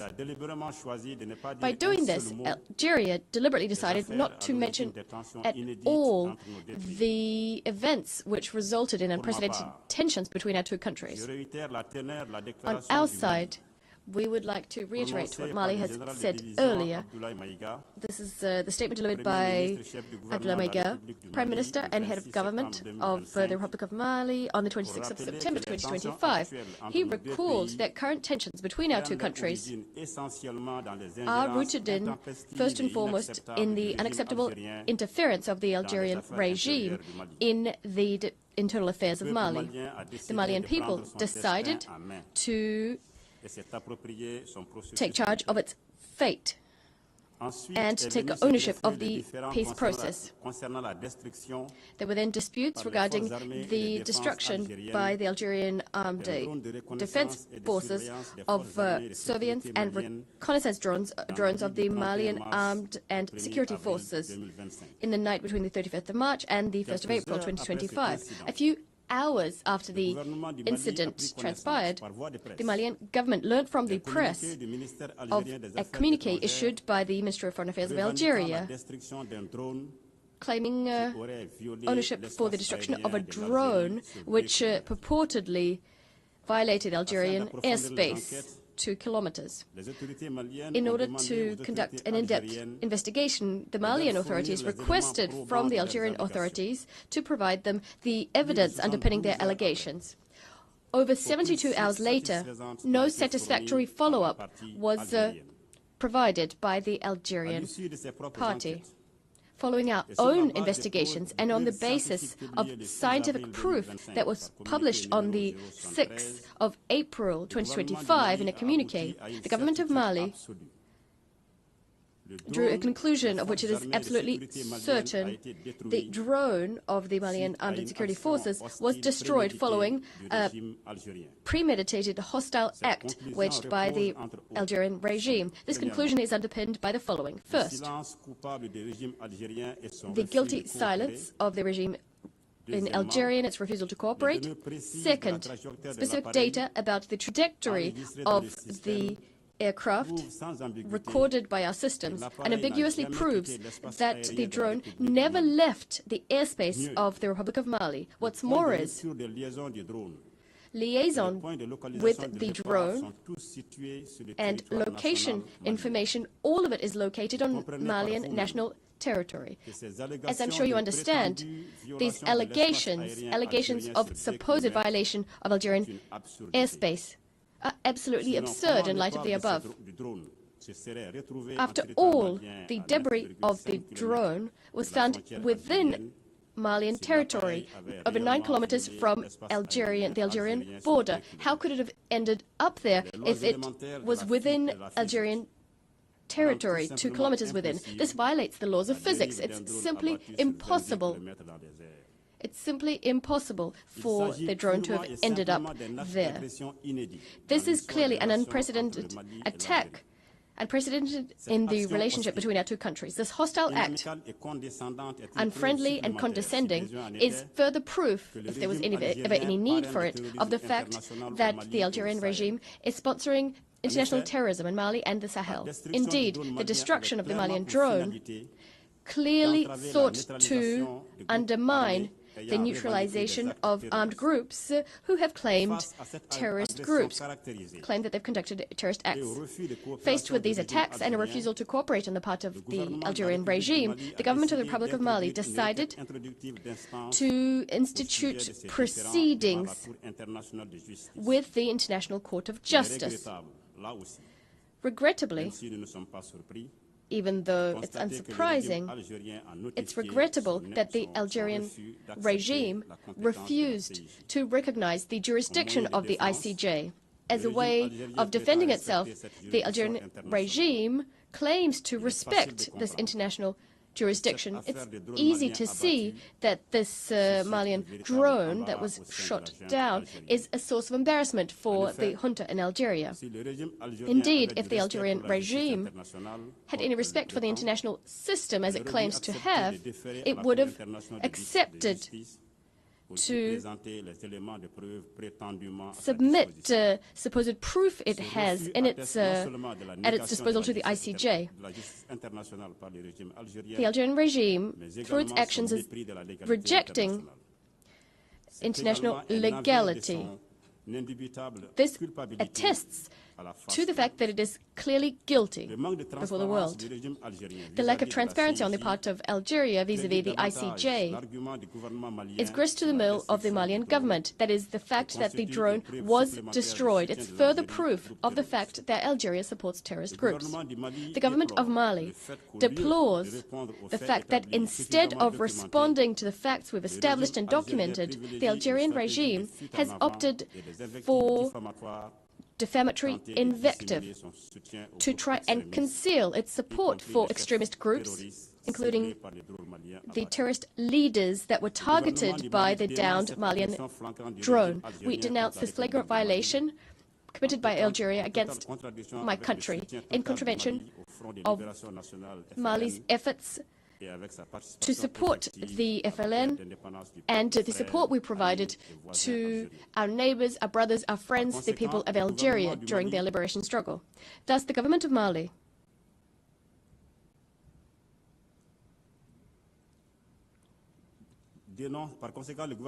As a consequence, the government of Mali reaffirms its call for the Algerian regime to put an end to this unacceptable interference in the domestic affairs of Mali, as well as its support to terrorist groups which are destabilizing the Sahel. The Algerian regime would be better served to focus its efforts on its own contradictions and the government's challenges, which are vast and from which it has been distracted. We call on the Algerian regime to change its approach and to improve its relations with neighbors, working in good faith for stability, collective security, and sustainable development in the region, in full respect for the sovereignty of states. By way of conclusion, I'd like to reassure you that the Malian government will spare no effort in defending our national territory and ensuring that we protect our people and our property. I thank you. I call on the representative of Morocco, followed by Algeria.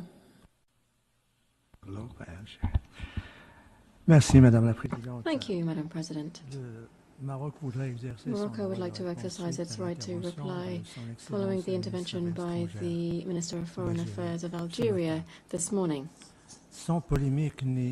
Without any animosity nor wishing to create any polemic, I would like to provide some clarifications and also restore some truths on the following points. The Algerian Minister of Foreign Affairs recalled that the issue of the Sahara was on the General Assembly's agenda for almost 62 years now.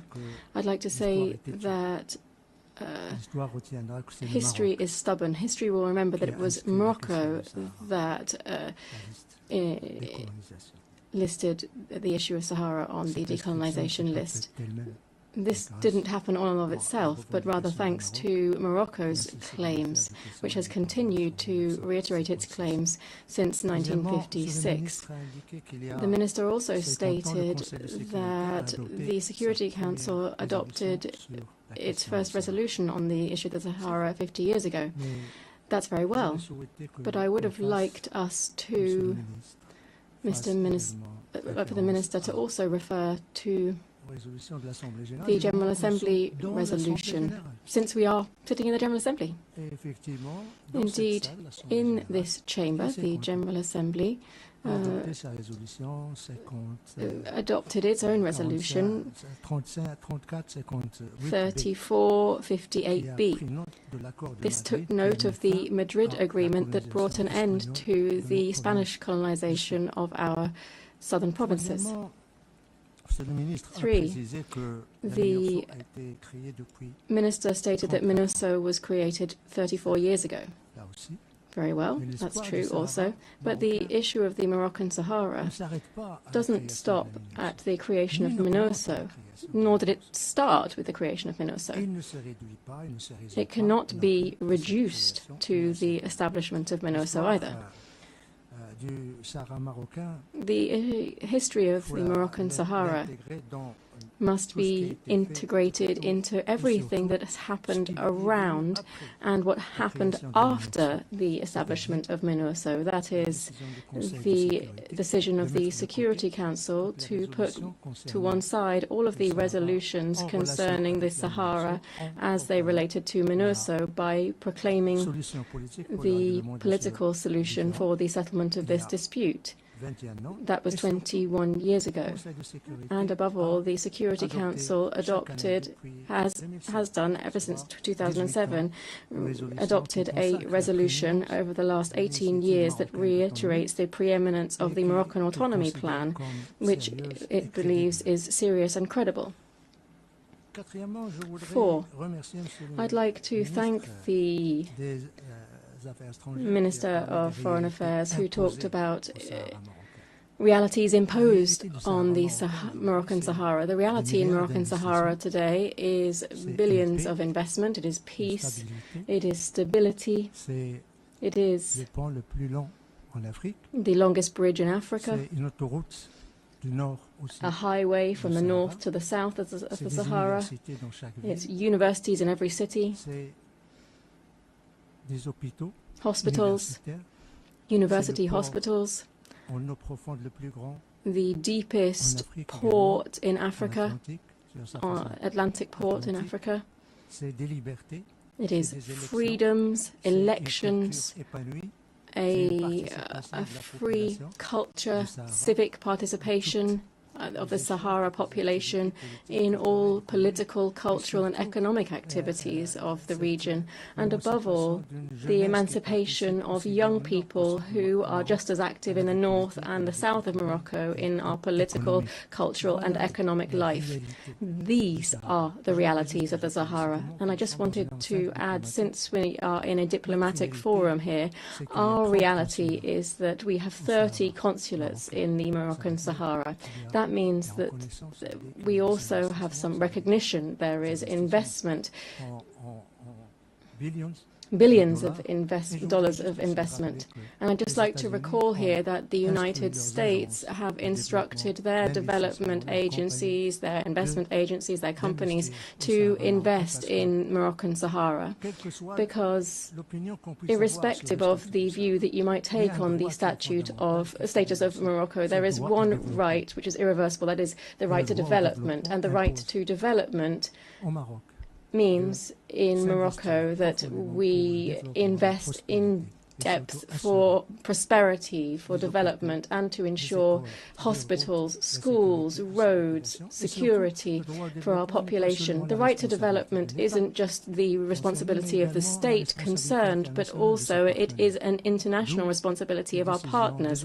Hence the decision of Europeans, Americans this week, and other partners, particularly large multinationals who are interested in the Saharan development for the benefit of our Saharan population. The fifth observation that I'd like to share following the intervention of His Excellency the Foreign Affairs Minister of Algeria. Algeria is currently sitting in the Security Council, but the Sahara is not currently being addressed as a matter solely of decolonization. The Security Council addresses this as a matter of peace and security, and above all, in the context of the peaceful settlement of disputes. I'd like to thank him for addressing this issue. Sixth remark that I'd like to share. His Excellency the Minister asked 5 questions, fundamental questions for the settlement of this dispute. That's all very well. But what question? He never asked. Algeria is saying that it is not a party setting conditions and fundamentals for the settlement of this dispute. On what grounds, if it's not a party to this? We welcome the fact that Algeria can now say, okay, these are the conditions for the settlement of this dispute. We hope that today's statement can be extended and reflected on the other side of this building in the Security Council, so that we can fully engage in a political process and ensure that we have participation in the roundtable to relaunch a political process and to reach the settlement of this dispute, which has gone on all too long.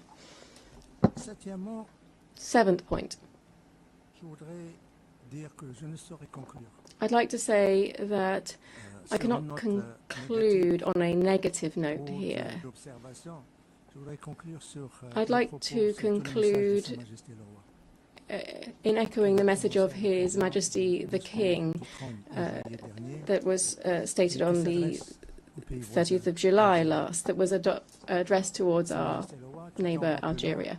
His Majesty the King reiterated the international momentum and support of more than 120 countries that support the Moroccan autonomy plan, the dozens of countries that have recognised Moroccan Institute, and the members of the Security Council that have reiterated either the Moroccan autonomy plan, as more than 2/3 of the EU members that are in favour of the initiative for the definitive settlement of this issue.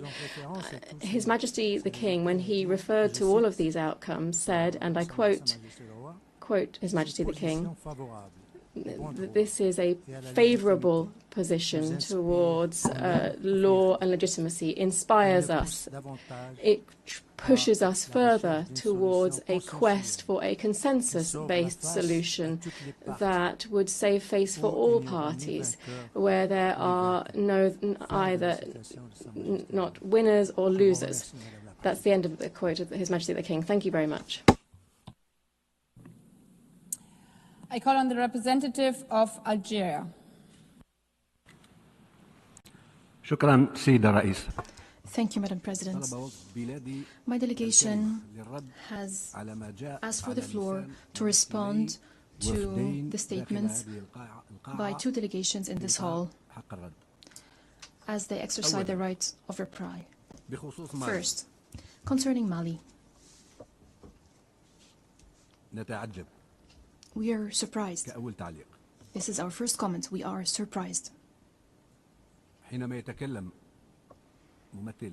When the representative of Mali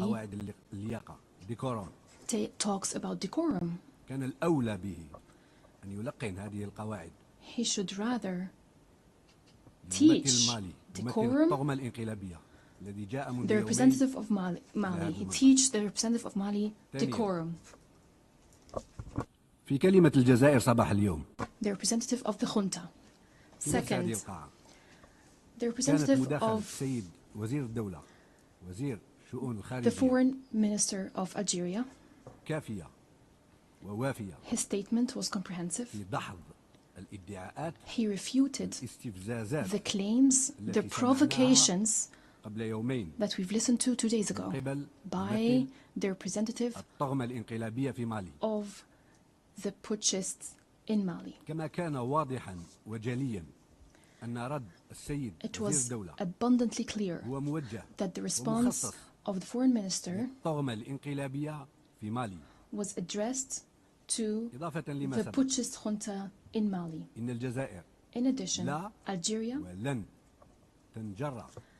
does not and will not succumb to desperate attempts to provoke us.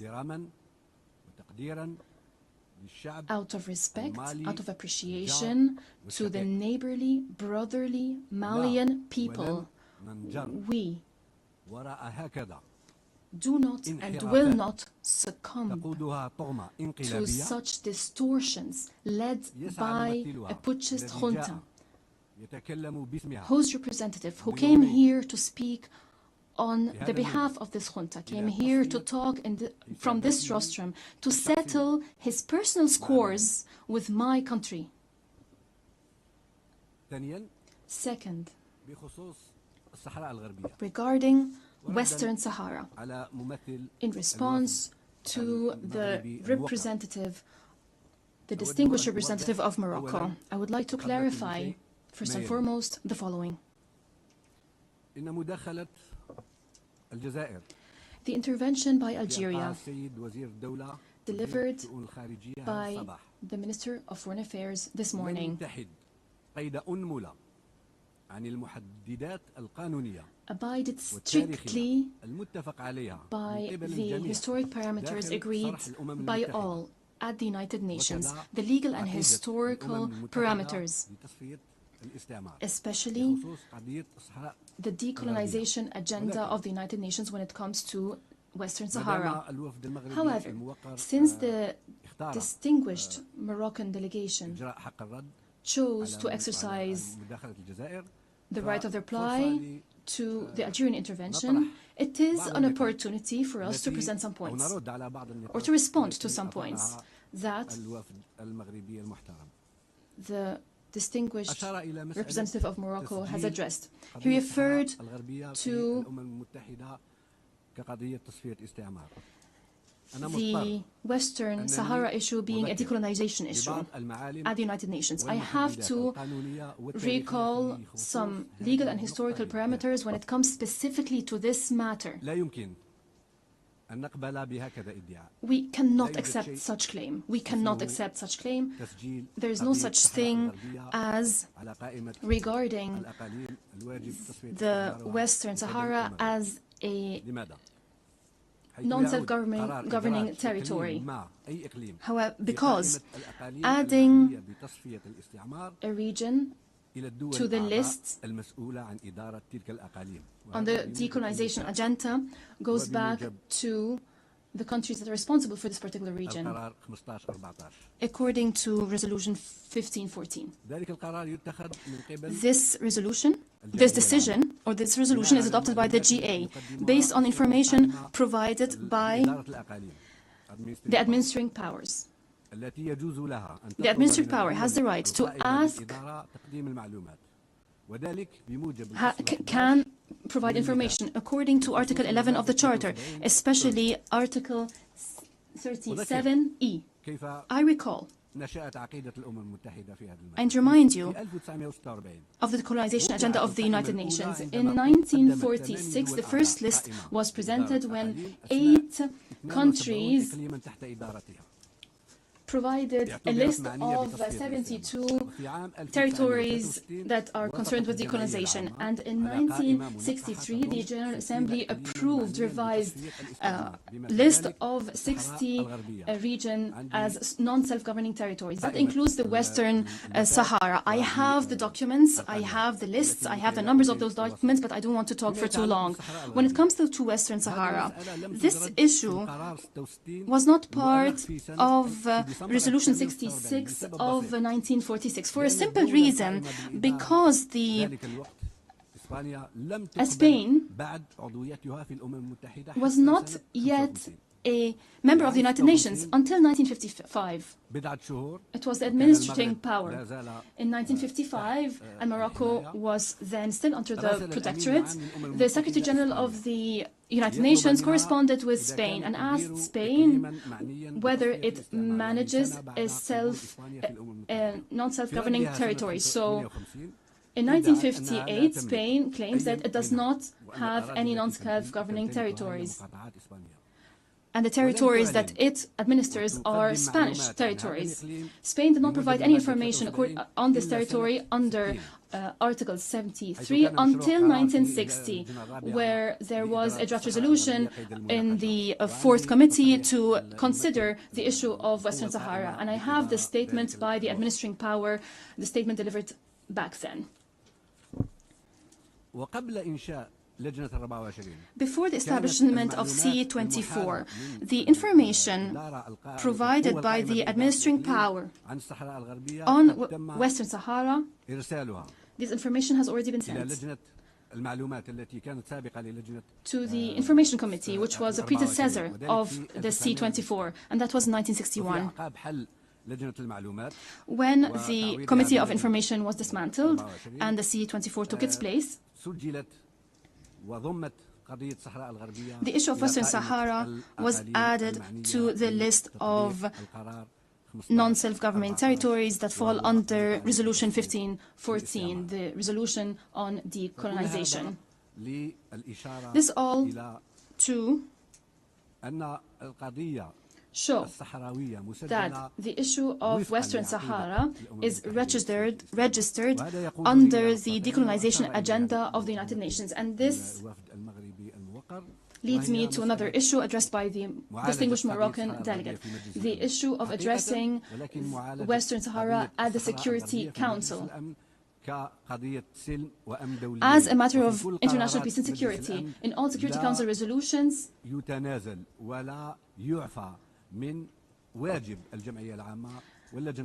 it is stated that the Fourth Committee, the C24, and the General Assembly shall continue to consider the Western Sahara issue as a decolonization issue. All Security Council resolutions stress this matter.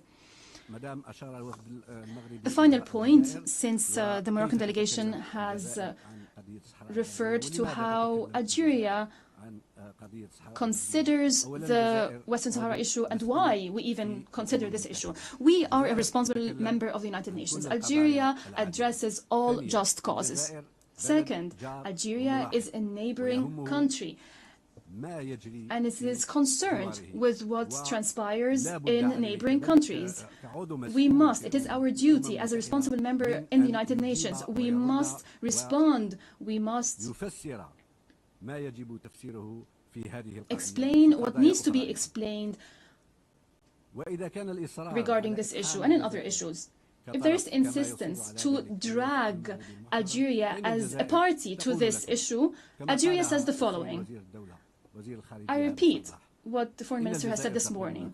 Algeria says, negotiate with the party concerned. There's a need for direct, unconditional negotiations in good faith between the Polisario Front, the party concerned, and the Kingdom of Morocco, the other party concerned, to settle this issue. I thank you.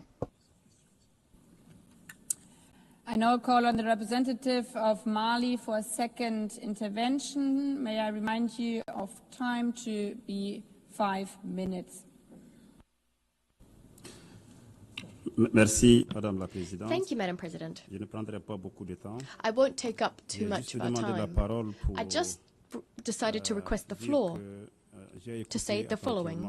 I listened very carefully to the response of the representative of Algeria. I was expecting to hear answers regarding the root of the tensions between Mali and Algeria, but we heard the same ad hominem attacks, the same invective we heard earlier. The root, the crux of the problem is the unacceptable interference of Algeria in the internal affairs of Mali. That's the first thing. And second, it is the destruction of the drone of the Malian armed and security forces by the Algerian regime.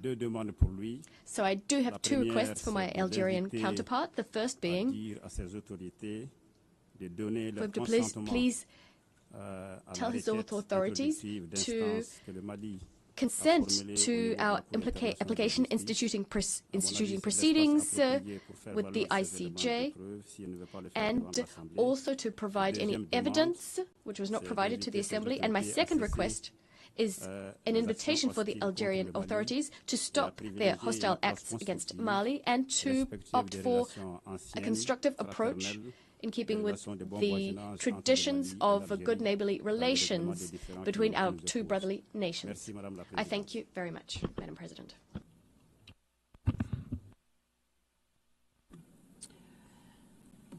May I take it that it is the wish of the Assembly to conclude its consideration of agenda item 8? It is so decided. I would like to thank all of you, all delegations again, for this year's high-level week. I wish you a good day. The meeting is adjourned.